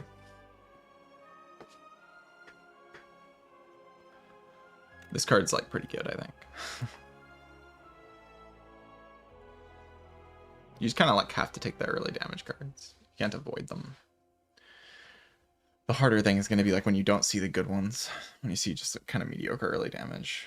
Getting good at building early damage on Necro seems like the key to winning, to me. That seems like the key point that you can't forget. You can't, like, mess up. It's just early damage. You have to get early damage done right. And then late game good things just start to happen. Once you get enough, like, good things that make Asti big, like, kind of just outscale things. Undeath was pretty impressive, honestly, from a floor 1 transform. It was pretty solid the entire run. It just says 0-cost block card's pretty good on this character. You have a lot of card draw and not a lot of, like, good blocks. So just, like, randomly drawing into this just feels pretty nice. And then the duplicates aren't bad.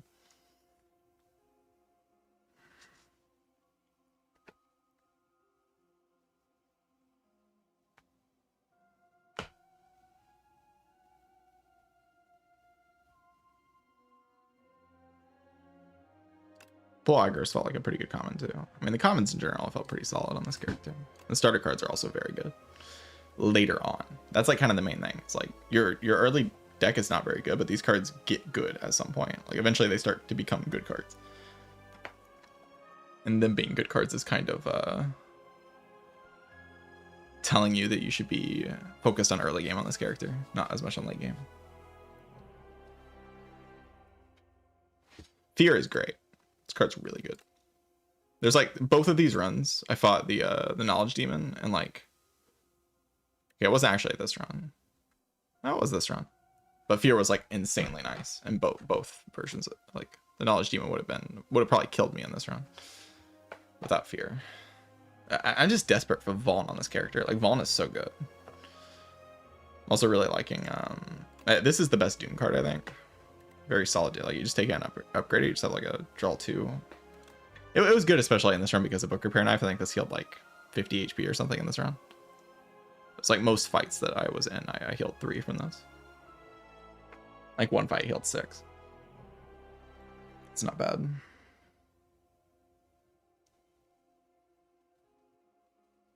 Kind of gave me the space to upgrade.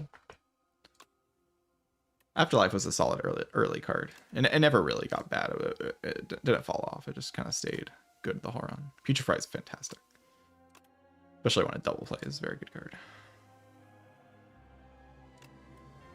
So was only added to the deck because I don't think So was actually that great, but I got early miniature cannon, so I took So with the miniature cannon and upgraded it because then it became a 14 AOE with the miniature cannon.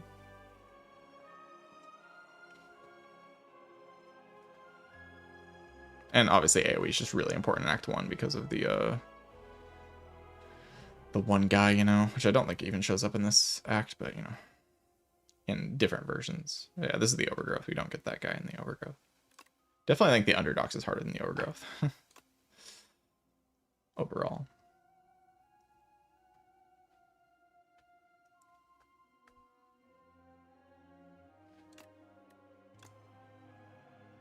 lots of fun.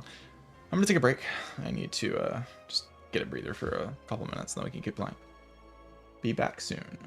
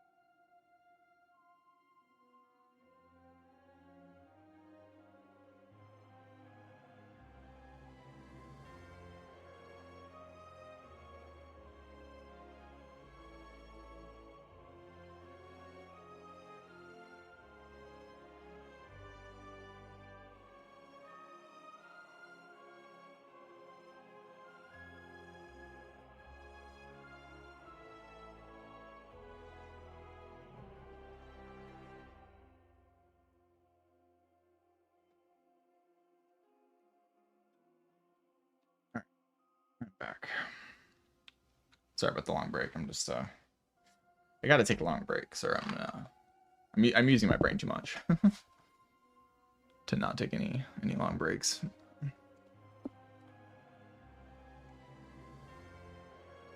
And by that I mean like I was gone for like 7 minutes or something. I usually only take my breaks are very consistently like 3 minutes long. The streams are longer, so I don't like I want to play Necro again.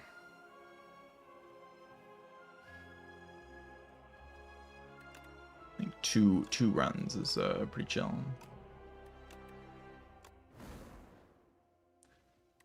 Play the Defect. I have not played more than one Defect run.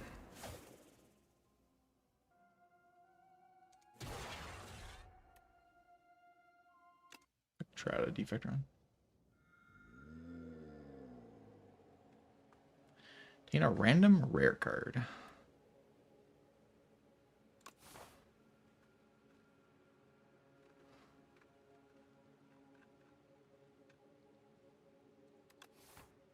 Let's see something. Ice Lance. Deal 19 damage, channel 3 Frost. Alright. Let's try it out.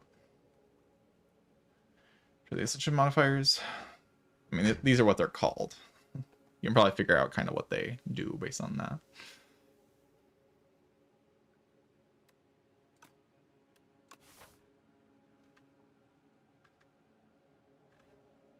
I don't know how strong Ice Lance is. It feels like it should be pretty good.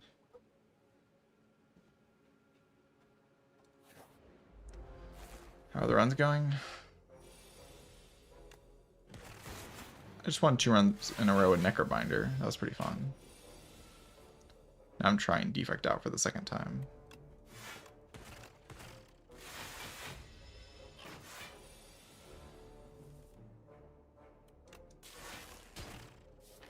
My Lance does not exhaust.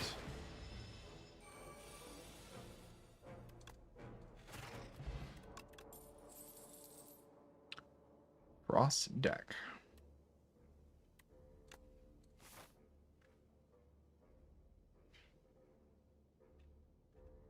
I go here and see if we feel strong enough for the elite.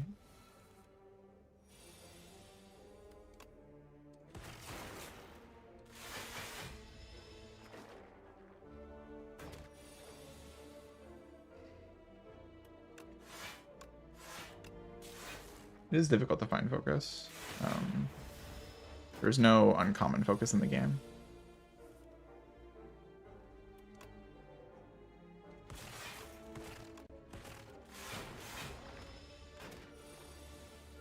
Oh, one moment.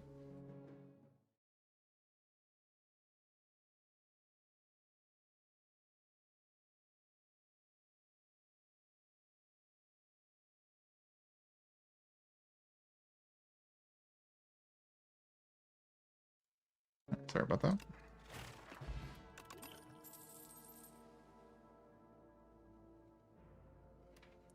Compact is like pretty good in the fight that it's good in.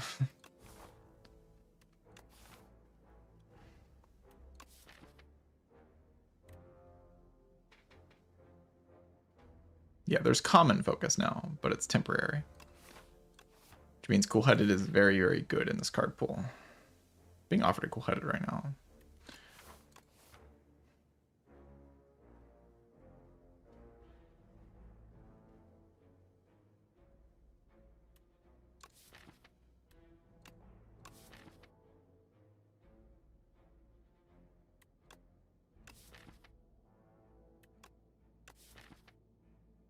A lot of enemies give statuses.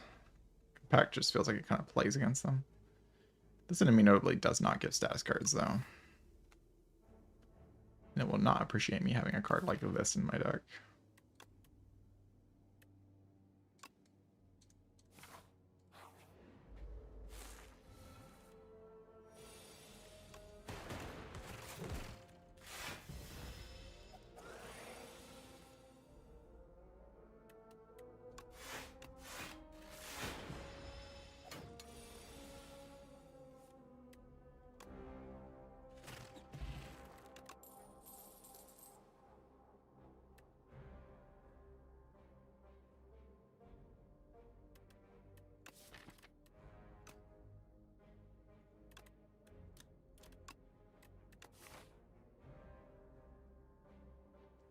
strike. Okay.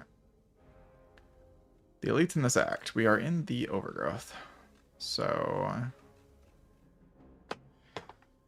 I should like write down the elites, honestly. There is the one guy that kind of cooks you. The bird. I think just be punching. I don't really have enough damage for that fight. Honestly, I'm just kind of down to take this and like go upgrade some cards, you know? Just seems like really decent to do that. Second time I've seen these enemies. This guy's dealing 9, so let that go. Oh, I forgot they're intangible. That's like a whole thing in this fight. Should have probably hit it with that first and then punched it and killed it. Whatever, I'm still new to the game, it's fine.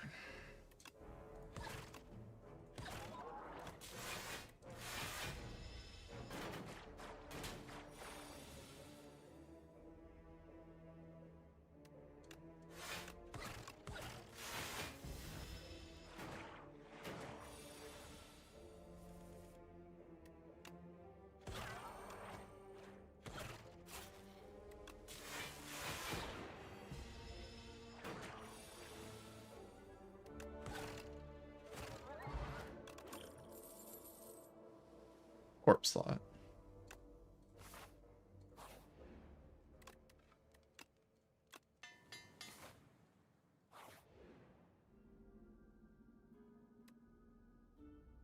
Alright, you know what? Let's do it. Let's try it out. I haven't done it yet. Let's make it happen. Nothing would ever go wrong, right?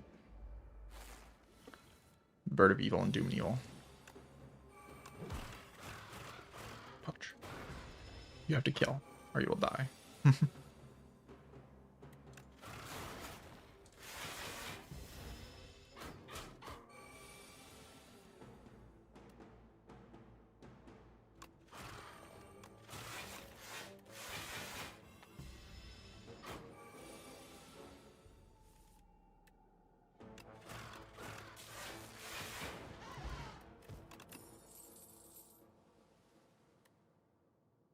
Claw.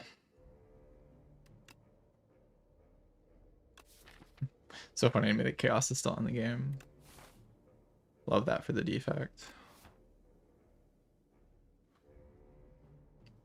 Yeah, I think the Act 1 elites are probably my favorite part of the game right now.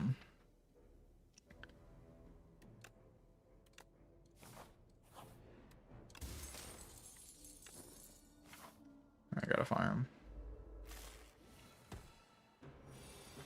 Okay, we're dead. I forgot about the slow.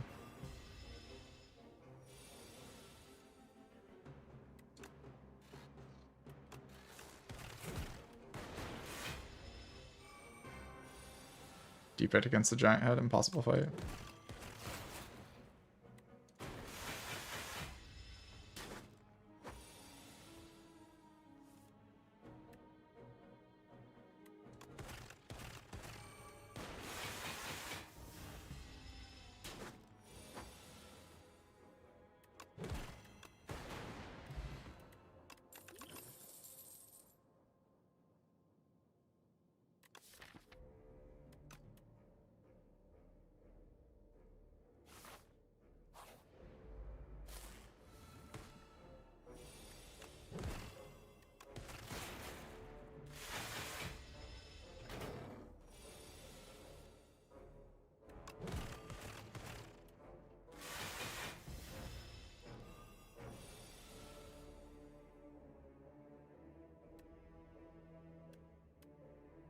That blocks 6 plus 6, 12 plus 10. Take 2. I could use a speed potion for 2, but like, maybe it's fine. I'd buy a potion in the shop for the boss anyway.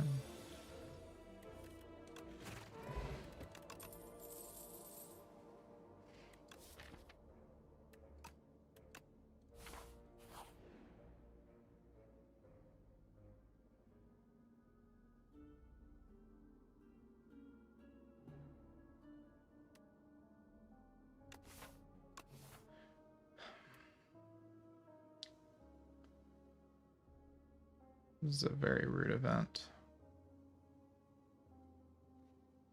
So I think I need this 2 strength for the boss.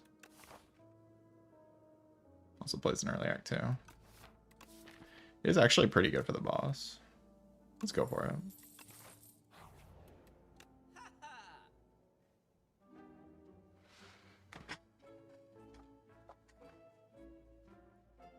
Channel of Dorkness. Hotfix card.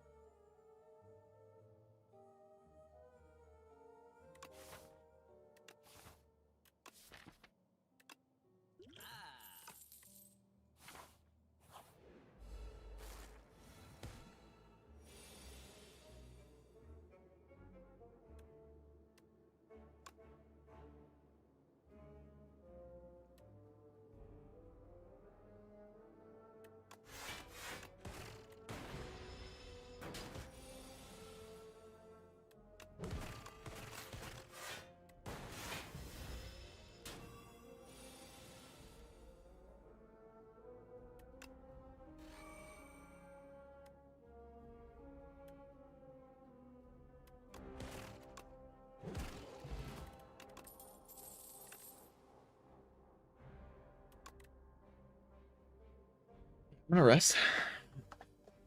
That's what we're gonna be doing here.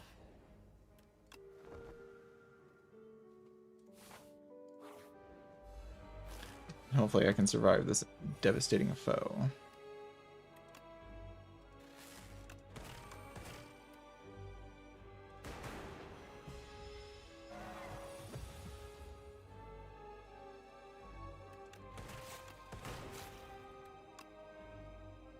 This block's 9.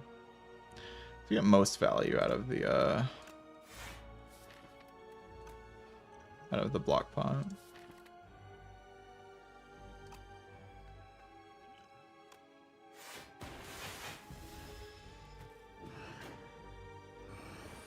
I'm like trying to split this turn, I think.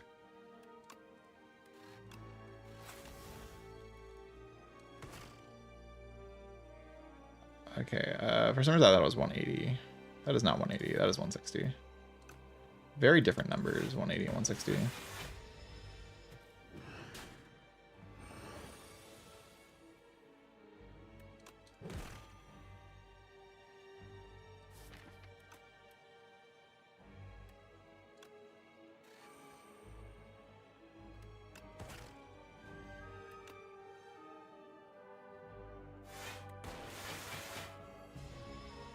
I think I want to split with the beam saw next turn.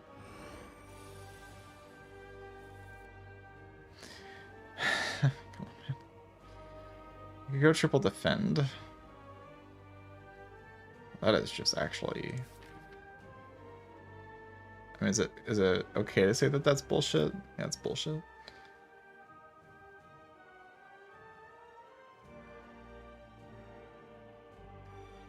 $15 plus 6 is 21, so I'll take 6 and go to 9. Like, what am I even waiting for? Just more attacks? I should just split now. Even that sucks complete ass.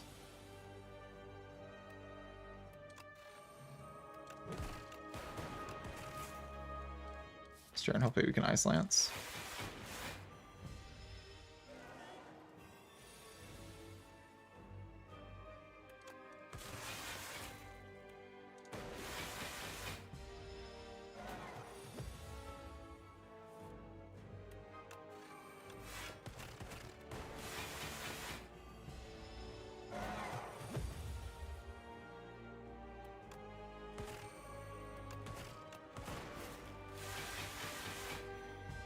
Defect's pretty good.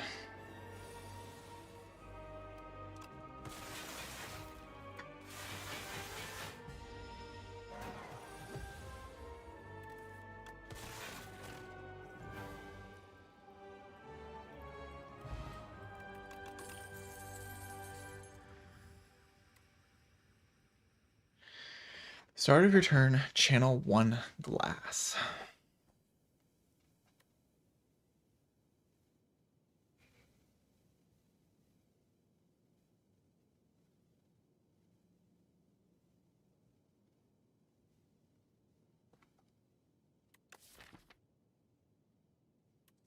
Worth a shot, maybe?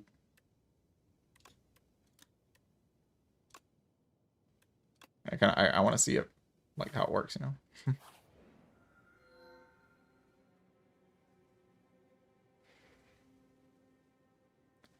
Potion build. We can get quad cast, evoke your right one sword 4 times. It's powerful, but seems kind of janky. So the map is gonna like do this in this kind of situation. You're gonna be forced into the chest that gives you your spoils. Gives me 600 gold, and then I can immediately go to a shop. All right. You know what? I don't actually hate that. I think that's pretty cool.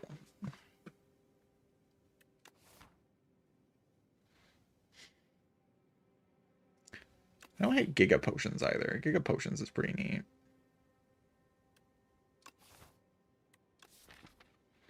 Grade 6 random is just like me. 4 potion slots is crazy. Like, what is this?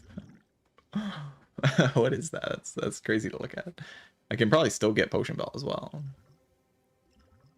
For the true potion deck.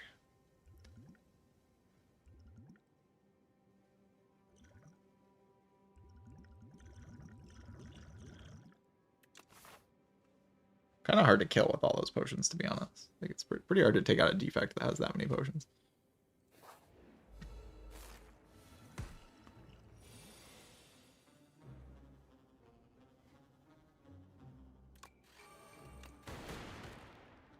Well, shit.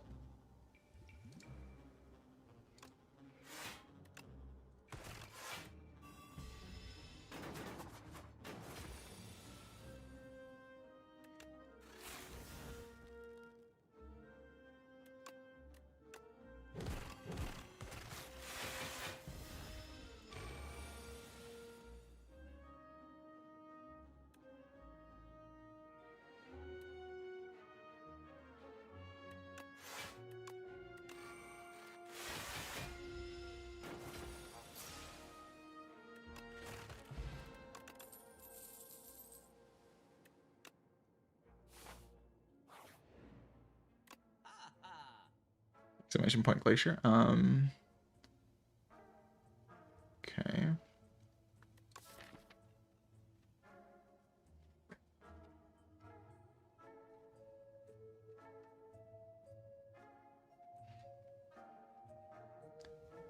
I'm looking to upgrade hotfix as soon as possible, and then probably capacitor.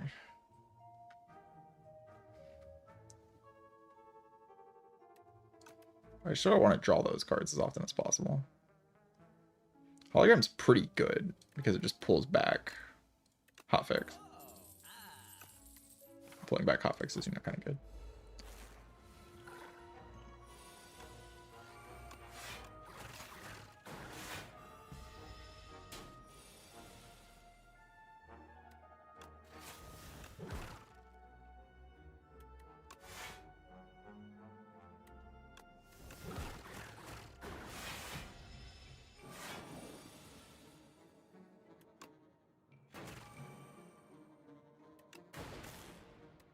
Is it 8 plus 5? Not quite. Yeah.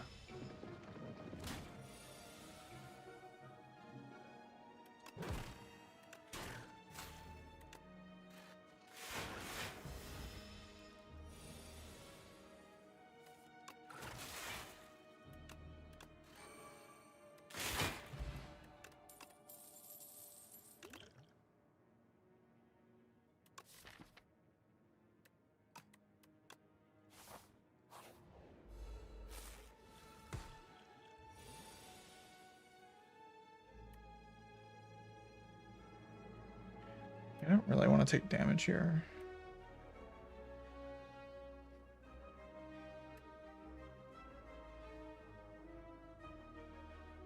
Maybe I should though.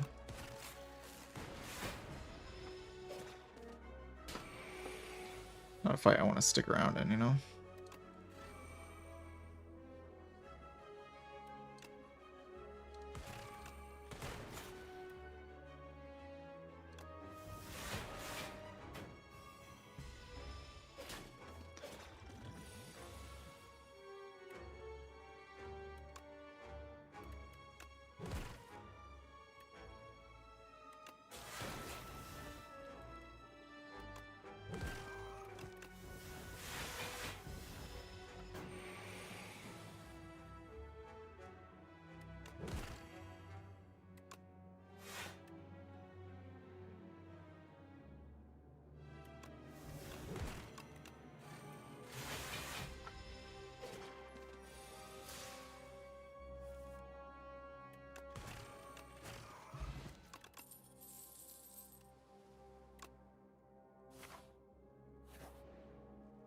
Do we have 4 potions? Or no, 6, but we have 6 potions. Kind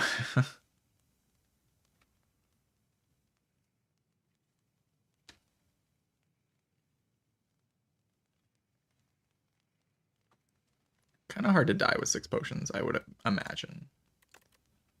So I can probably get my Hotfix upgrade.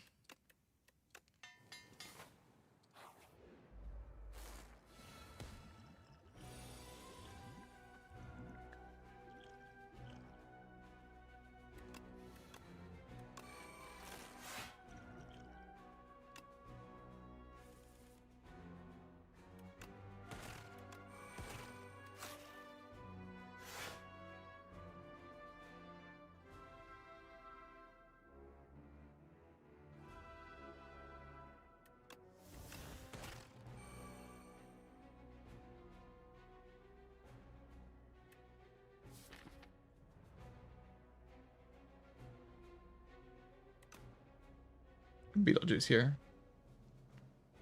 Brings it down to 2 by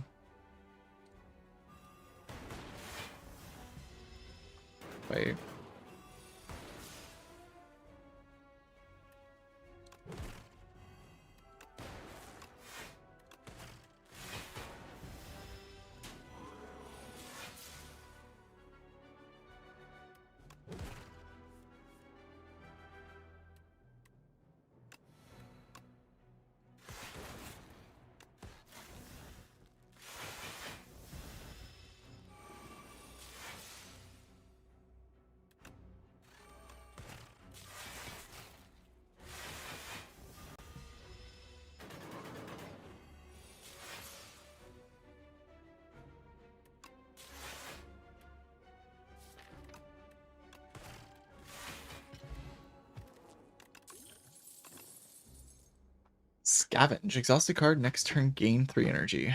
What the hell? What the holy nerfed recycle, like obliterated recycle. Look what they've done to you. Look what they've done to you. Oh, you poor innocent thing. I feel bad for recycle. Looking at this card just makes me sad.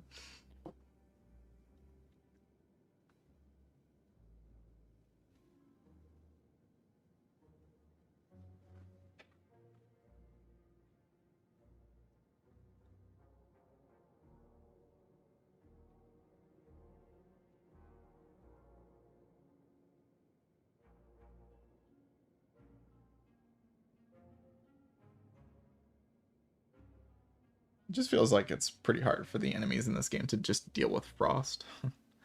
Like you just have frost and the enemies don't deal with it very well.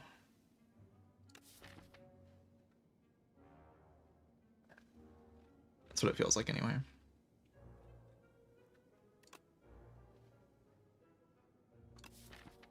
Gonna wonder about this barrage. I think I want to make use of my gold, and that's how I'll like.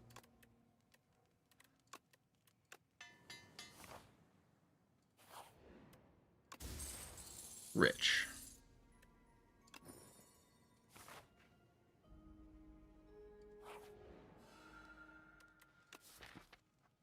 So technically I can't upgrade again here. Do like upgrades. 742 gold. Hopefully I can do something good with that.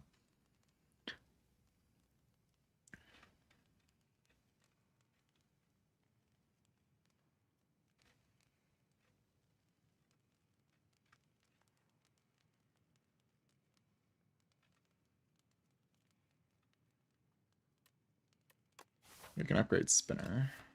I think Spinner is going to be my main damage output, so.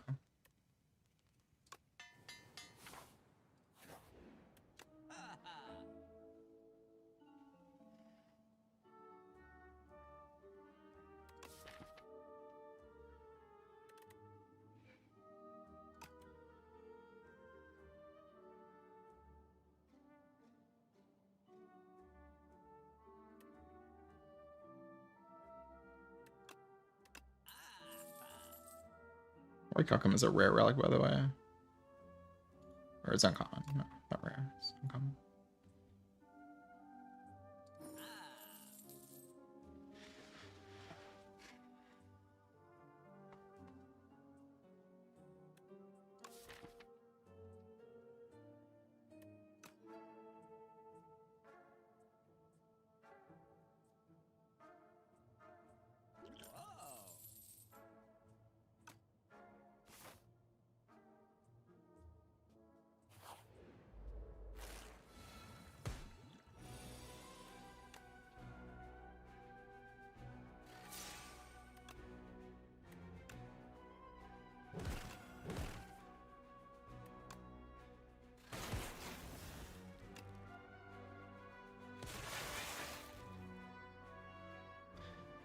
That is so bizarre. Like, I played the other character, Necrobinder, I just can't do anything.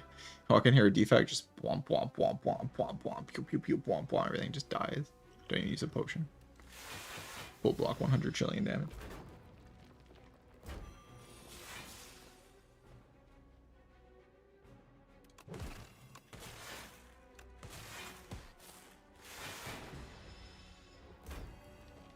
Glass orbs are pretty good for AoE.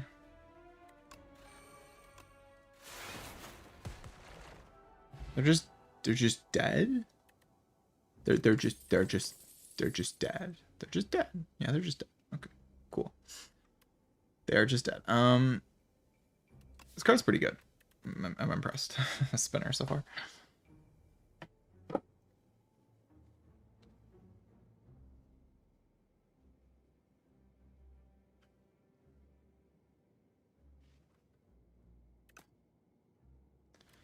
Subroutine is nice, I guess.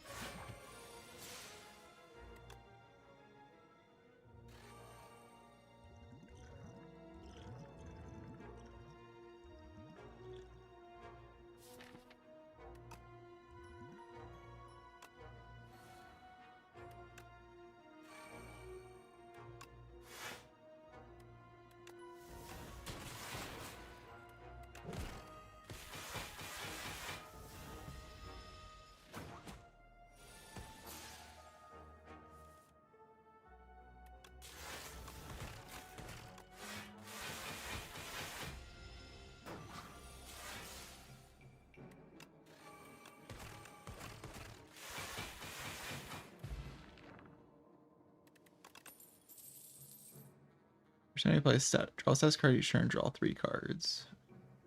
What does Defect have evolved now? There's a new Electrodynamics? Yeah, I think so.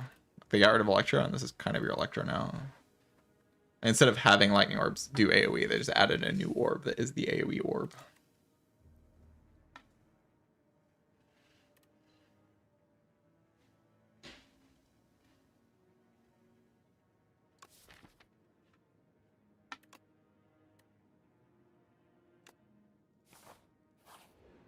Kind of interesting.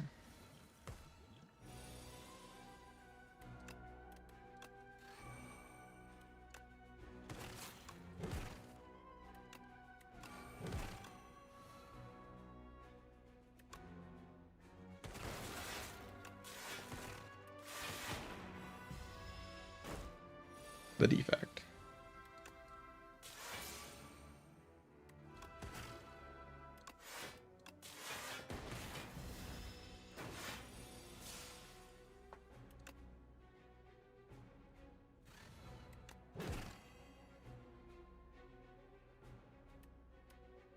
What a hollow here.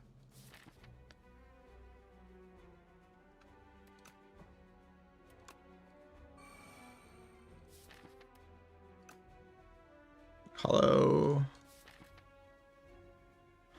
Defect doesn't actually block for that much. Hollow compile driver. And try to hit. It doesn't actually gain.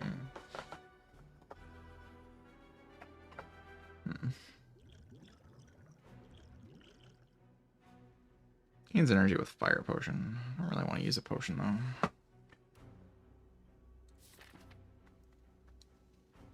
Just hollow defend, I guess.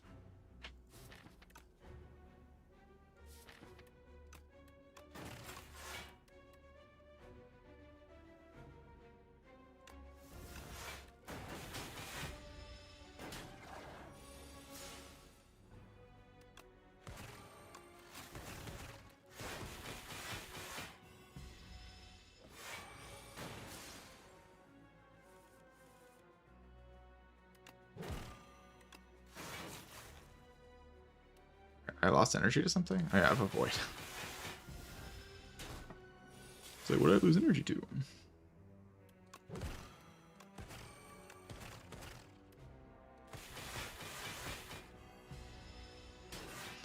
I've never gotten owned by this enemy this hard. Maybe Defect's not good at this elite.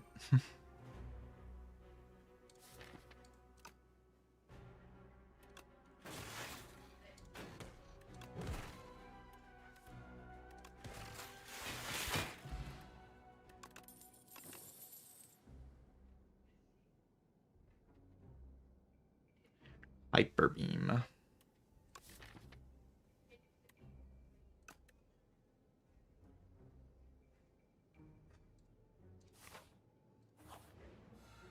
Okay, I feel like just on vibes, Defect's pretty good at this boss. You just kind of sit there, you know. And like you have iteration as well, so iteration is going to draw a lot of cards.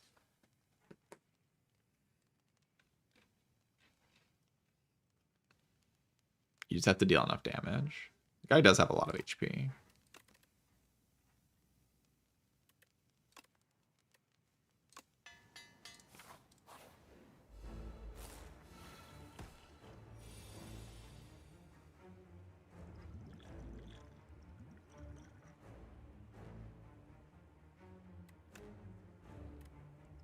Oh, power pot.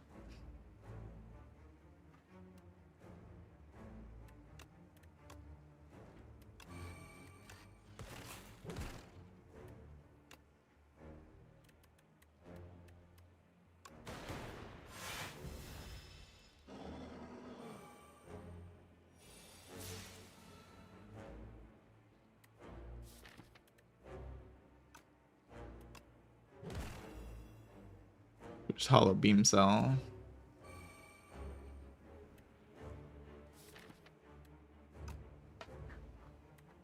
I can see an argument for that. I can see an argument for hollow cold snap.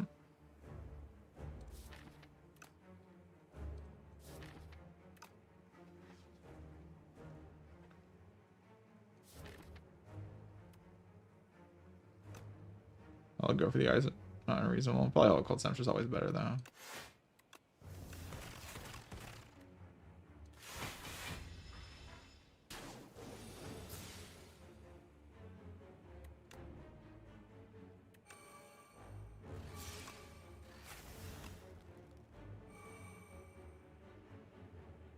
Oh, that hurts.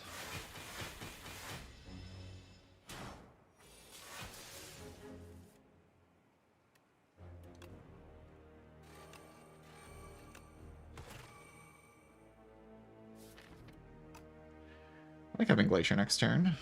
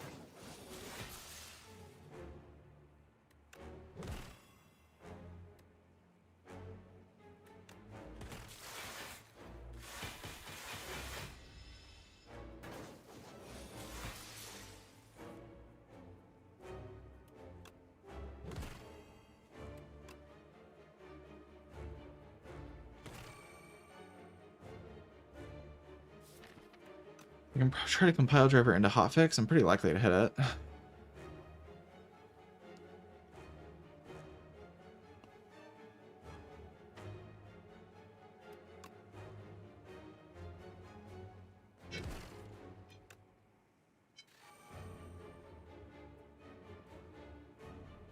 Alright, block 28 plus 5, which is enough.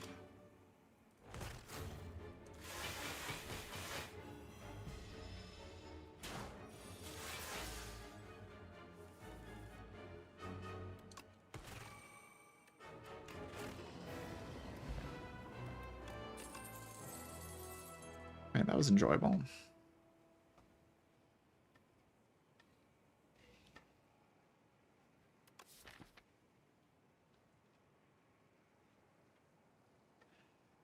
Yes, I made Defect rare, but honestly, these temporary focus cards feel pretty good. Well, like hotfix and focus strike, and now you have focus at common. So like you actually have focus pretty often. You just have this temporary focus, but it doesn't feel bad at all.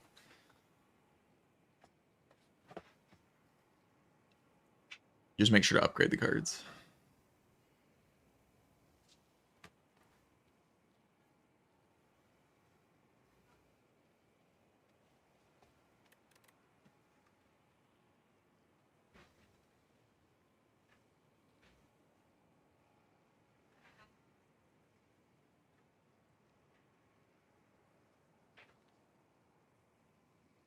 Yeah, focus strike's really nice. So is hotfix. Both these cards are very solid. Very important to the card pool, I think. I really do like orb slots. Just a big fan. There's the problem of like pushing out my glass orbs. Like my glass orbs will get small before they evoke. Also, there is focus potion still, by the way. This exists. Kind of an insane potion now.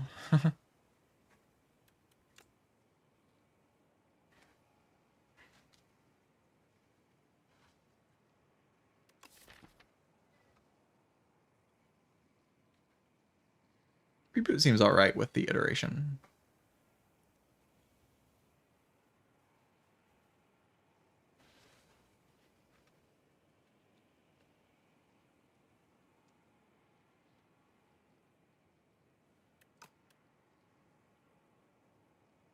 I'm gonna go modded though. Oh, you play that card once and it's like kind of solid.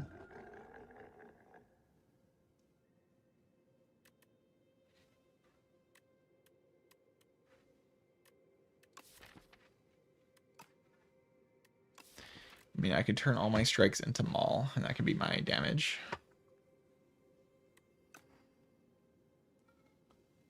Or I can go fight elite, upgrade 4 random cards. That'll probably upgrade my whole deck.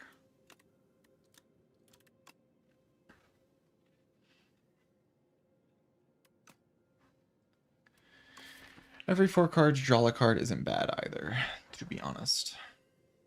It's pretty decent.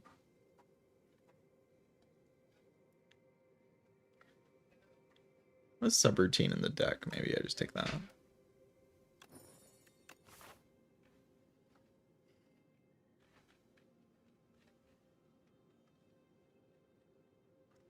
Let's go to a couple shops, yeah.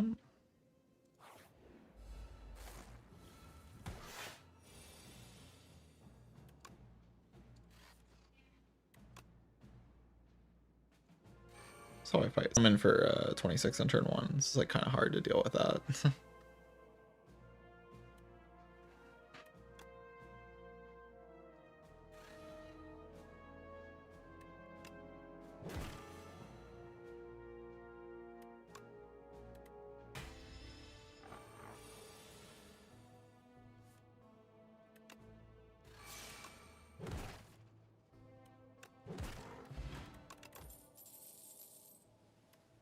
You know, 1 plasma. It's kind of good.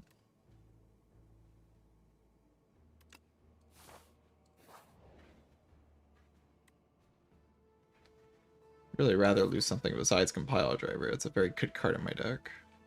But it's kind of hard to reroll into something better. I don't want to lose a billion HP trying to reroll into something better.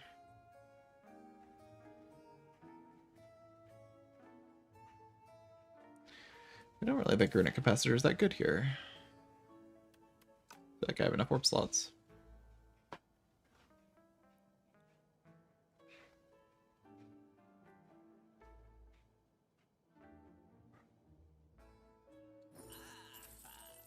Let's go next shop.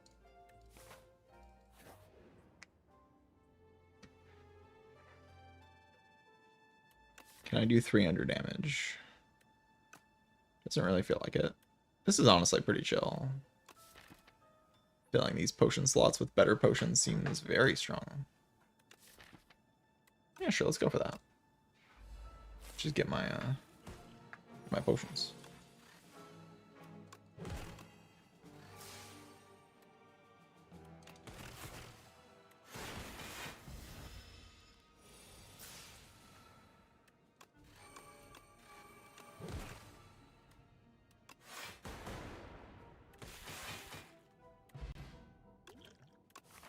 Yeah, I like a region potion.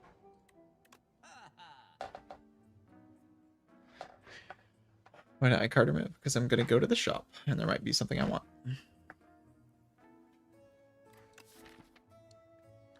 Exhaust a skill. It's only chill. So it's just procs on chill.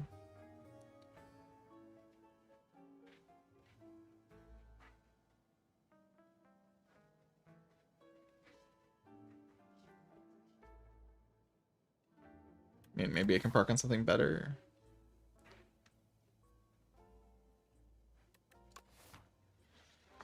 Very good potion. Not really.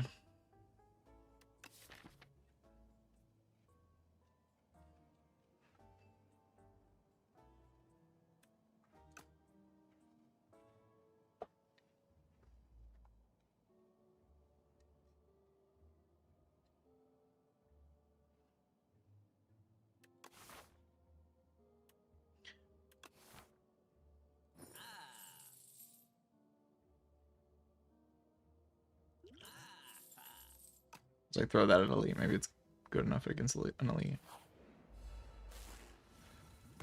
Oh, I forgot about this enemy. I'm not gonna lie, I forgot this guy existed.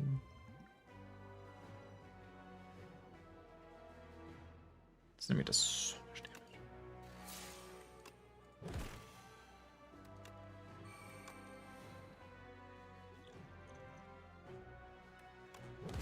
I really don't want to be in this fight for long.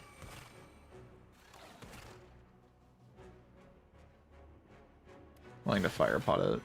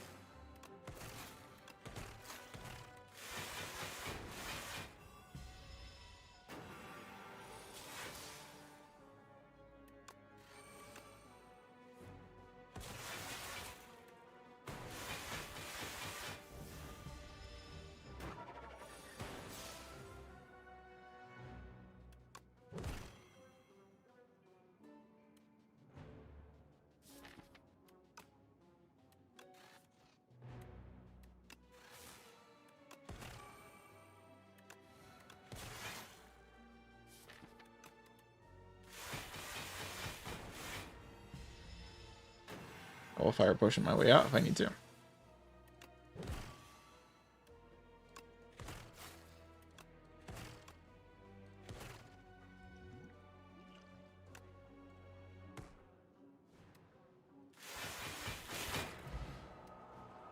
Potion fell. Oh god. I am potions. That's too many potion slots. What do I do with this many potion slots?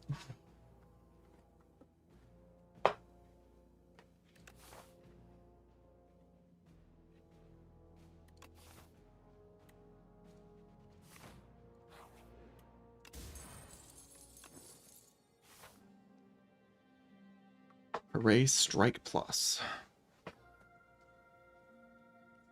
So events very commonly give you potions in this game, and I think right now my goal should just be to preserve this focus potion for the boss gauntlet. Yeah?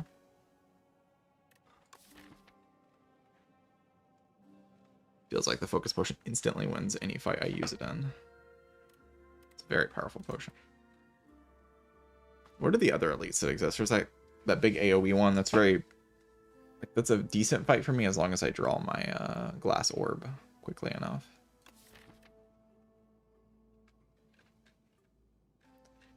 If I draw my glass orb quickly enough, I will be fine in that fight. But if I brought him deck it can be pretty rough. That's like my only damage, really. It's very important to my damage output.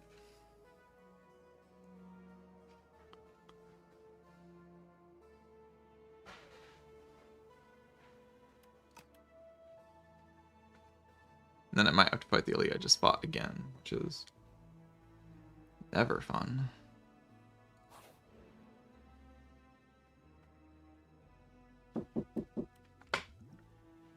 One moment.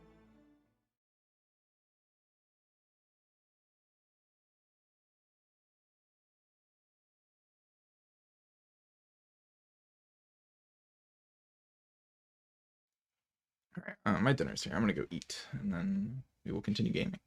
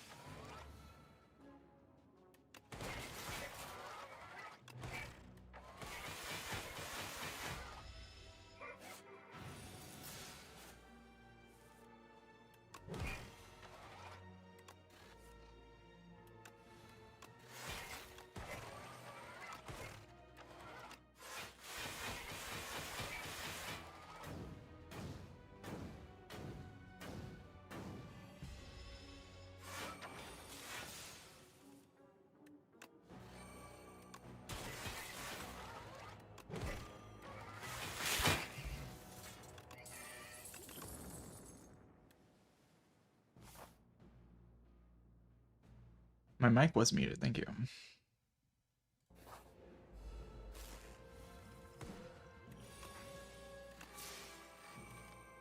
Nice order.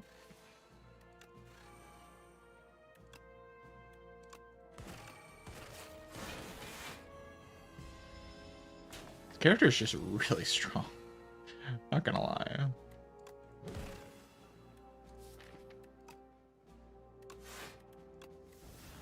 This modded card's also kind of Oh, actually, Hollow just comes back to my hand because of that one thing.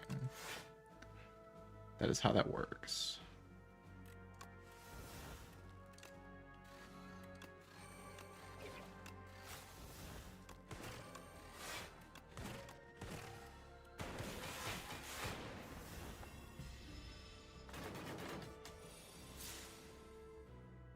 Please give me a potion. I want to have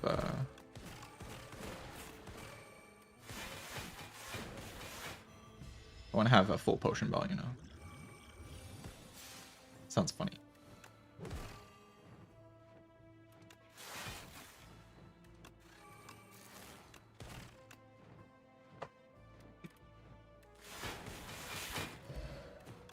Oh, let's go.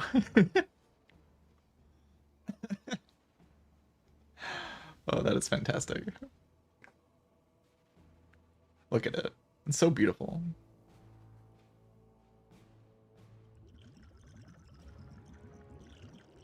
That's so many potions. Yeah, the boss Gauntlet doesn't know what I got prepared for it. The boss Gauntlet's got no idea what's going on right now.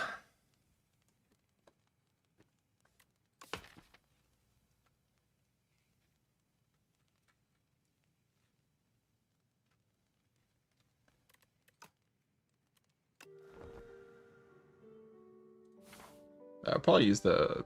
I mean... If this fight feels hard, I'll use the focus potion. Whichever fight I use the focus potion, it will be very easy.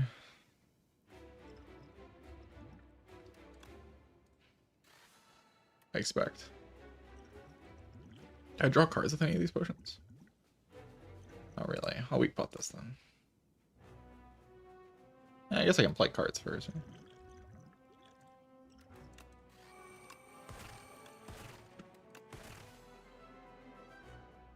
Wow, focused strike. Insane.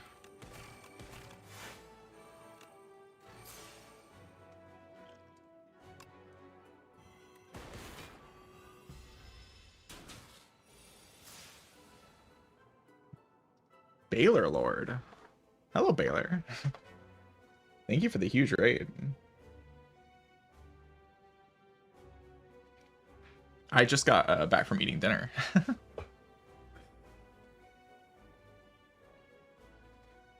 Hey there, hi there, everybody. Hope you had a good stream.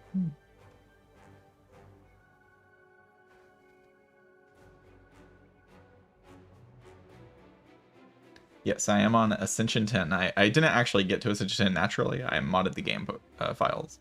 By the way, look at this run. I'm on Ascension 10, so I have one less potion slot. And I have 8 potions. I had 8 potions going into the boss gauntlet here.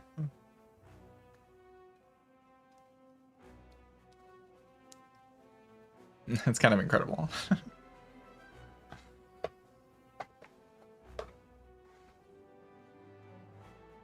Because of the alchemical coffer. Upon pickup, gain 4 potion slots filled with random potions. That gave me the 8 potions. It's been good fun.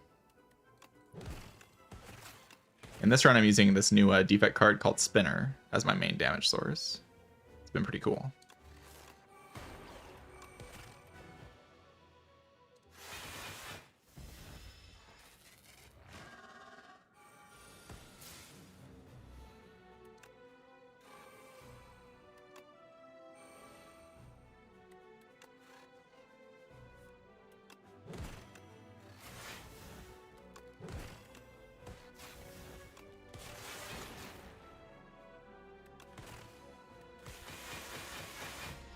This is my other boss relic, Iron Club. For every 4 cards I play, I draw a card.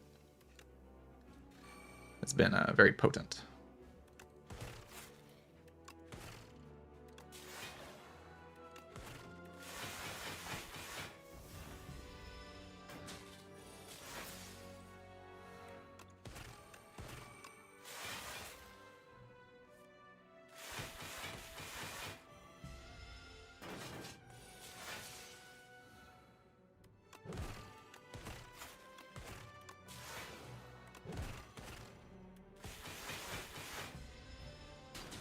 For the next fight, I plan on having a very large amount of potions to deal with the fight. I'm excited.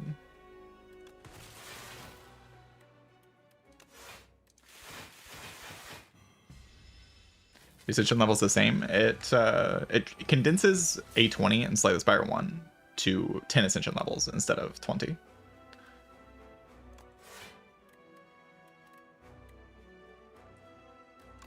Like there's 2 bosses in Act 3 here.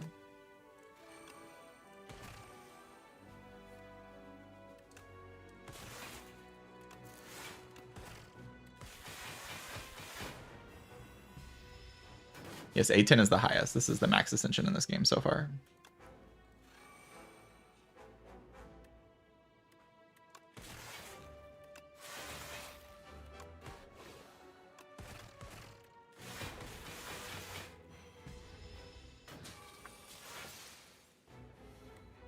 We do know what the second boss. It tells you what the second boss is before you fight it. Pretty cool.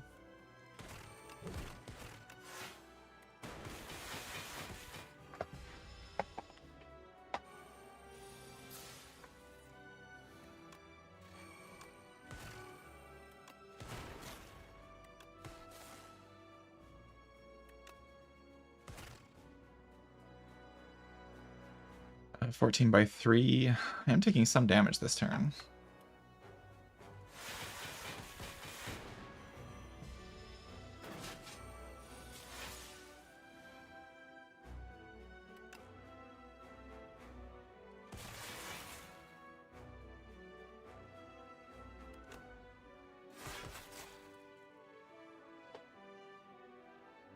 Without temporary focus, it's kind of hard to block this guy.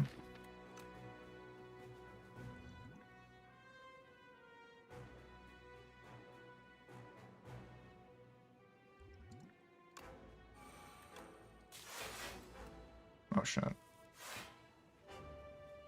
I forgot about the draw.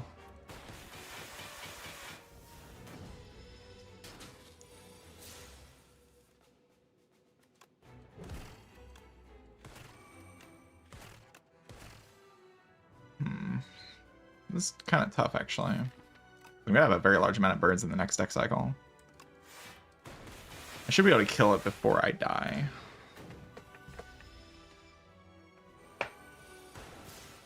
Hopefully. Oh, I don't love this.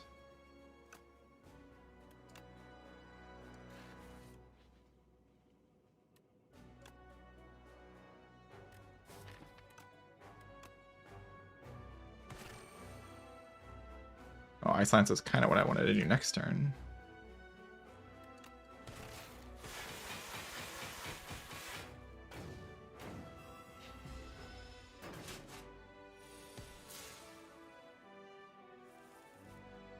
Oh no. Do I have a bailout here? I guess I have Iron Club.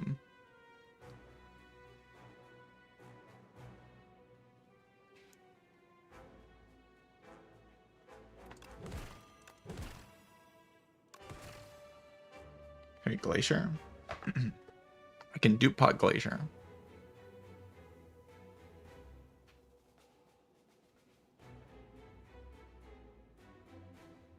Sort of deals with it.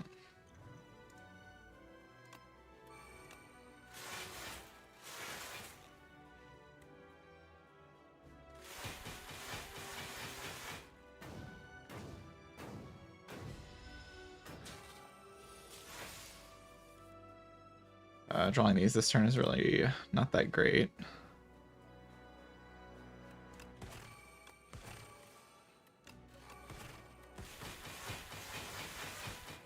Hopefully, even without the focus, I can kill. I have Fire Potion to push damage. I'm willing to use all of my potions to kill this turn.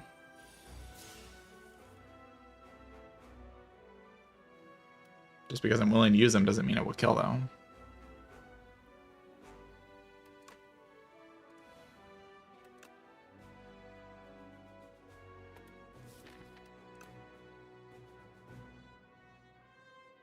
I want to use Focus Potion, though, so let's do some math.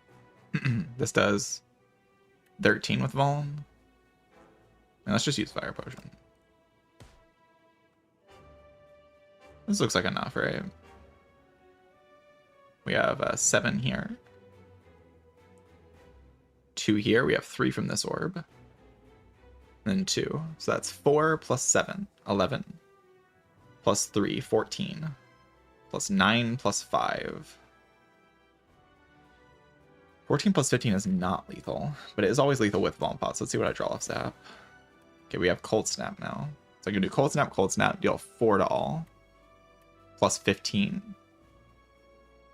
That's enough, right?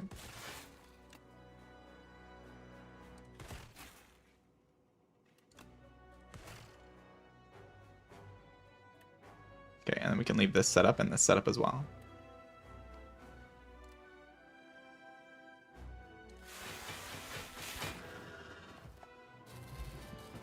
But yeah, Ascension 10 is pretty rough. It is not super easy.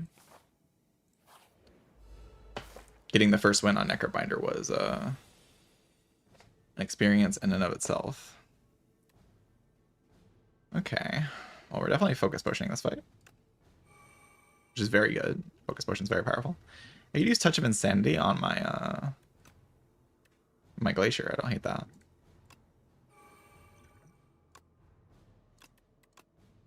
Zero cost Glacier can't be bad, right?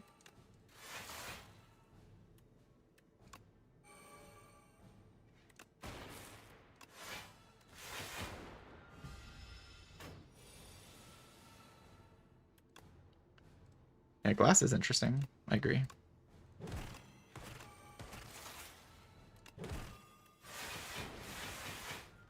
Yeah, with Focus Potion, this fight should be a breeze. Really, any fight with Focus Potion on this character should be a breeze. Focus Potion is very powerful in this game. Honestly, I think Focus in this game is stronger than it is in Spire 1.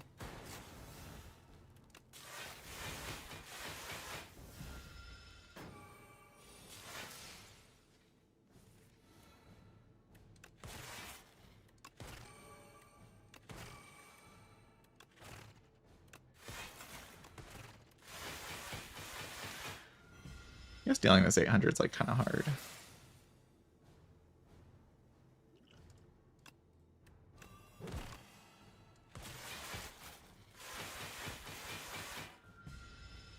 Or the 500 here.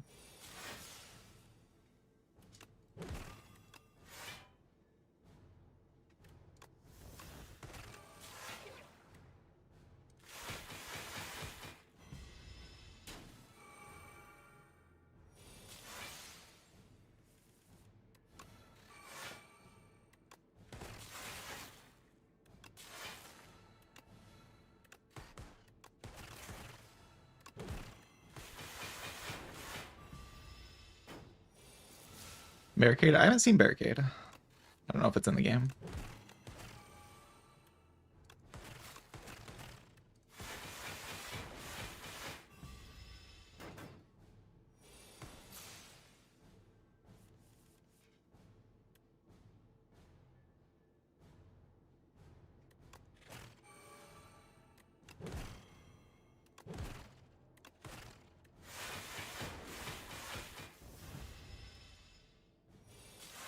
Thing has so much HP.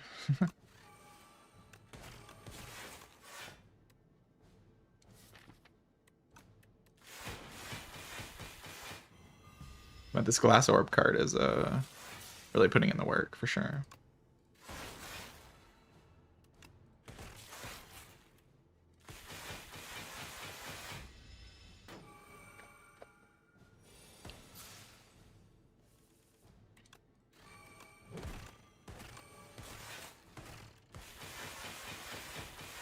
Is the stone armor just worse metallicized? I don't think so. It kind of is. But the numbers are bigger, right? The numbers being bigger is very important. But you can see how important of a card Focus Strike is on this character.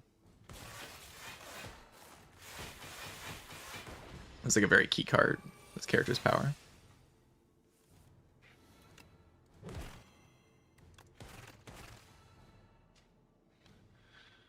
Could gain an orb slot here, I don't hate it.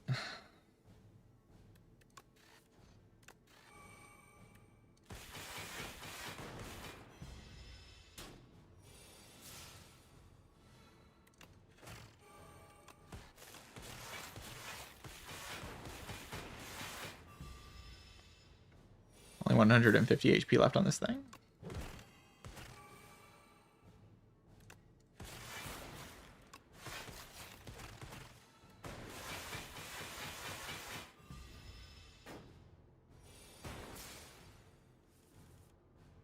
All right, GG.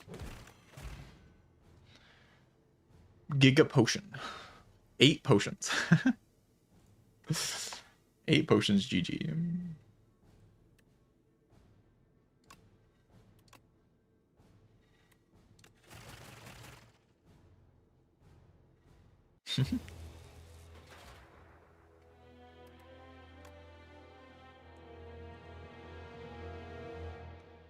My current opinion on the characters is that the characters from Spire 1, I mean, this might just be biased because we understand the characters in Spire 1, but to me right now, it feels like the characters in Spire 1 are really strong compared to the new characters. I like the new characters a lot, though. Necrobinder is my favorite character, and Regent's my second favorite character.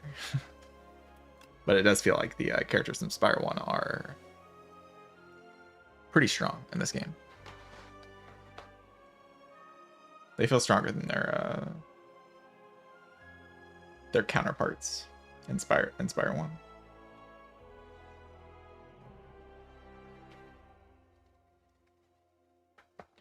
Any basic ideas? I'm really liking the star cards right now.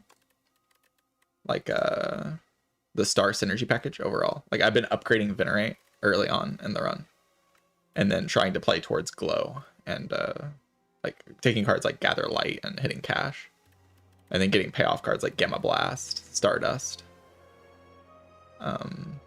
Particle Wall. Child of the Stars, very, very strong card. That has felt like the strongest option to me as it currently stands. The sword stuff is also pretty good though, especially this card's very, very solid.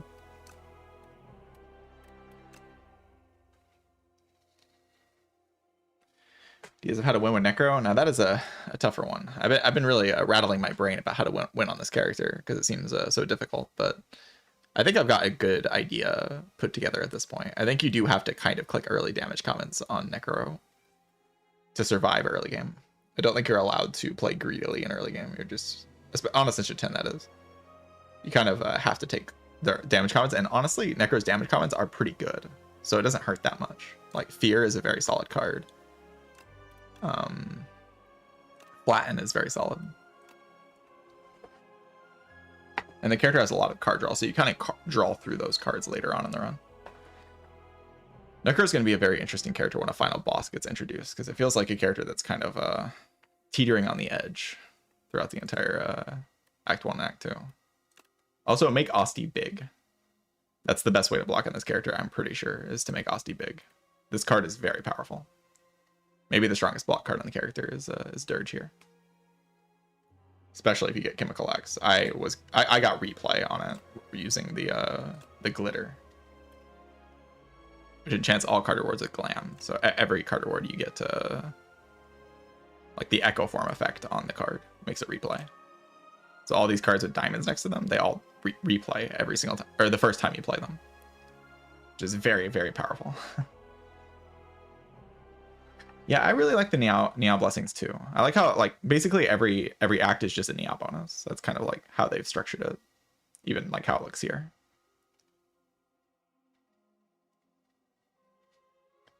That seems balanced. I mean, it is a boss relic. It is a boss relic.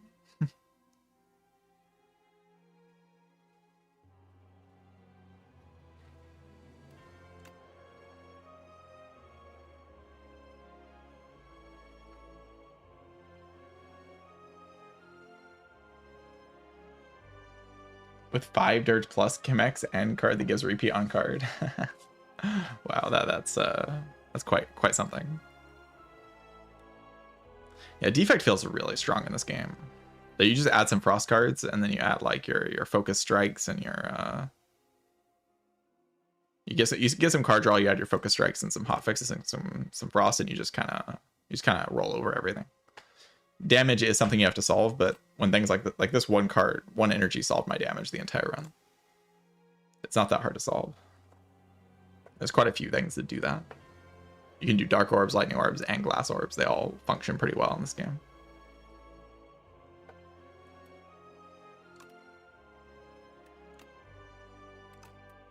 I currently get the feeling that Silent is the strongest character in the game. But I'm not sure about that. It's just how I'm currently feeling about it.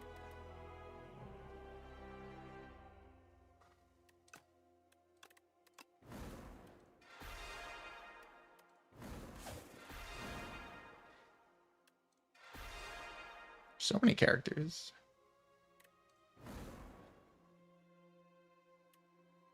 Let's do an Ironclad round.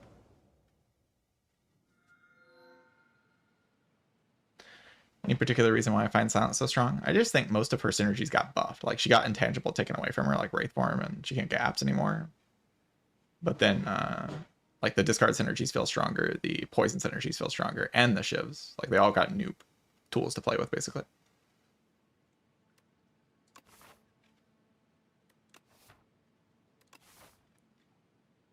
Alright, I can do 150 gold into a shop, and then take, like, that path. Kind of forces me into a second shop. I'd much rather fight like 2 elites if I could, but I don't know how capable Ironclad is of that. What if we just take a random rare card and just get something good?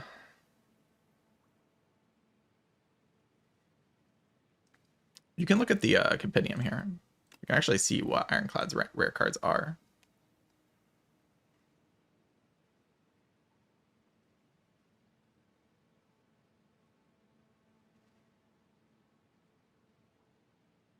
Still got some big misses, I think.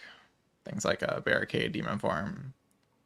I don't think the game's changed in a way that those aren't scary to take now.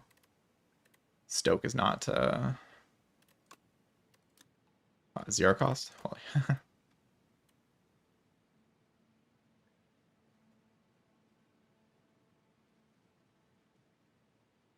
I don't know. I just kind of want to play with the rare cards, so I'm gonna take a rare card. Cascade. Play the top X cards of your draw pile. Alright. I can build into that. Yes, Corruption is only available as a boss relic.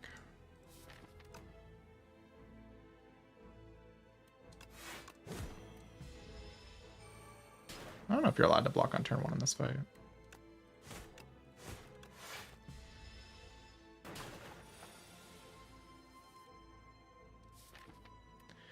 I think Cascade in the current moment isn't that powerful.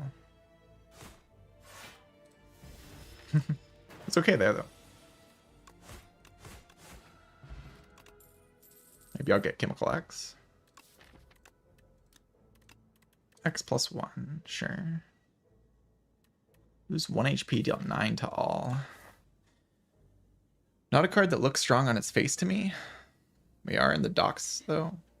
Which means we can fight the enemy that really pushes you to have AoE cards in your deck.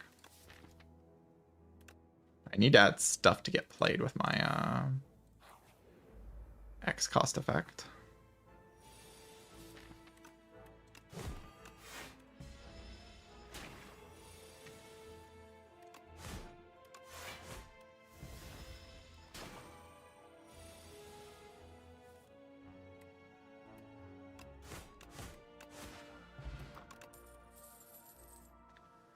Alright, Feel No Pain.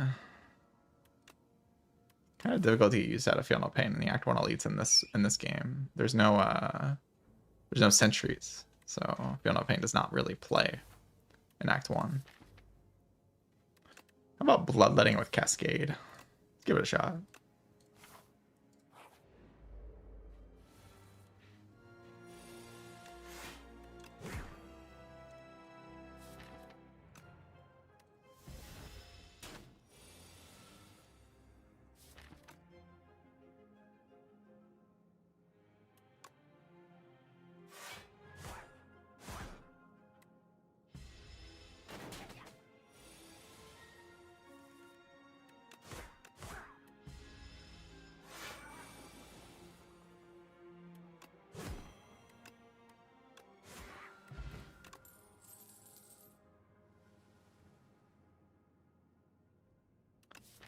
All right. On Ascension 0, I felt like stone armor was pretty solid. We're not playing on Ascension 0, though. I'm sure I meant to go left here so I can rest. And, like, maybe get a potion.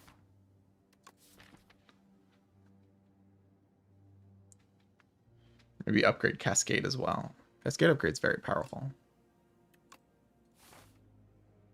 The hallway fight could really do a lot of damage to me, though. We're out of the easy pulls.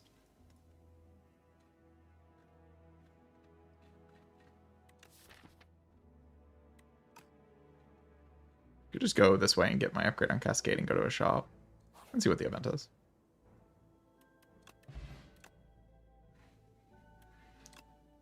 Yeah, if I just take damage, then maybe we want just to go get Cascade upgraded. No potions, I don't think I can go fight an elite.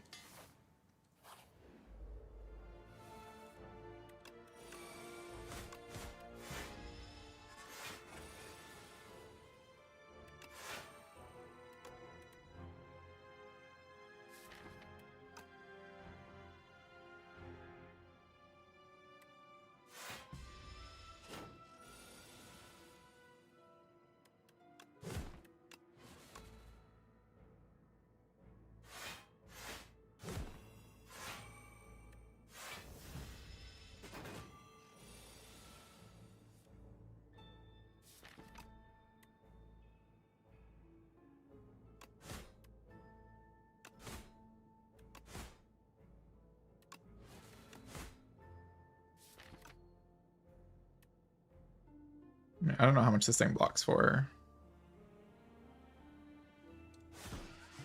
I kind of don't want to find out. Headbutt with Cascade can be powerful. I still don't have a potion. That's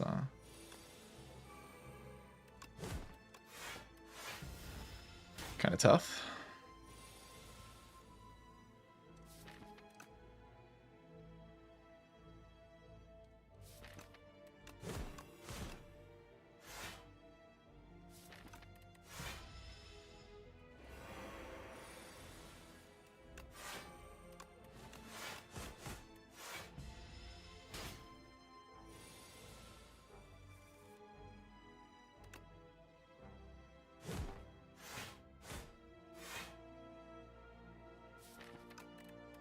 I headbutted. What? I played headbutt. Oh, Cascade wasn't procced yet.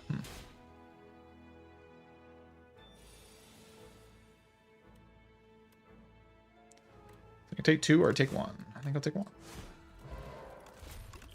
Okay, finally got a potion. That's helpful.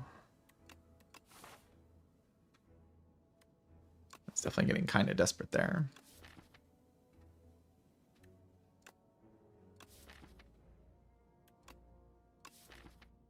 I don't think Thunderclap's all that useful. I could see Anger being useful for the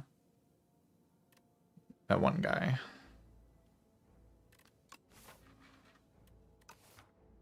And for Lagavulin, maybe. It's not very good with Cascade, though. I try to really build into the Cascade thing.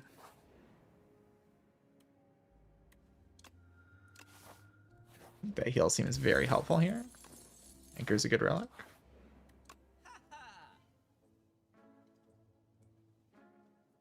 So a few options here. I can buy Alchemize. Alchemize is now a card you can just get on any character. Potions are pretty strong.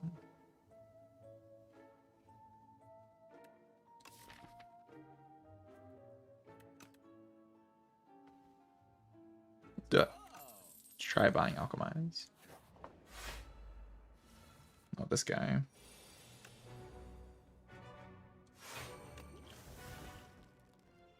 Triple your block.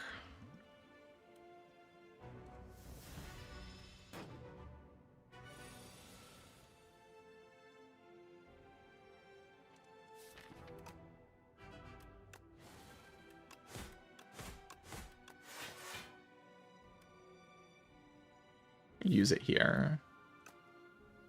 Like it could be more useful later.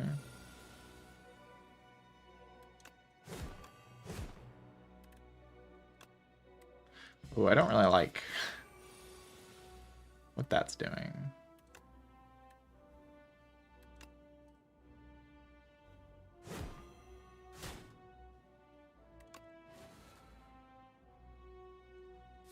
Like a Headbutt Cascade.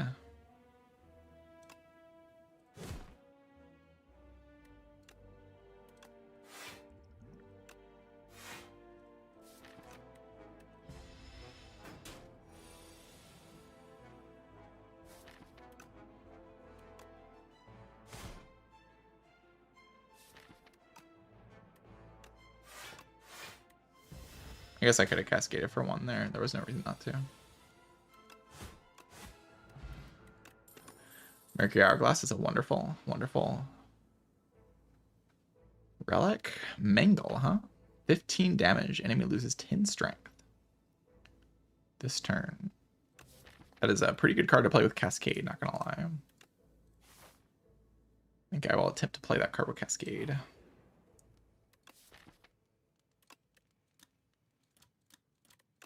Big damage upgrade. I would like to upgrade here.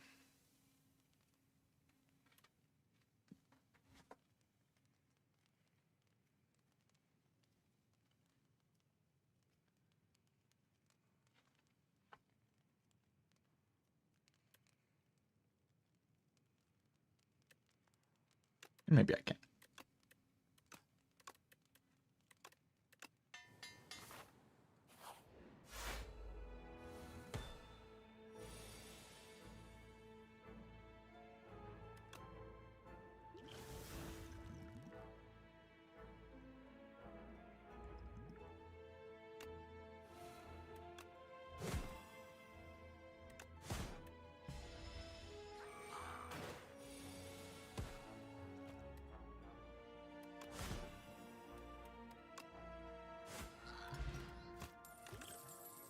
All right, Entropic Brew is pretty good.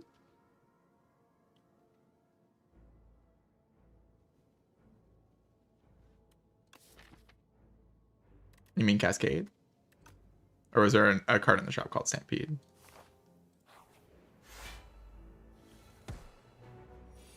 All right, this fight kind of down to just do Pot Cascade. Play a million cards, you know? Could just Equi first.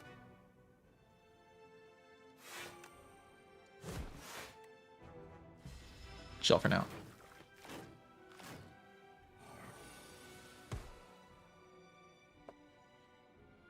Because I'm very likely to pay like Mangle and stuff.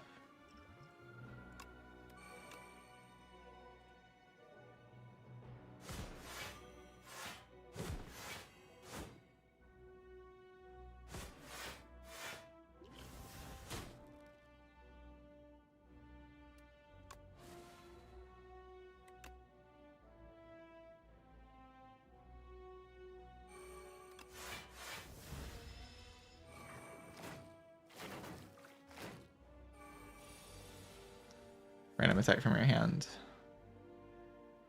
Yeah, it's an interesting effect. I'm not sure how strong it is, but it's interesting.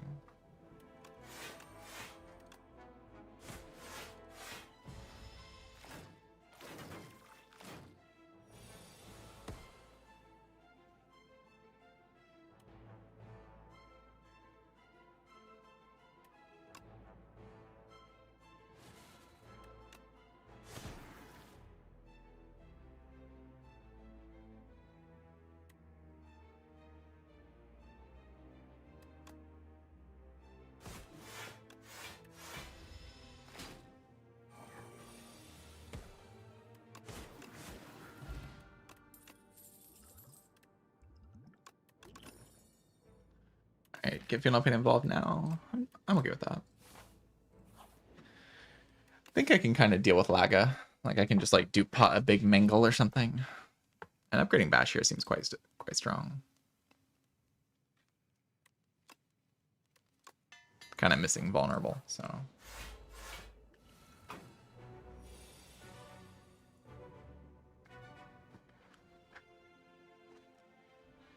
I don't really want to play Stone Armor yet.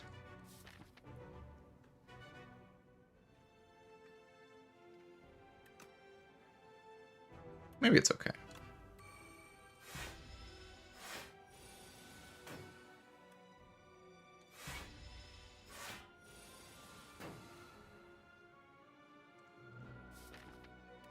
Next turn's pretty good.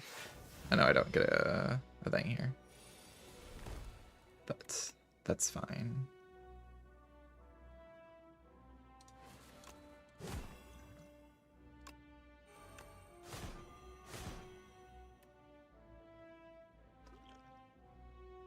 Sure.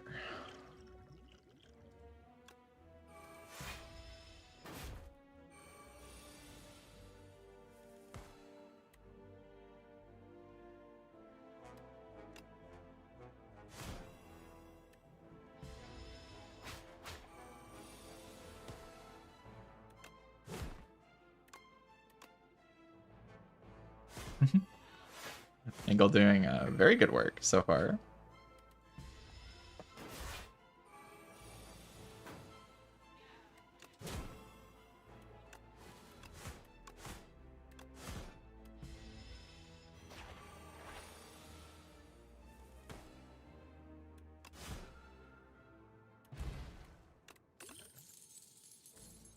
Beat card. Huh.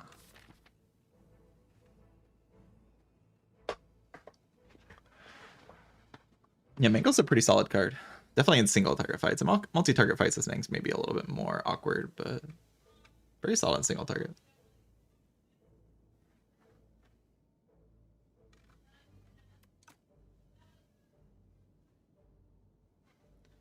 Right, it's probably feed. Feed's a little bit awkward with Cascade though, for sure. Definitely not the cleanest thing, but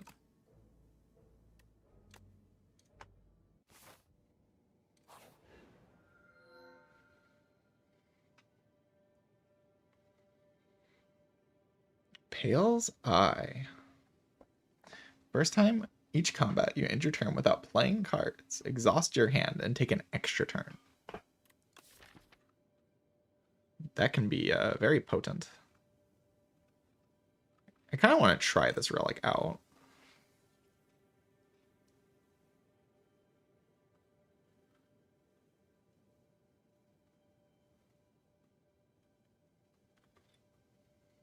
So I'm going to do that. Looks pretty cool. I'm excited to give it a shot. There's going to be a lot of hands where it's a very powerful thing. It doesn't really work with Fiona Pain, even though it kind of does. Like, does and doesn't work with Fiona Pain.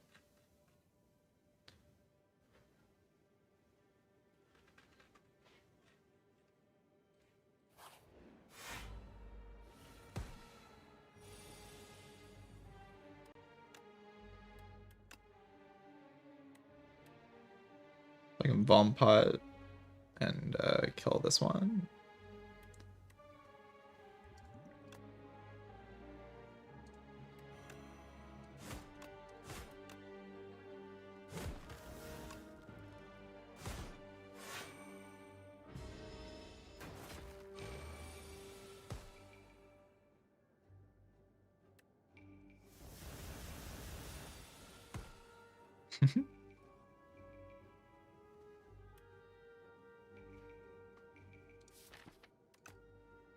I'd like to play Alchemize here.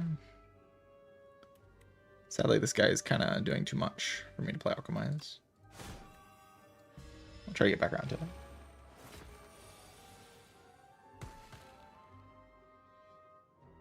I really want to take damage.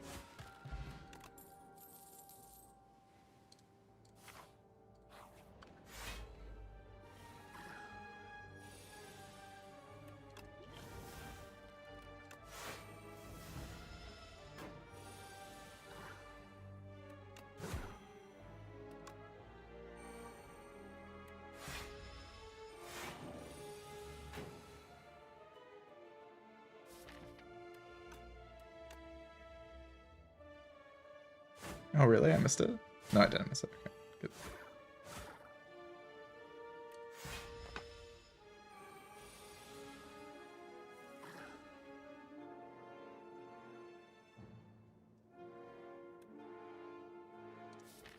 Any world where I get feed here? I could cascade into a set of cards that gets me feed.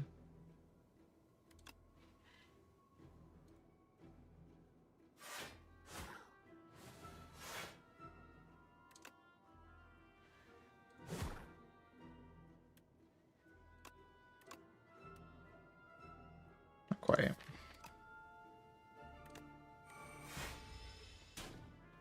GDB, thank you for the Prime sub. I appreciate that.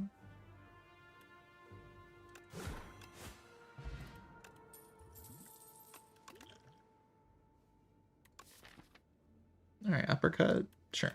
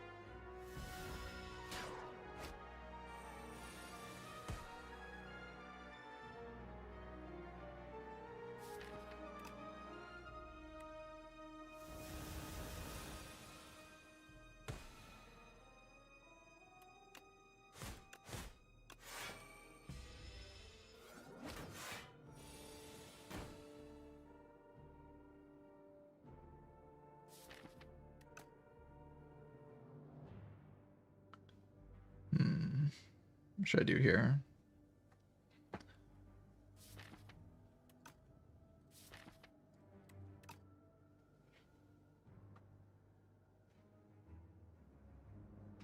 More edges.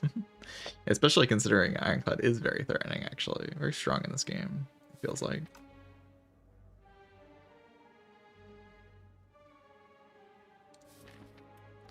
It feels like mangling this one next turn. I mean, it's okay, but it doesn't solve the fact that this one's punching me.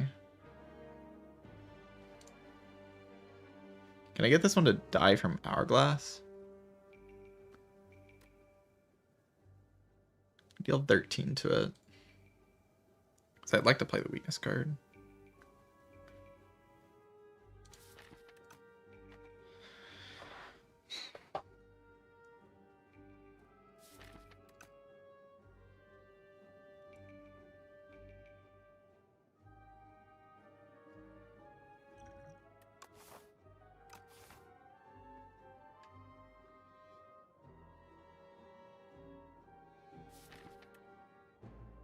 Do it in the game? I believe so. It's just an event card instead of being a card that's is naturally in the game. You find it from events.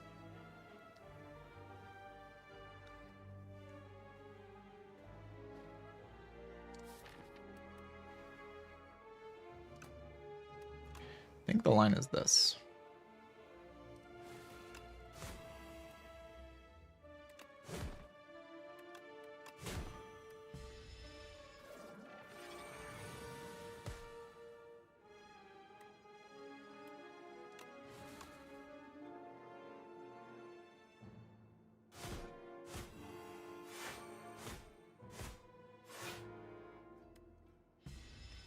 I think I figured it out. Kind of a complicated turn, though.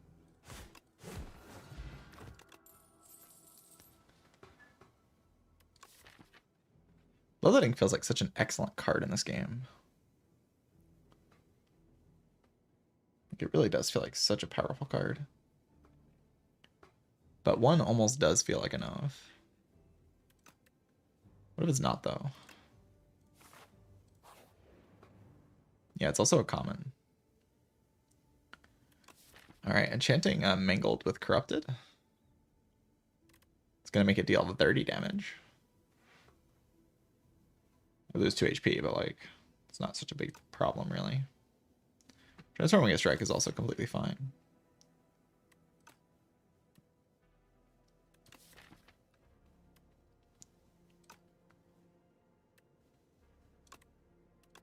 It's corrupt mangle. A big bonk.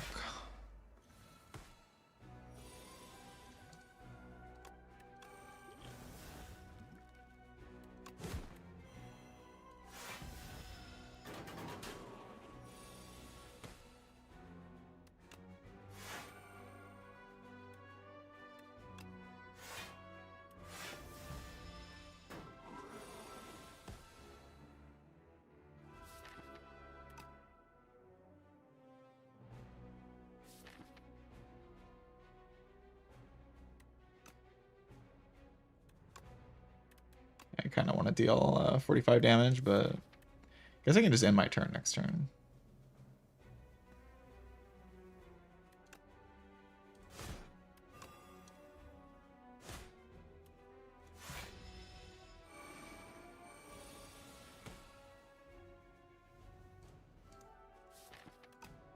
What does it even do, though?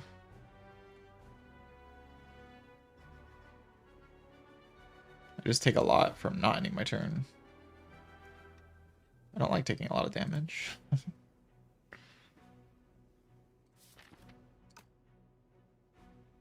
But like next turn isn't much better, you know? I kind of want to do it next turn. See, like my next turn's not very good.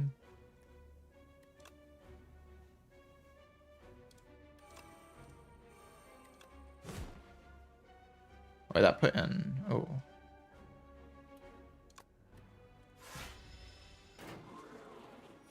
That's so much damage.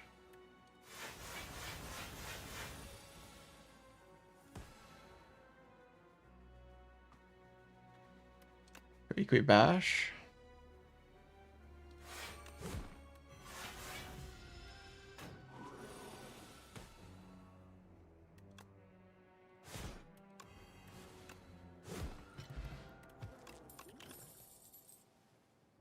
Vambrace. First time you gain block from a card, double that block. Can use that with Body Slam, actually. Cute little synergy there. I really did want to farm max elites this act. That was my intention. I'm not sure how I'm feeling about that now. I'm like kind of okay against the sandworms. The other one's not that hard. Maybe I can farm. Maybe that's my worst elite, you know? I would certainly like to farm.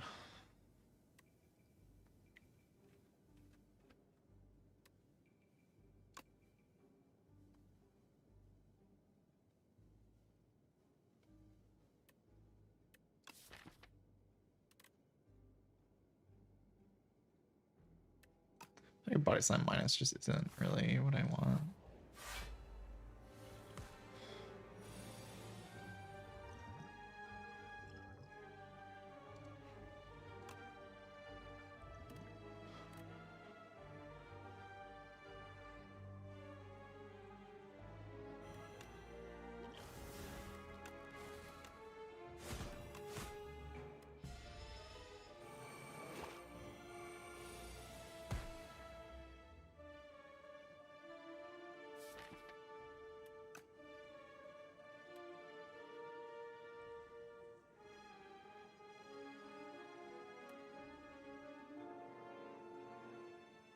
Hitting these doesn't even do anything.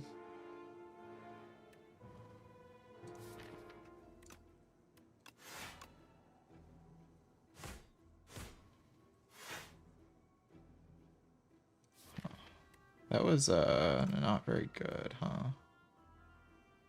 Maybe I'll die.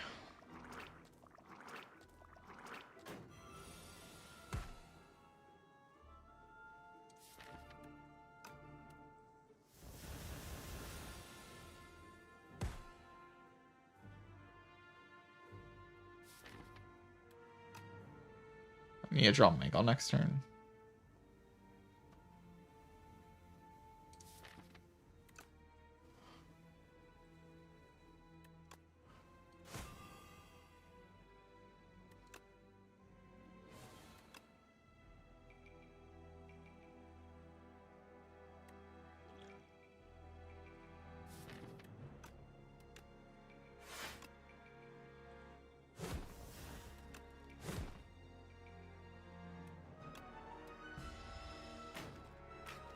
Ow.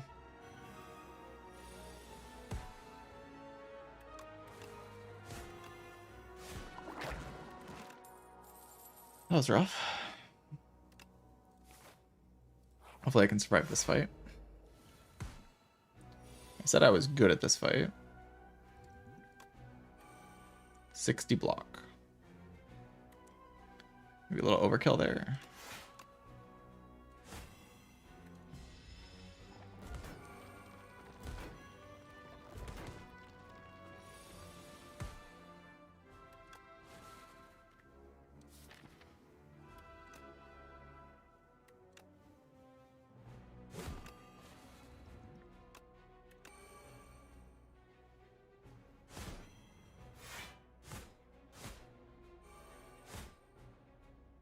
Damn, I just played strikes. Not my favorite potion.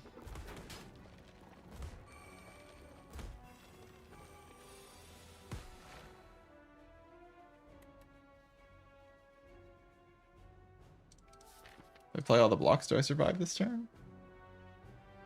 I can also just end my turn. That is viable here.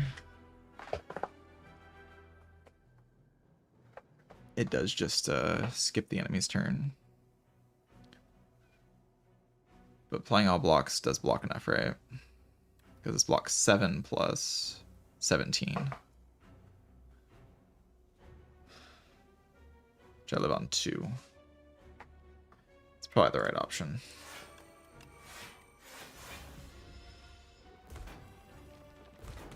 Ah, 3 actually.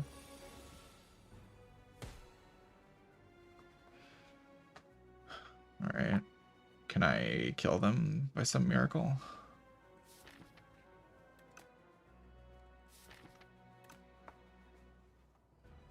Yeah, I could play Alchemize.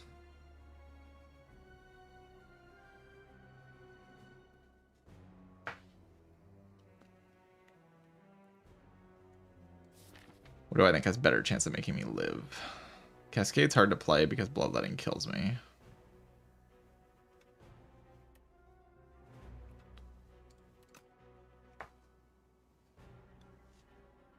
If only I had Barricade, then ending turn here would be so good.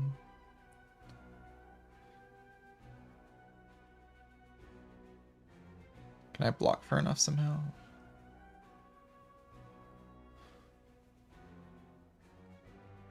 Maybe. Play Alchemize, feed.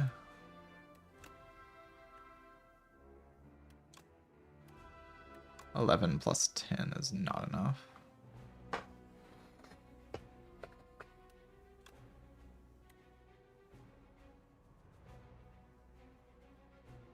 So I'd have to get something from Alchemize.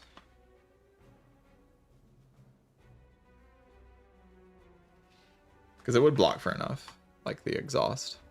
As long as this one dies, but I can't kill it. Even if this one died, but I can't kill it either.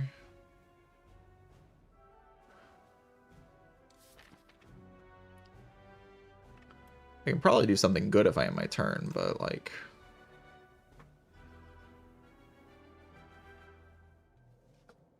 I just have to roll it. That is not going to be good enough, sadly. I mean, maybe... Can hit like Impervious, I guess. But blocking this turn, like that's all I do. I just block. Not say that that's inspiring. Yeah. Just, I mean, I didn't underestimate Act 2 elites. I just don't understand how powerful they are yet, you know. I haven't played enough runs. This elite is just devastating, though. This elite is so strong. Definitely the strongest Act 2 elite. Probably the strongest elite in the whole game, honestly, is this one. Feels very, very, very difficult to deal with. They just do so many things. They like debuff you, they buff themselves, they have the Darkling ability, like they just do everything. And the numbers are high. And they honestly have a lot of HP, like 50 HP is not easy to kill. Yeah, I can technically survive this.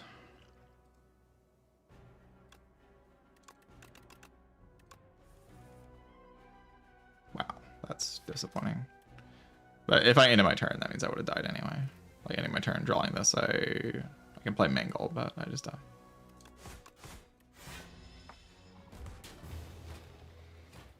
I just have to dodge. I just keep trying. Every run I'm just running into max elites. Like I'm not dodging in any run. It does kind of feel like dodging is strong in this game, though.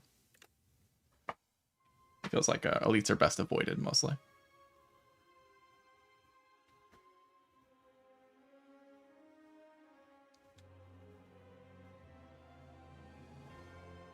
That's kind of the feeling I'm getting the more I play, because it really doesn't feel like the Act 3 bosses are that strong. Like, it feels like these enemies are pretty easy to deal with.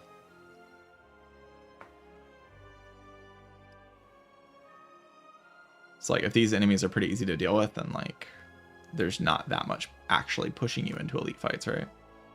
if the end game isn't like this game kind of needs an Act 4 boss probably before it like. Because I imagine that's where the game's gonna head. Is just don't fight elites, don't fight hallway fights, go to question marks and just run away from everything, and then you'll beat the boss anyway. That's kind of what I'm feeling the more I try to farm max elites. It just feels like there's too much variance. This run was interesting though. Mangle felt very powerful. Alchemize was very strong. But this boss relic honestly was not very good. The Pale's Eye, it's actually just kind of... There's just upsides and downsides to using it. There's never just pure upside in using it. It's always like, I'm kind of losing something pretty important if I use it. And there's always like chance that you're taking, right?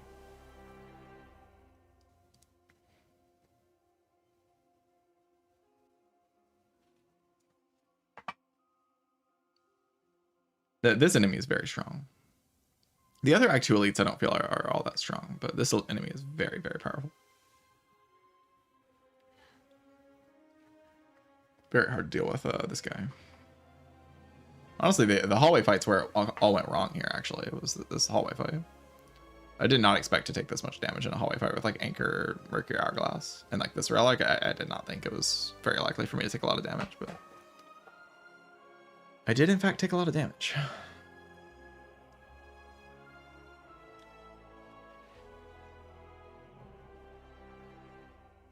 It was a fun run though. Was enjoyable.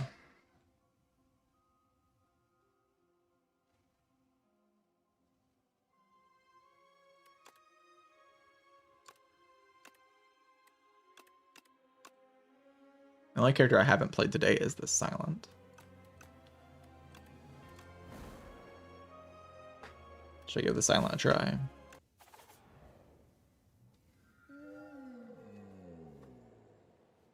Infinite. Everyone keeps saying going infinite on this character is easy. So what if we just go infinite?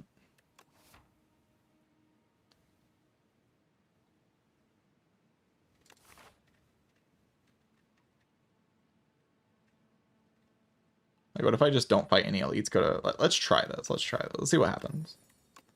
See if the game punishes me for doing this. Let's not fight any elites. Let's run to a billion question marks and see what happens.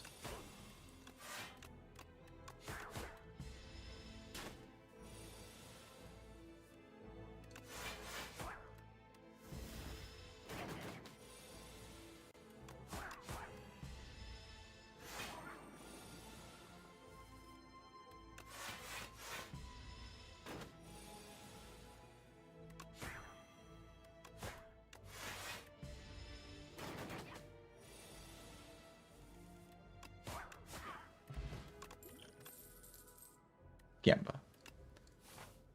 I should take backstab. I'm gonna take backstab. I'll say if I have a backstab, can I just run this way? Card's kind of broke. What if I could just go that way now? I got a backstab.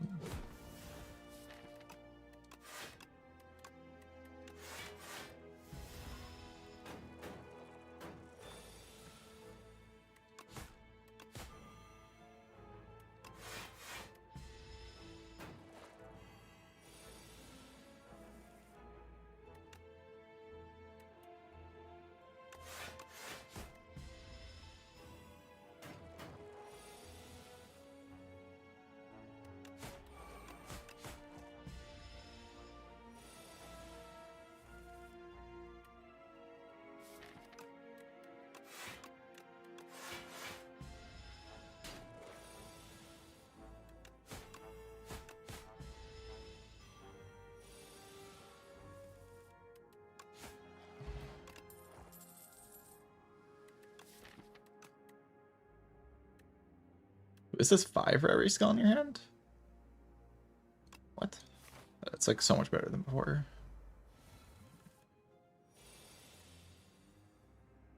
Damn. Said that with such confidence. 5, 16, 22.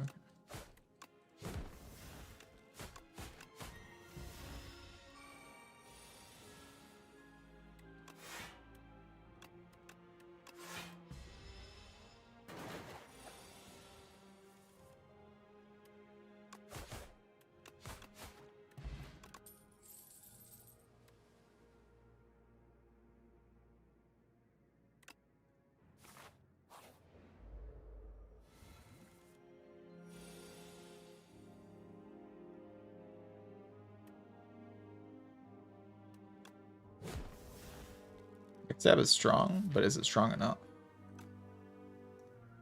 That's a good question.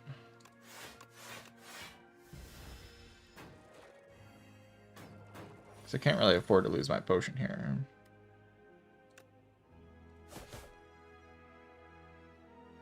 Let's see, just blocking this turn because I have so much damage to deal if I don't block.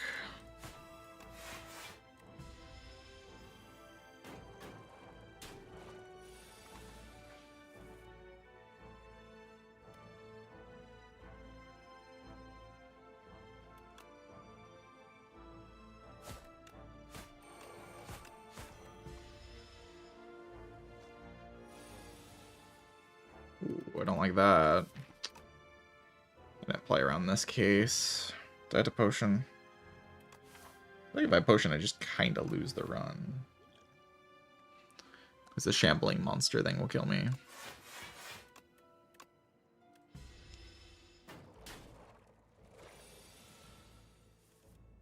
Potion just feels too precious to me. Could be wrong, though.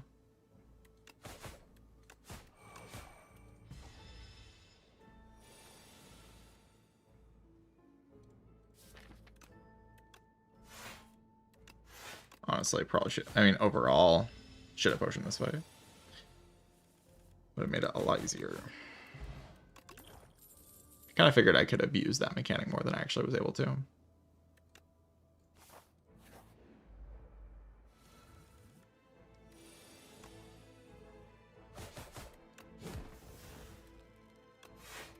This enemy is really... let's just say it's tough.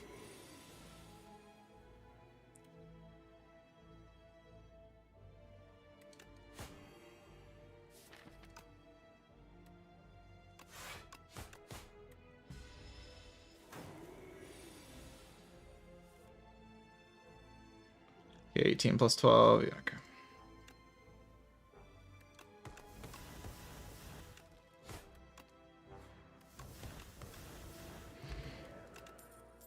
It gets me out of there.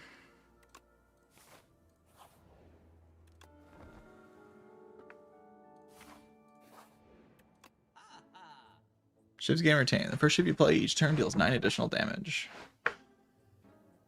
Well, I have 2 blade dances.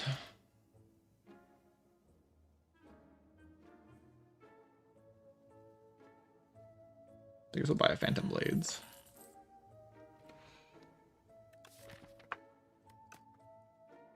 Poison potion. Let's do it.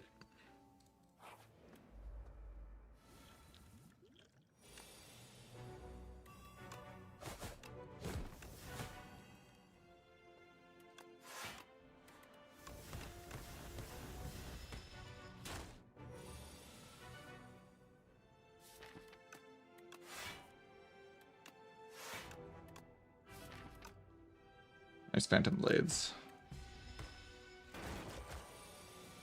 26. 26.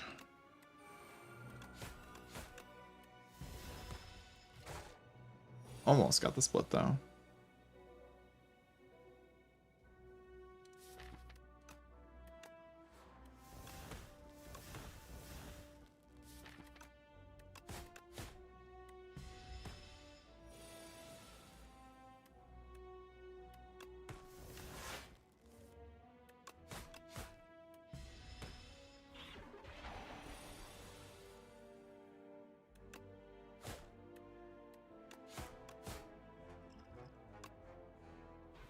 Well, we're gonna have to get some very strong things very quickly because I mean, we can heal in the event maybe.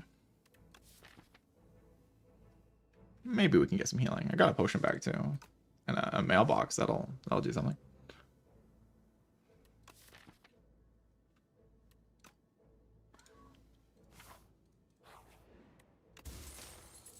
Healing, GG.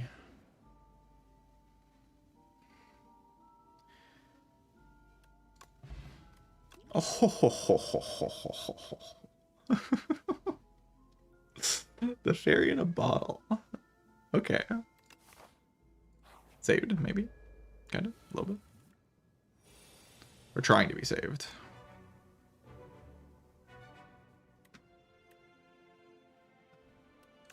I feel like Phantom Blade's Blade Dance is kind of important in this fight.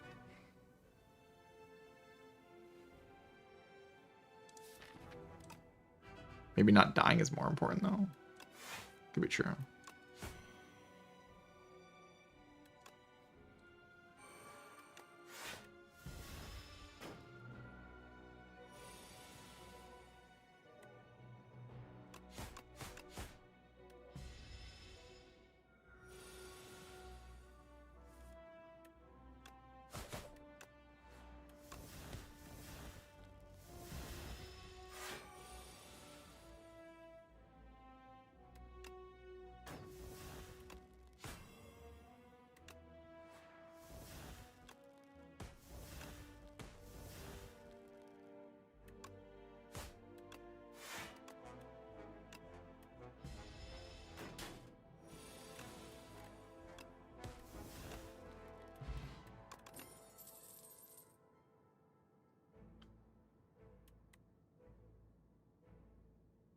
Okay, I mean, 2 Voln, decent card, I guess. Not getting any relics is probably a death sentence, to be honest.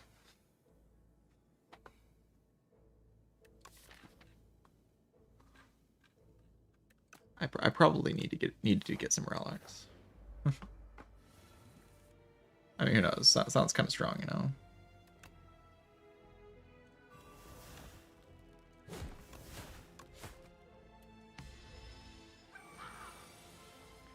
Can I beat a cultist?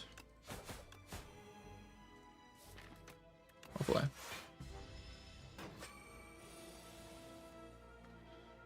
Maybe beating the waterfall explosion. I'll figure something out.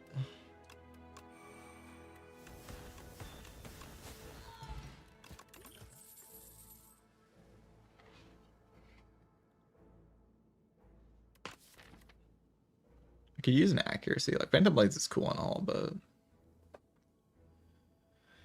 what about accuracy?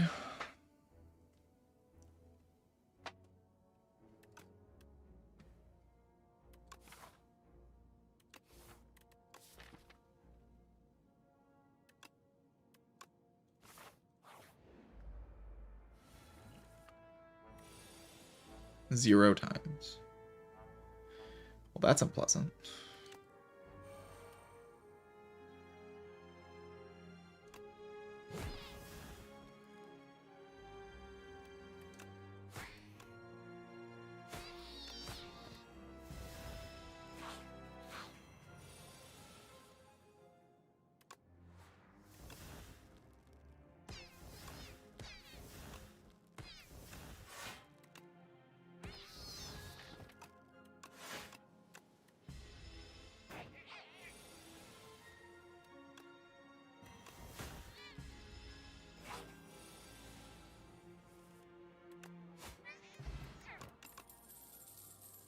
I mean, Phantom Blades is also kind of cool, not gonna lie.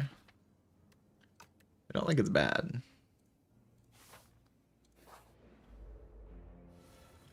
This is why I kept the fire potion. You know what I'm saying?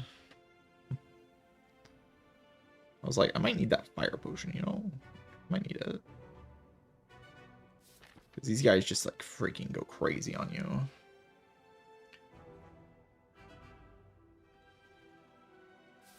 So if I backflip into flechettes, we maybe don't have to potion. We got Phantom Blades. It's not nothing. In this fight, that's definitely something. Obviously, we have to use the fire potion. But maybe I can keep my power potion for the boss.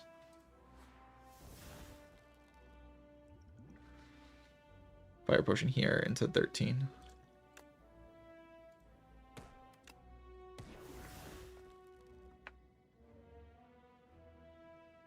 And play backstab somewhere.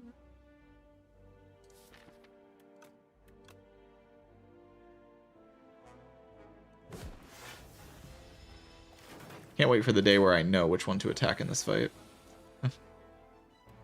Just like actually know for sure, not just go off vibes. Next turn sucks. I'm like dead or something.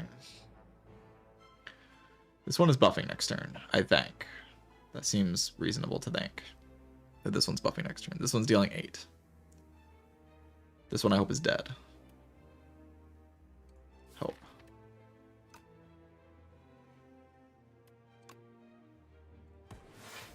It seems like it should be dead.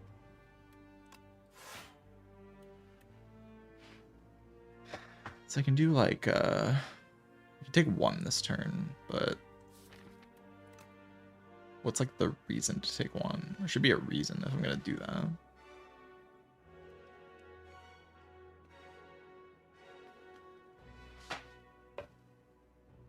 This one dies next turn to just me playing a Shiv on it. And I suppose I will expose something and try to kill it the turn after. Probably this one because it's dealing 8.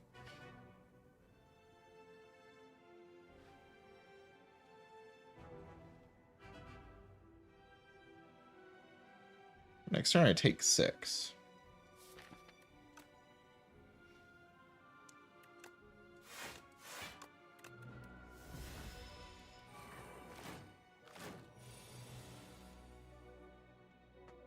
Oh wait, this one's dealing 10 next turn. Oh, this one's dealing 1 by 3. I'm just dead. I'm at 1 HP. Turns out I did not know what I was talking about.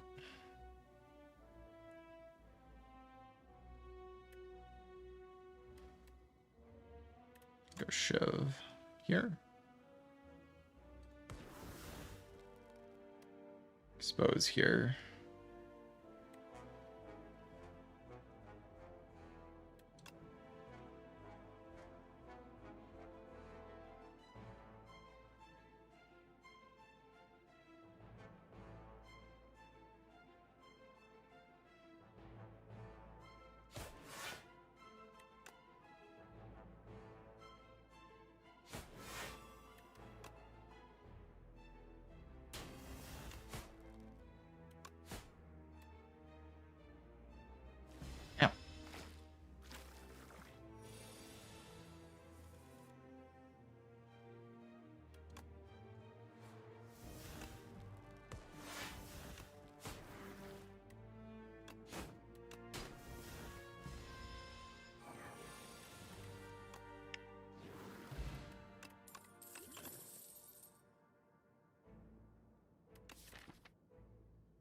Infinite.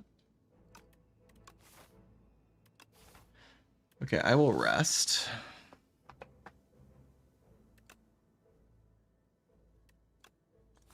And we will glug, glug, glug, and maybe we'll win. Cure all versus these, I think they're better.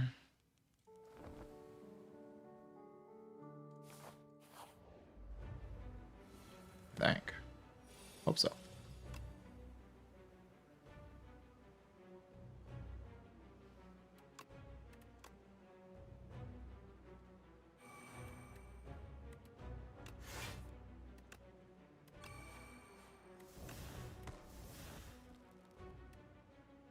It's like Giga Glug, I guess. I don't know.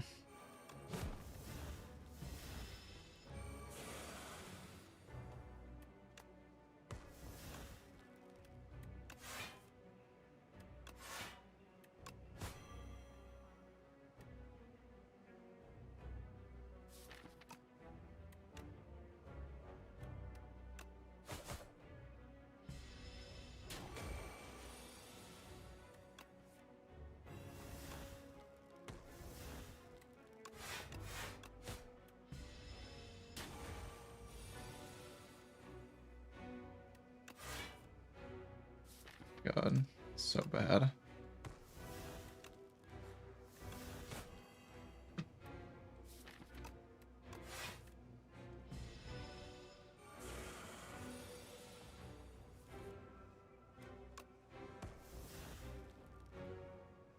I can't really survive the explosion, right? That's the problem here, is like when it blows up, it's just gonna kill me always. I don't think there's a way for me to survive the explosion. 29 damage is just too much. I can't kill it this turn. Obviously, I have to block.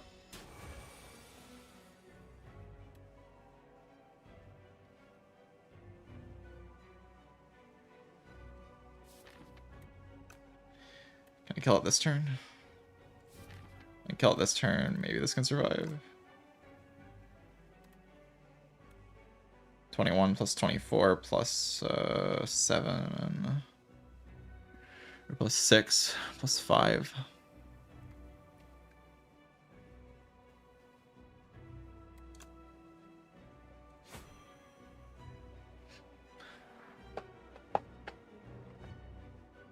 I can't, right?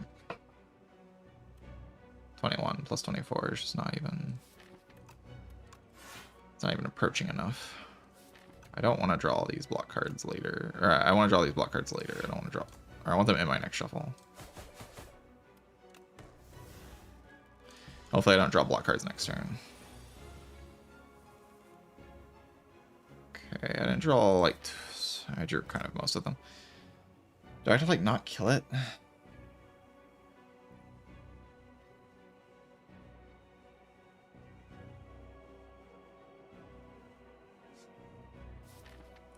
Like, it does 25, so I need to block. If I block 15, 15 plus 9 is 23. So I always die. I need Cloak and Dagger and Survivor, right? I can't do it without Cloak and Dagger and Survivor. If I had it this turn, I would be able to survive. Like, this would survive. Otherwise, I just can't output enough. Right? Am I wrong about that? Neutralize works? I don't believe it does. It just deals 35. I don't think you can weaken that.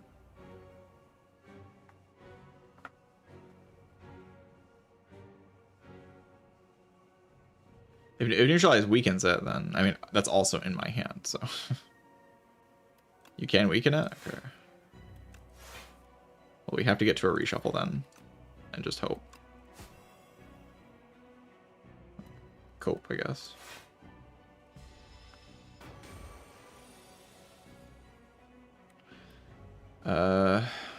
Taking 1. I mean, do we just send it? Just hope and pray that I redraw neutralize on top. Because if I draw neutralize next turn, and taking 1 stops me from, like, it stops one of the draws from working. I just have to, I mean, I just have to pray.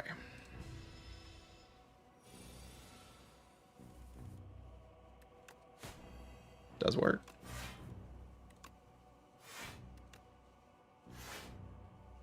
Oh wait, it's 38. Why did I think it was 35? Even 35 is too much here. Or I thought it was less for some reason. I thought I could actually block this. Yeah, that's like unblockable. How do you block that ever? Jesus. Oh, it keeps going up. Oh, okay. I didn't know that. Okay. Yeah, that's new information. It doesn't tell you that it goes up. It just goes up, I guess. Yeah, I did not know that.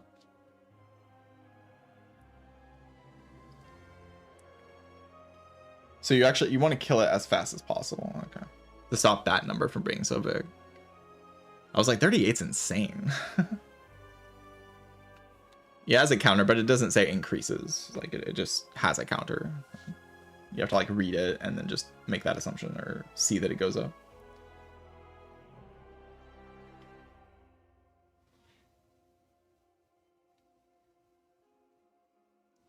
But now I know that, so I'll know that forever. I mean, you have to play the game a lot to understand all the intents. It's kind of crazy that I even survived to this point in the act. Waterfall Giant's definitely an enemy that punishes you for being low HP, though. For sure. Like, going into the fight, being low HP is super punishes you for that. It's like Slime Boss, kind of. Or it punishes you for being low HP. Like, my deck was decent at killing it. It's just like, there's a forced 38 damage that it does at some point, or however much damage. Yeah, I'm not sure why the run history page was reversed. It's kind of weird. I mean, I guess it's reading order now, but still feels a little weird.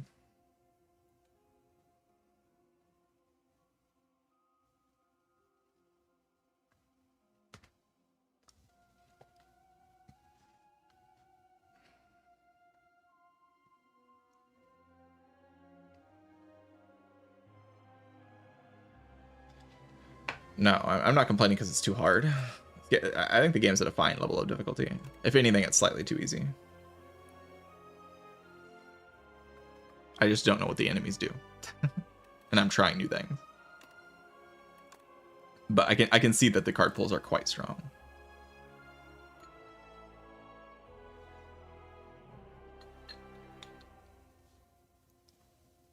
But Ascension 10 is in a decent place right now. It's not like... It's not super... I want to say it's in a bad spot. Act 4 will exist at some point. It's not in the game right now as far as I'm aware, but... Yeah, I'm pretty sure. I used a console command to unlock everything, so I think if Act 4 was in the game, I would have unlocked it.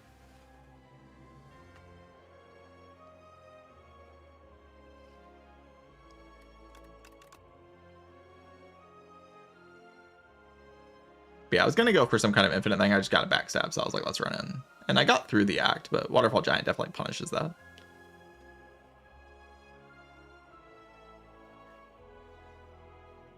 What's the console command? You have to like enable console in your game files. So you have to go into your game files and put a line of text that enables console.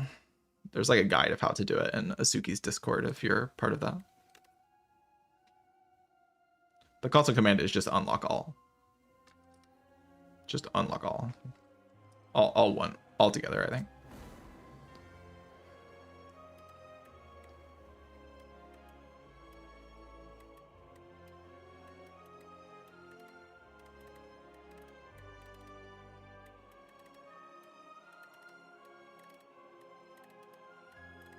You know, I'm kind of wondering if in the current...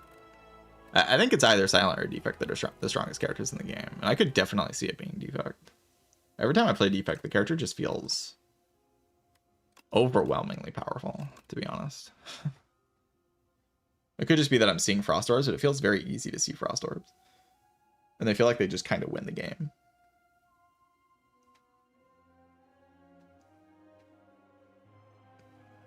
The character feels very powerful to me. Like, it doesn't even feel like I take damage on Ascension 10. Like, I was just kind of cruising the whole time.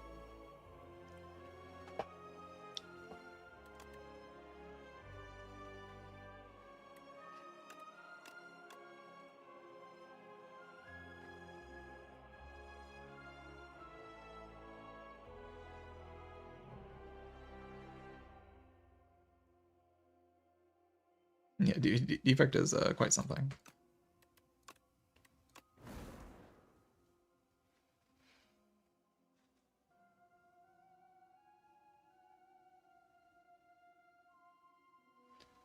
Yeah, the zero cost stuff honestly looks pretty good in this game. All the stuff looks pretty good. Like, it seems like they put some stuff to fix the issues that zero cost synergies had in Spire 1. Like, you can actively search out the zero cost cards now. And like line up all for one of the correct turns and stuff. You did lose Equilibrium though. Like, Equilibrium's a colorless card now, so you don't actually have that in your card pool. That's a pretty big deal.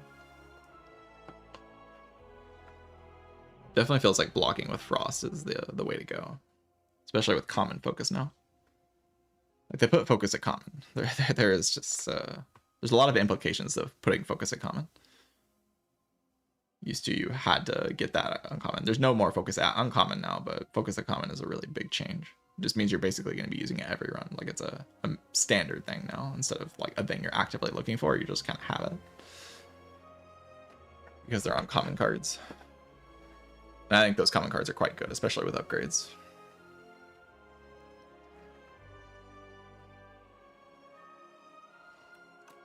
A lot of people who rated from Baylor probably haven't seen, or maybe they have, but certainly some people haven't. Like, all the stuff that's in the game. When you unlock everything, you just get to see every relic. I haven't used all of these relics yet, but you get to see all of them. There's or Aspire 1 boss relics in the game from the Darv Ancient. Probably have seen this. But yeah, I got Snecko Pyramid, P-Box.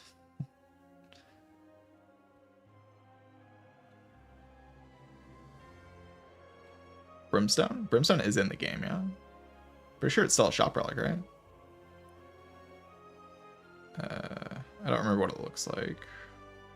Oh wait, no, it's not shop relics. Shop is here. Yeah, Brimstone's in the game. We have Meat on the Bone at rare. We have Courier at a rare relic. Some strange rare relics for sure. Like the Courier is rare now. And Artivore is rare. Some kind of strange choices there. Shuriken being a rare relic. Very interesting. You know, Unceasing Top is still rare. Yeah, Brimstone's probably very strong in this game, huh? Like, in its current state. I mean, there are quite a lot of multi-hits. But, like, there's no heart. There is no heart fight. Feels like it might be easy to make a deck that can just kind of decimate everything with Brimstone. Because in Spire 1, Brimstone's a great relic if heart doesn't exist. Heart's existence kind of makes the relic a lot worse, but...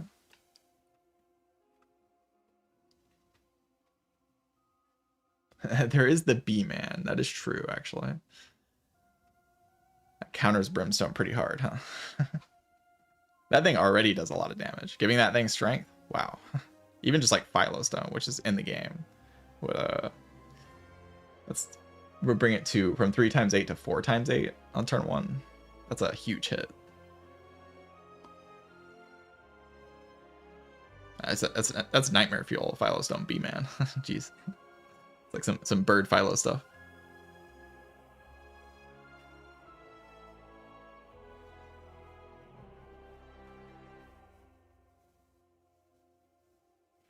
I really like the new boss relic system so far.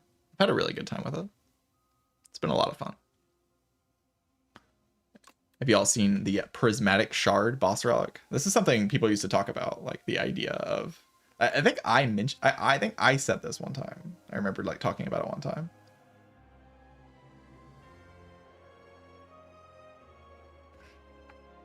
Velvet Choker? It's right here. Maybe you're making some kind of joke. I don't know. It is one of the only energy relics they decided to bring into the game. It's kind of an interesting choice. A lot of people don't like that one.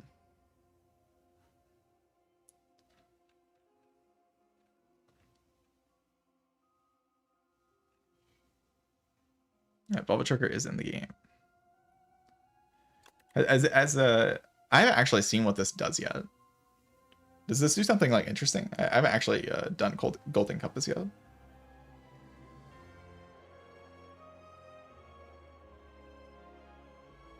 It sucks? Oh no.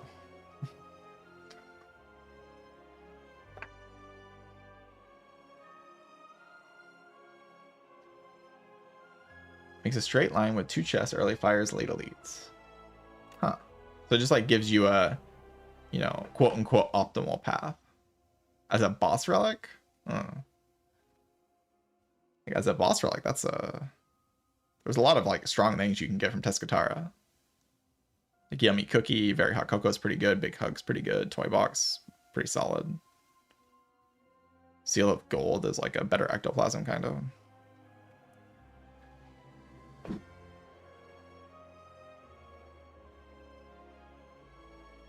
Oh, does Golden Compass give you 600 gold? Okay.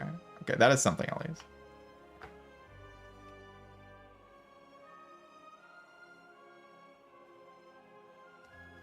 But 600 gold comes from... You might be thinking of the event that you go to, like, and you get the quest card. You might be thinking of...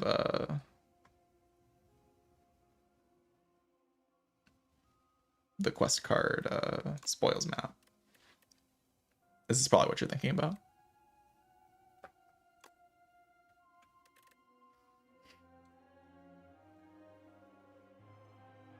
Yeah, I love the full art cards too. These are the ancient cards. They're so beautiful. Bottled Apo. This is a boss relic now. You just get bottled Apo. Pretty sweet.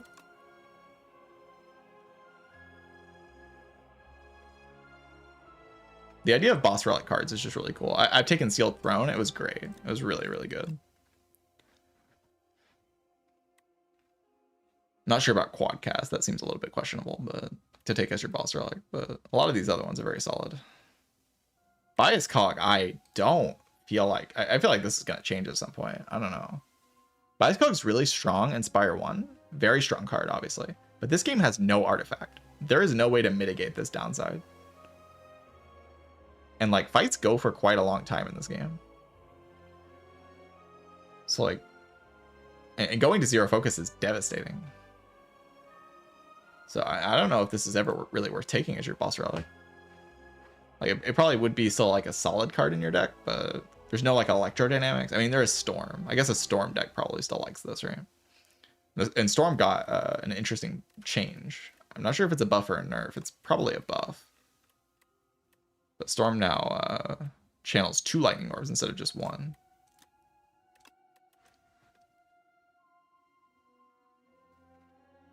Yeah, there's no artifact pot as far as I'm aware. I could check. I do not think there's any source of artifact in this entire game. I'm pretty sure. I don't think there's any... Panacea doesn't exist. Core Surge doesn't exist. There's no pellets. There's no Clockwork Souvenir. There's just no artifact in the game for the player.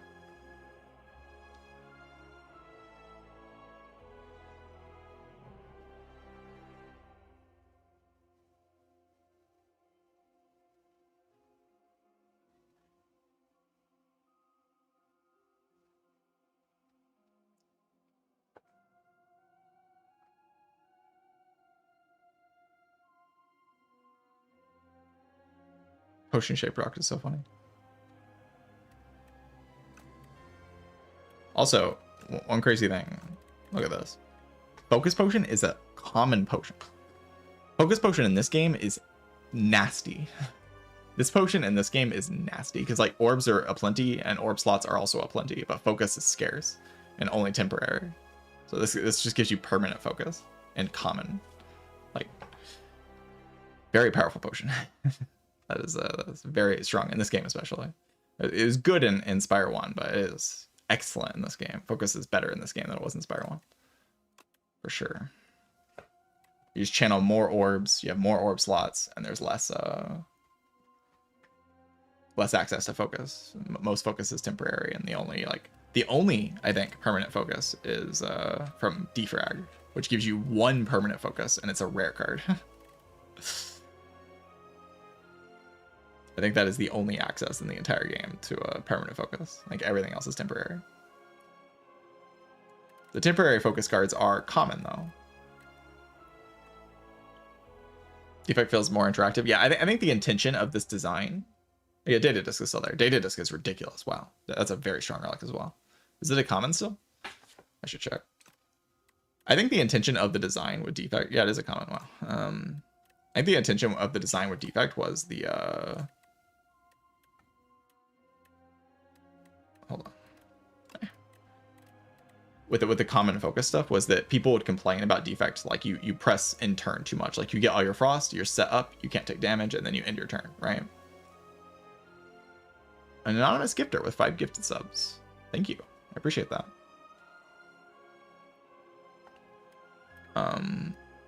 You set up your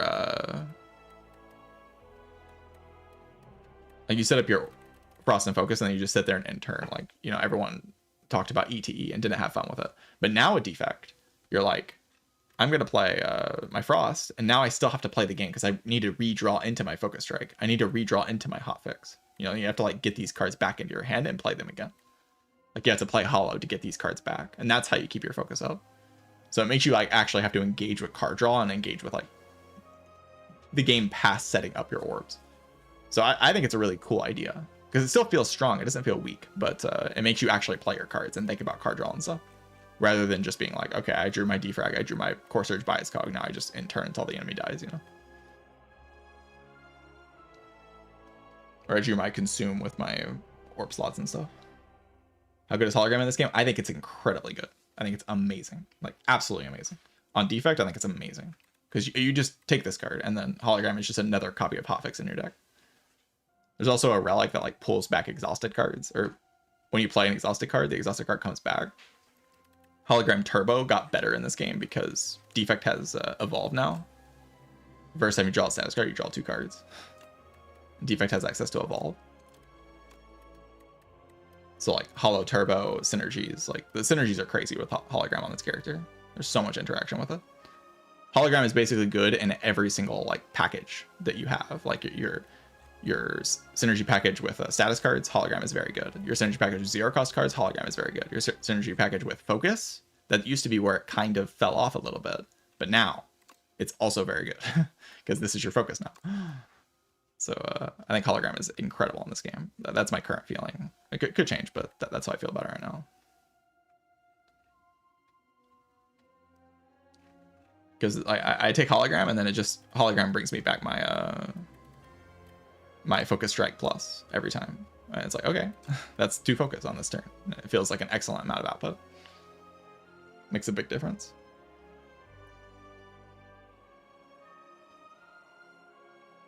Necrobinder's Osti kit. Yeah, I think the Osti synergy is the best synergy on Necrobinder. I think it's the Doom stuff and the Soul stuff is a little bit more janky. It still works and it kind of fits in, but I think the ethereal synergies and the Osti synergies are the strongest thing. Like making a big Osti, making Osti hit multiple times, making you block when you hit with Osti. Like these types of effects. Very solid. I really like Necrobinder. I love this character. I think they did an excellent job designing this character. Just absolutely amazing. I really love what they did with this character. Very happy with it.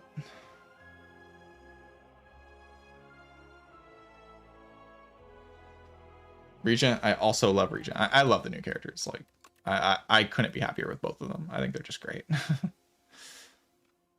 Like, I'm less happy with like the characters in Spire 1. I still like them, but I'm happier with how they designed these, honestly. Does Doom get broken if it procs at the beginning of turn? It gets a lot better for sure. Or procs at beginning of turn. What do you mean procs it? You mean just procs when you play, or like procs when you end turn? Is that what you mean? Because beginning of turn would be kind of the same as what it does right now. Yeah, right now you have to block the turn. It's basically like big poison. But like the cards do more Doom than poison does poison. But I think it's easy to get lost in like the effect of Doom rather than just being like, this card is giving me something that I need. And I think Doom is kind of fitting into there. Like the synergy package isn't that great. Like I think a card like Countdown, I don't think this card's very good. But I think cards like No Escape, cards like, where's that one card? There's an uncommon like AoE card.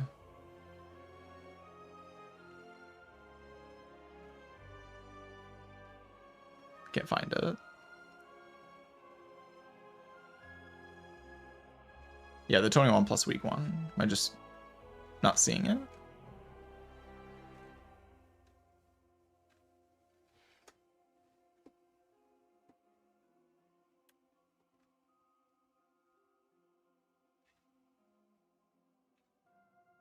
Oh, here it is. Here it is. This card actually just solves problems for you. It's like an okay block source with the AoE weakness, and then this like 21 is like a pretty good threshold, especially 26 is a pretty good threshold. Like a lot of fights just die to this in one hit. Very important in Act 1. Like there's a lot of Act 1 fights that you really like. This is kind of a snap click. So you're not really playing into Doom as a synergy package, but you're dealing with you're like some AoE problems with this card, right? And that's kind of where Doom fits in. Doom is at its best when it just kills the enemy the turn you play it, and you don't have to play it and then play other attacks. Especially since this card kind of blocks inherently as well.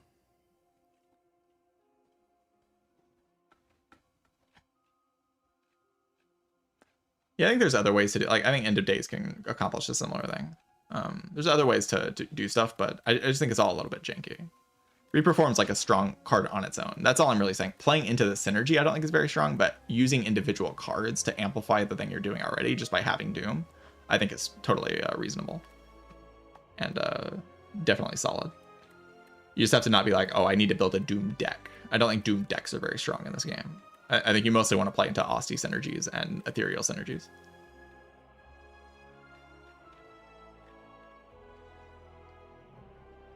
Yeah, I'm very impressed with it. Like, I'm extremely impressed with how like clean the design space is already. Like, there's some cleaning up to do for sure, but I'm very impressed with how clean it is already. It feels like there's already so much to think about, and nothing feels like too imbalanced. There's stuff that feels strong, don't get me wrong, but nothing feels like completely out there, you know? It all feels like within the realm of reason, the way the cards are designed. Like, the numbers on the cards aren't too ludicrous or anything, in one way or the other. And of course, these cards are going to go through tons of changes. Like, we're at the beginning of early access, but I'm already happy with how the game is designed, so can't imagine it just getting even better. I try to forge build. I mostly play into stars every Regent run I've played. Like, I use stars as my engine, but I've used forge as a main damage dealer. Like, it mostly supplements the thing. Like, I'm using the stars mostly as my engine, but like the way I block and stuff. But yeah, I've done stuff with the sword. It's pretty cool. I really like all of Regent's synergy packages. The stars, the sword, and the colorless cards I don't really like that much, but that's mostly because colorless cards in this game are just kind of janky. There's a lot of like really weird ones. Like, the effects are just kind of out there sometimes, and it's just like you get that in your hand on Regen, you're just like, what am I supposed to do with this, you know?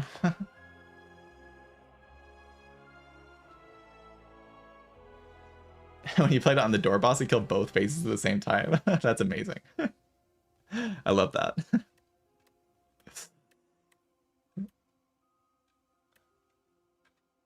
Yeah, I mean, making a big sword is just going to be content for this the entire time this game exists. They did a good job with it. Like, it actually does work. I think a lot of people doubted that it would actually work, and it does actually work. They looked at it and they were like, that's kind of like Conjure Blade. But no, it actually just gets there. It does the job.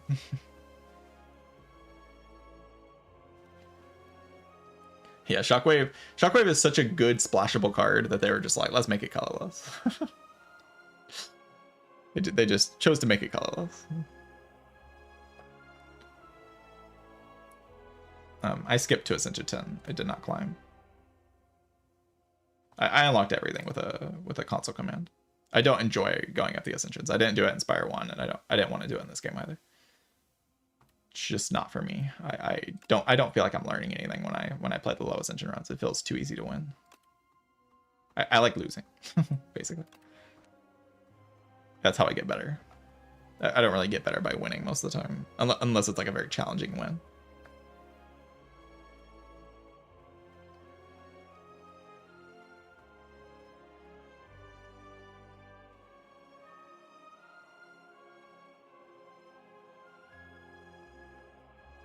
Yeah, I like the unlock system in this game. I think it's cool.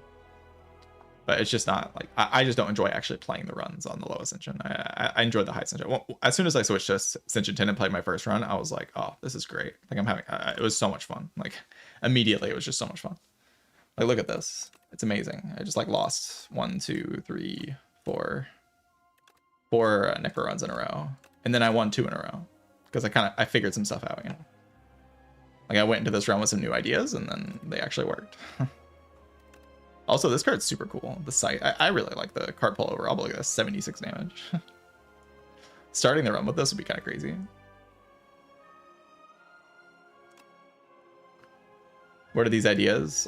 Mostly about how to play early game, like prioritizing taking damage cards that play with Austie, like cards like it's kind of hard to find cards like Flatten, and cards like even Poke. Like, actually just taking this card and like using these, like taking these damage commons and very aggressively, like as much as I possibly can. And I did that in both of these runs, and it paid off very well. Because the early game just feels very tough in this game in general, and especially on Necrobinder. So I feel like she's just the type of character that kind of has to click the damage commons. That's at least how I feel right now. You just kind of go wide. Like you build your 30, 40 card deck. Make it happen.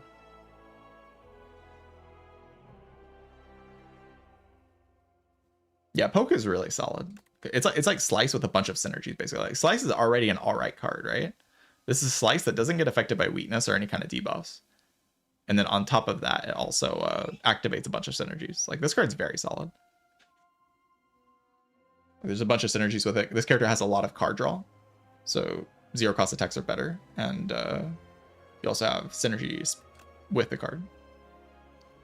Definitely, like you just have cards like Calcify that just does 12 damage now.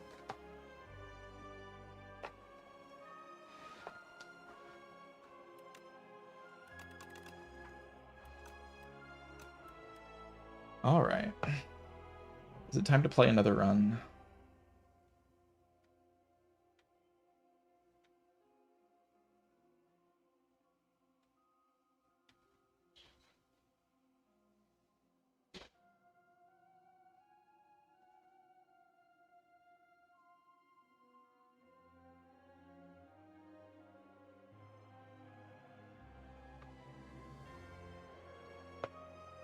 Some Necro. Necro sounds a little bit too headache-inducing. I think I've won on all 3 of these characters on A10. I don't think I've actually won on these characters yet, so let's try to get a win on Clad.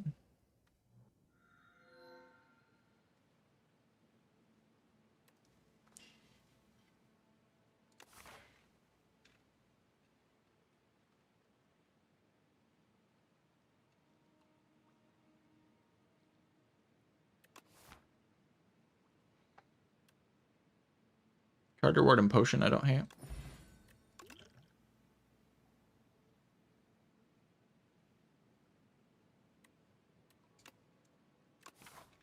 Let's build a strike deck.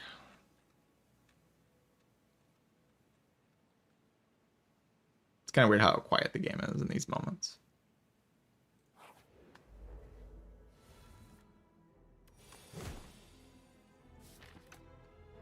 I feel about the choices I get from Niao.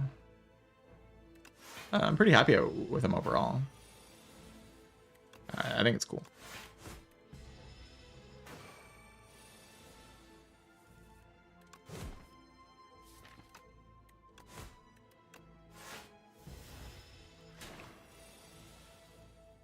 That's brutal. I guess triple defense fine.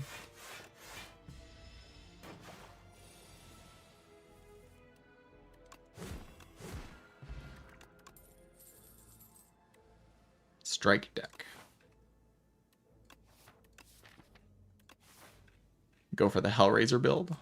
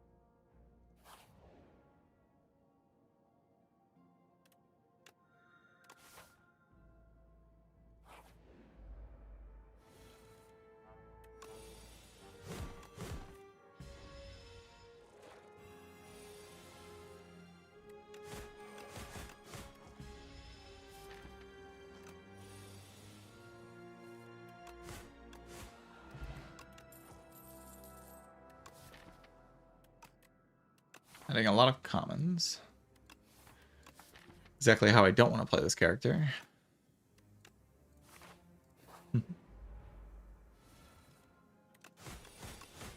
Yeah, I think Rupture might be stronger in this game. Something definitely worth exploring.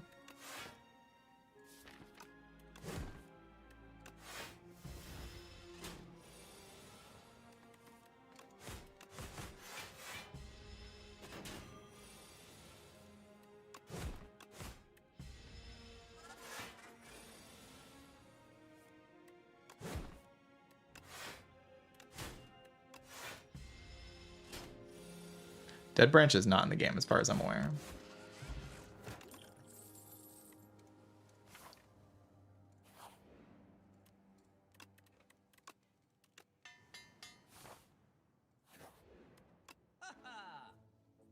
Fiendfire. Wait, that card's broken.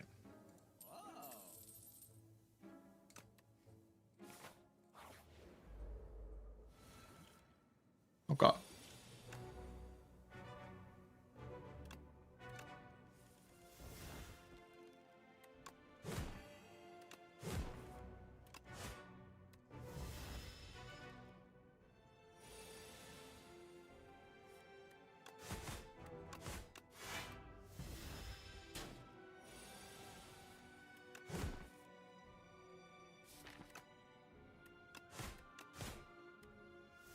That like cannot kill on next turn. There's just like no way to ever do that. Like, if I play Bash Strike, does it die next turn? It does, right? I should do that. Ow.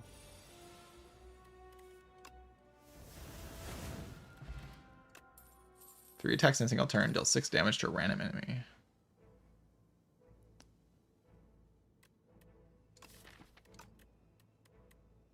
Drama Battle is such an interesting card. You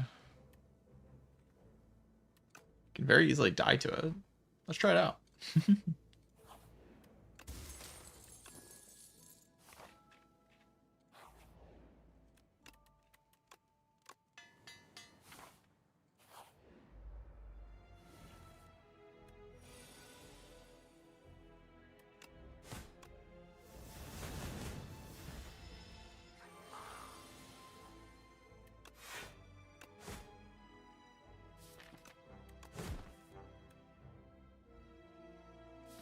Six damage, huh? The mailbox gives you a random potion.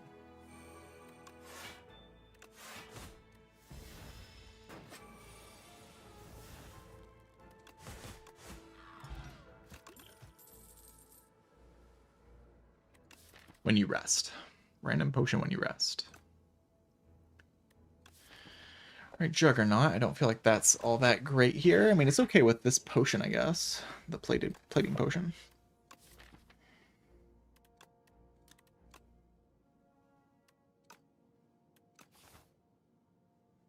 Outside of that, it's not great, though. Dude, that's how I kill the boss. We're not taking Juggernaut out here, right? Like, there's no way it's good.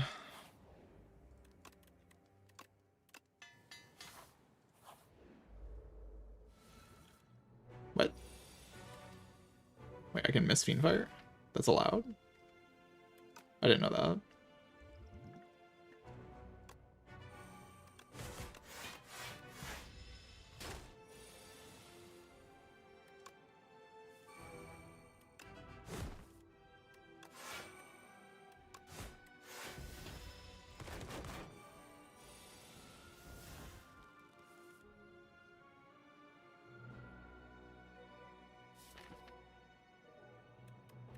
Feels like not playing Bash here is kind of tough. Can't get it to 75 this turn.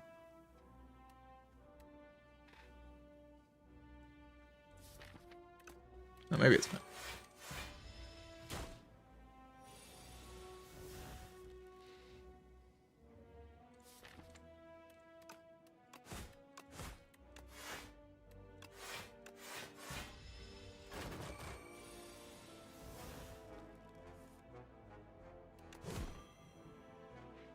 Oh no, I can't get it to 75. That was not part of the plan, man.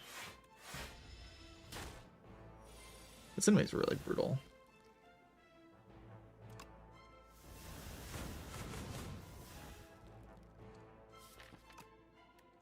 Doesn't even kill.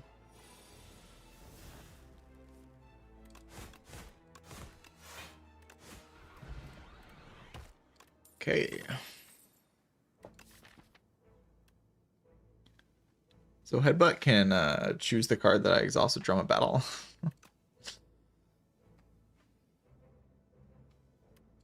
It's a thought.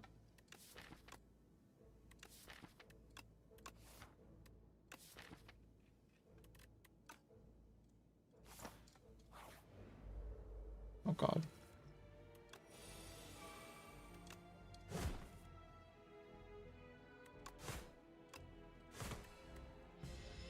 Cultists of Doom.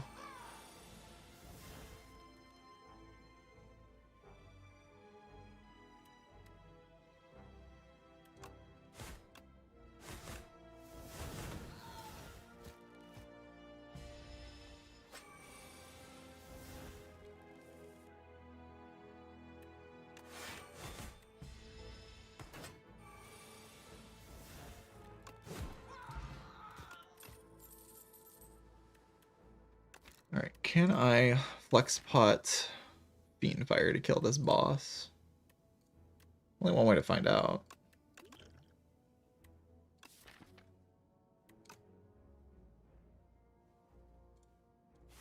Yeah, only one way to find out.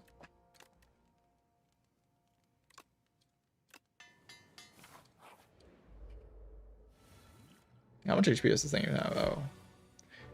That's more than I remember it having.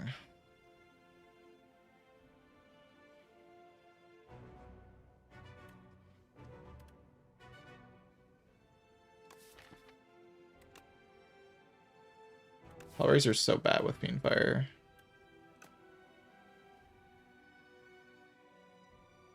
It's like actually awful with Fiendfire. So much random stuff starts happening.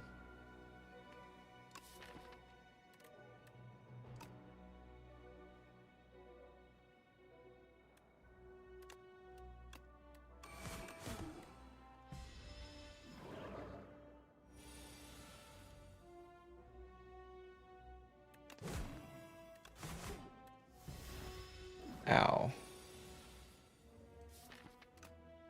Oh, the beckons. I forgot about the beckons.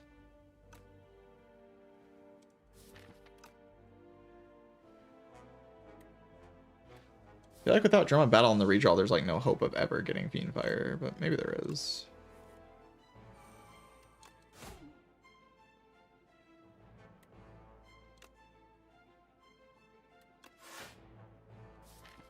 Maybe just hit Pommel Strike and a Fiendfire next turn, yeah? The flex bot? Easy.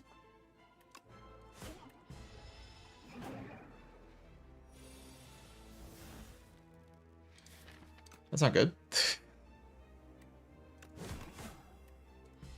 Well, I have to not hit the Pommel Strike or the Fiendfire with the... Oh, yeah, we're dead.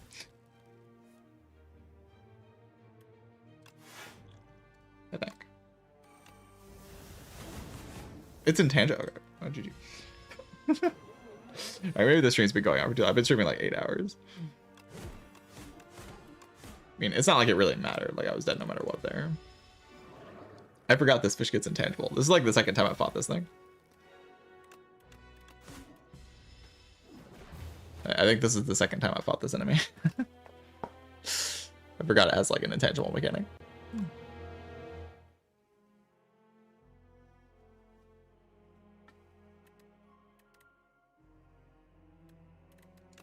Yeah, I had to line up one of the draw cards with Fiendfire there, and then I would have been fine.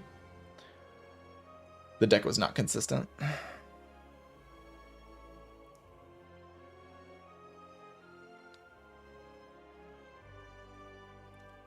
So many enemies with intangible. It's like 3, right? I think there's 3 enemies that have intangible mechanics.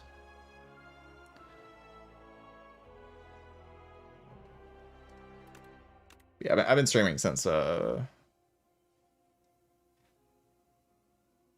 I took like an hour and a half break, but I've been streaming since 7 in the morning. So I've been streaming for 14 hours today, 13 hours. And then I streamed for 13 hours yesterday as well.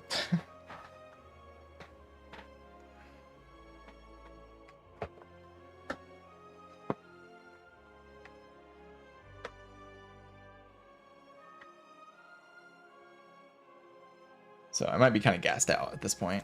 I spent most of my mental energy on these Necrobinder runs, to be honest. This character is very complex, especially in early game. Shane T, thank you for the Prime sub. I appreciate that. Very much appreciate that.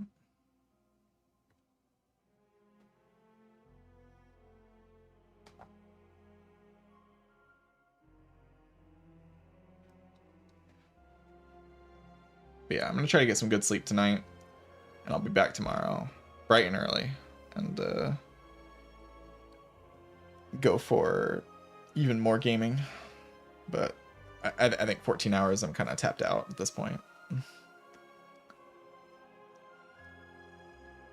Can't really keep it going. I'll try to get the Silent and Ironclad wins tomorrow. It shouldn't be that hard. I think these characters are pretty strong. I just have to play it more properly and learn what the enemies do. Not knowing what the enemy does is kind of bad.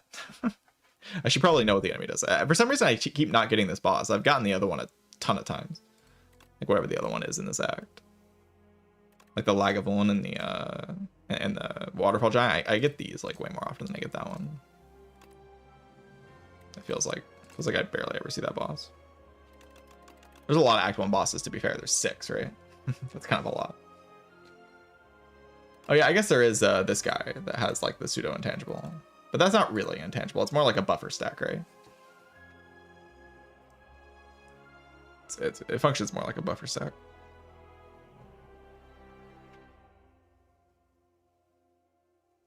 This boss is really hard. I like it a lot, but it's very tough.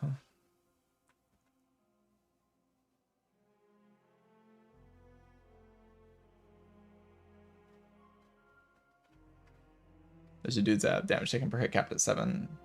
Yeah, that's like a damage cap, like an invincible damage cap type thing.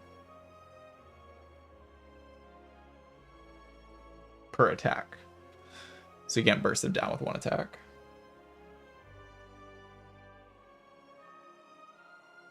But that's not really intangible.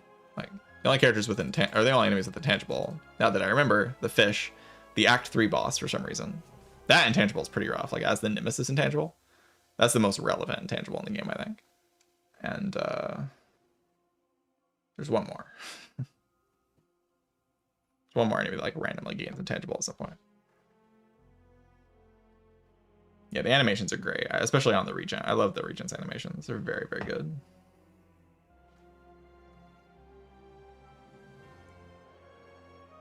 the act, yeah, it's been. I think that's my favorite boss, honestly. It's this one. Oh wait, it's in the Necrons. This one, the Knowledge Demon. This thing is super cool. It's like, it's like, would you like to die or would you like to die? The two options it gives you. It's like, would you like to die or die?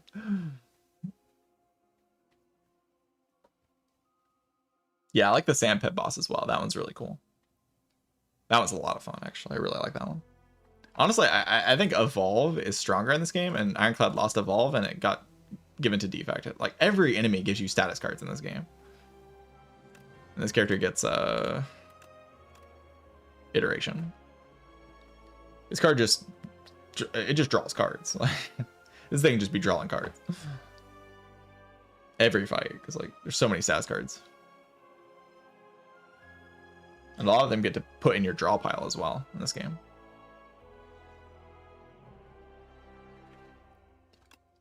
But anyway, thank you all so much for tuning in. Thank you again, Baylor, for the raid. I really appreciate that.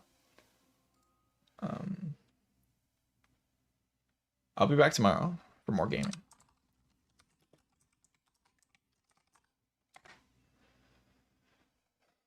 More long hours.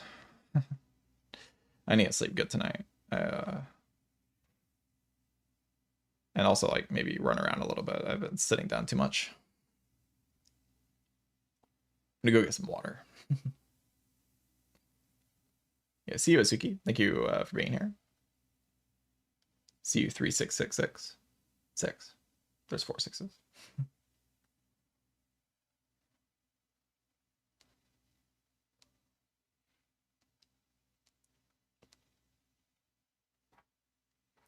Raid high level STS streamer. I'm raiding a weeb.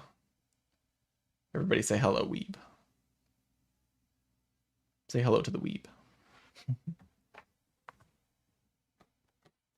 And thanks for watching, Insane Killer. I'll see you tomorrow. Goodbye, Valdirek. Goodbye, Ald.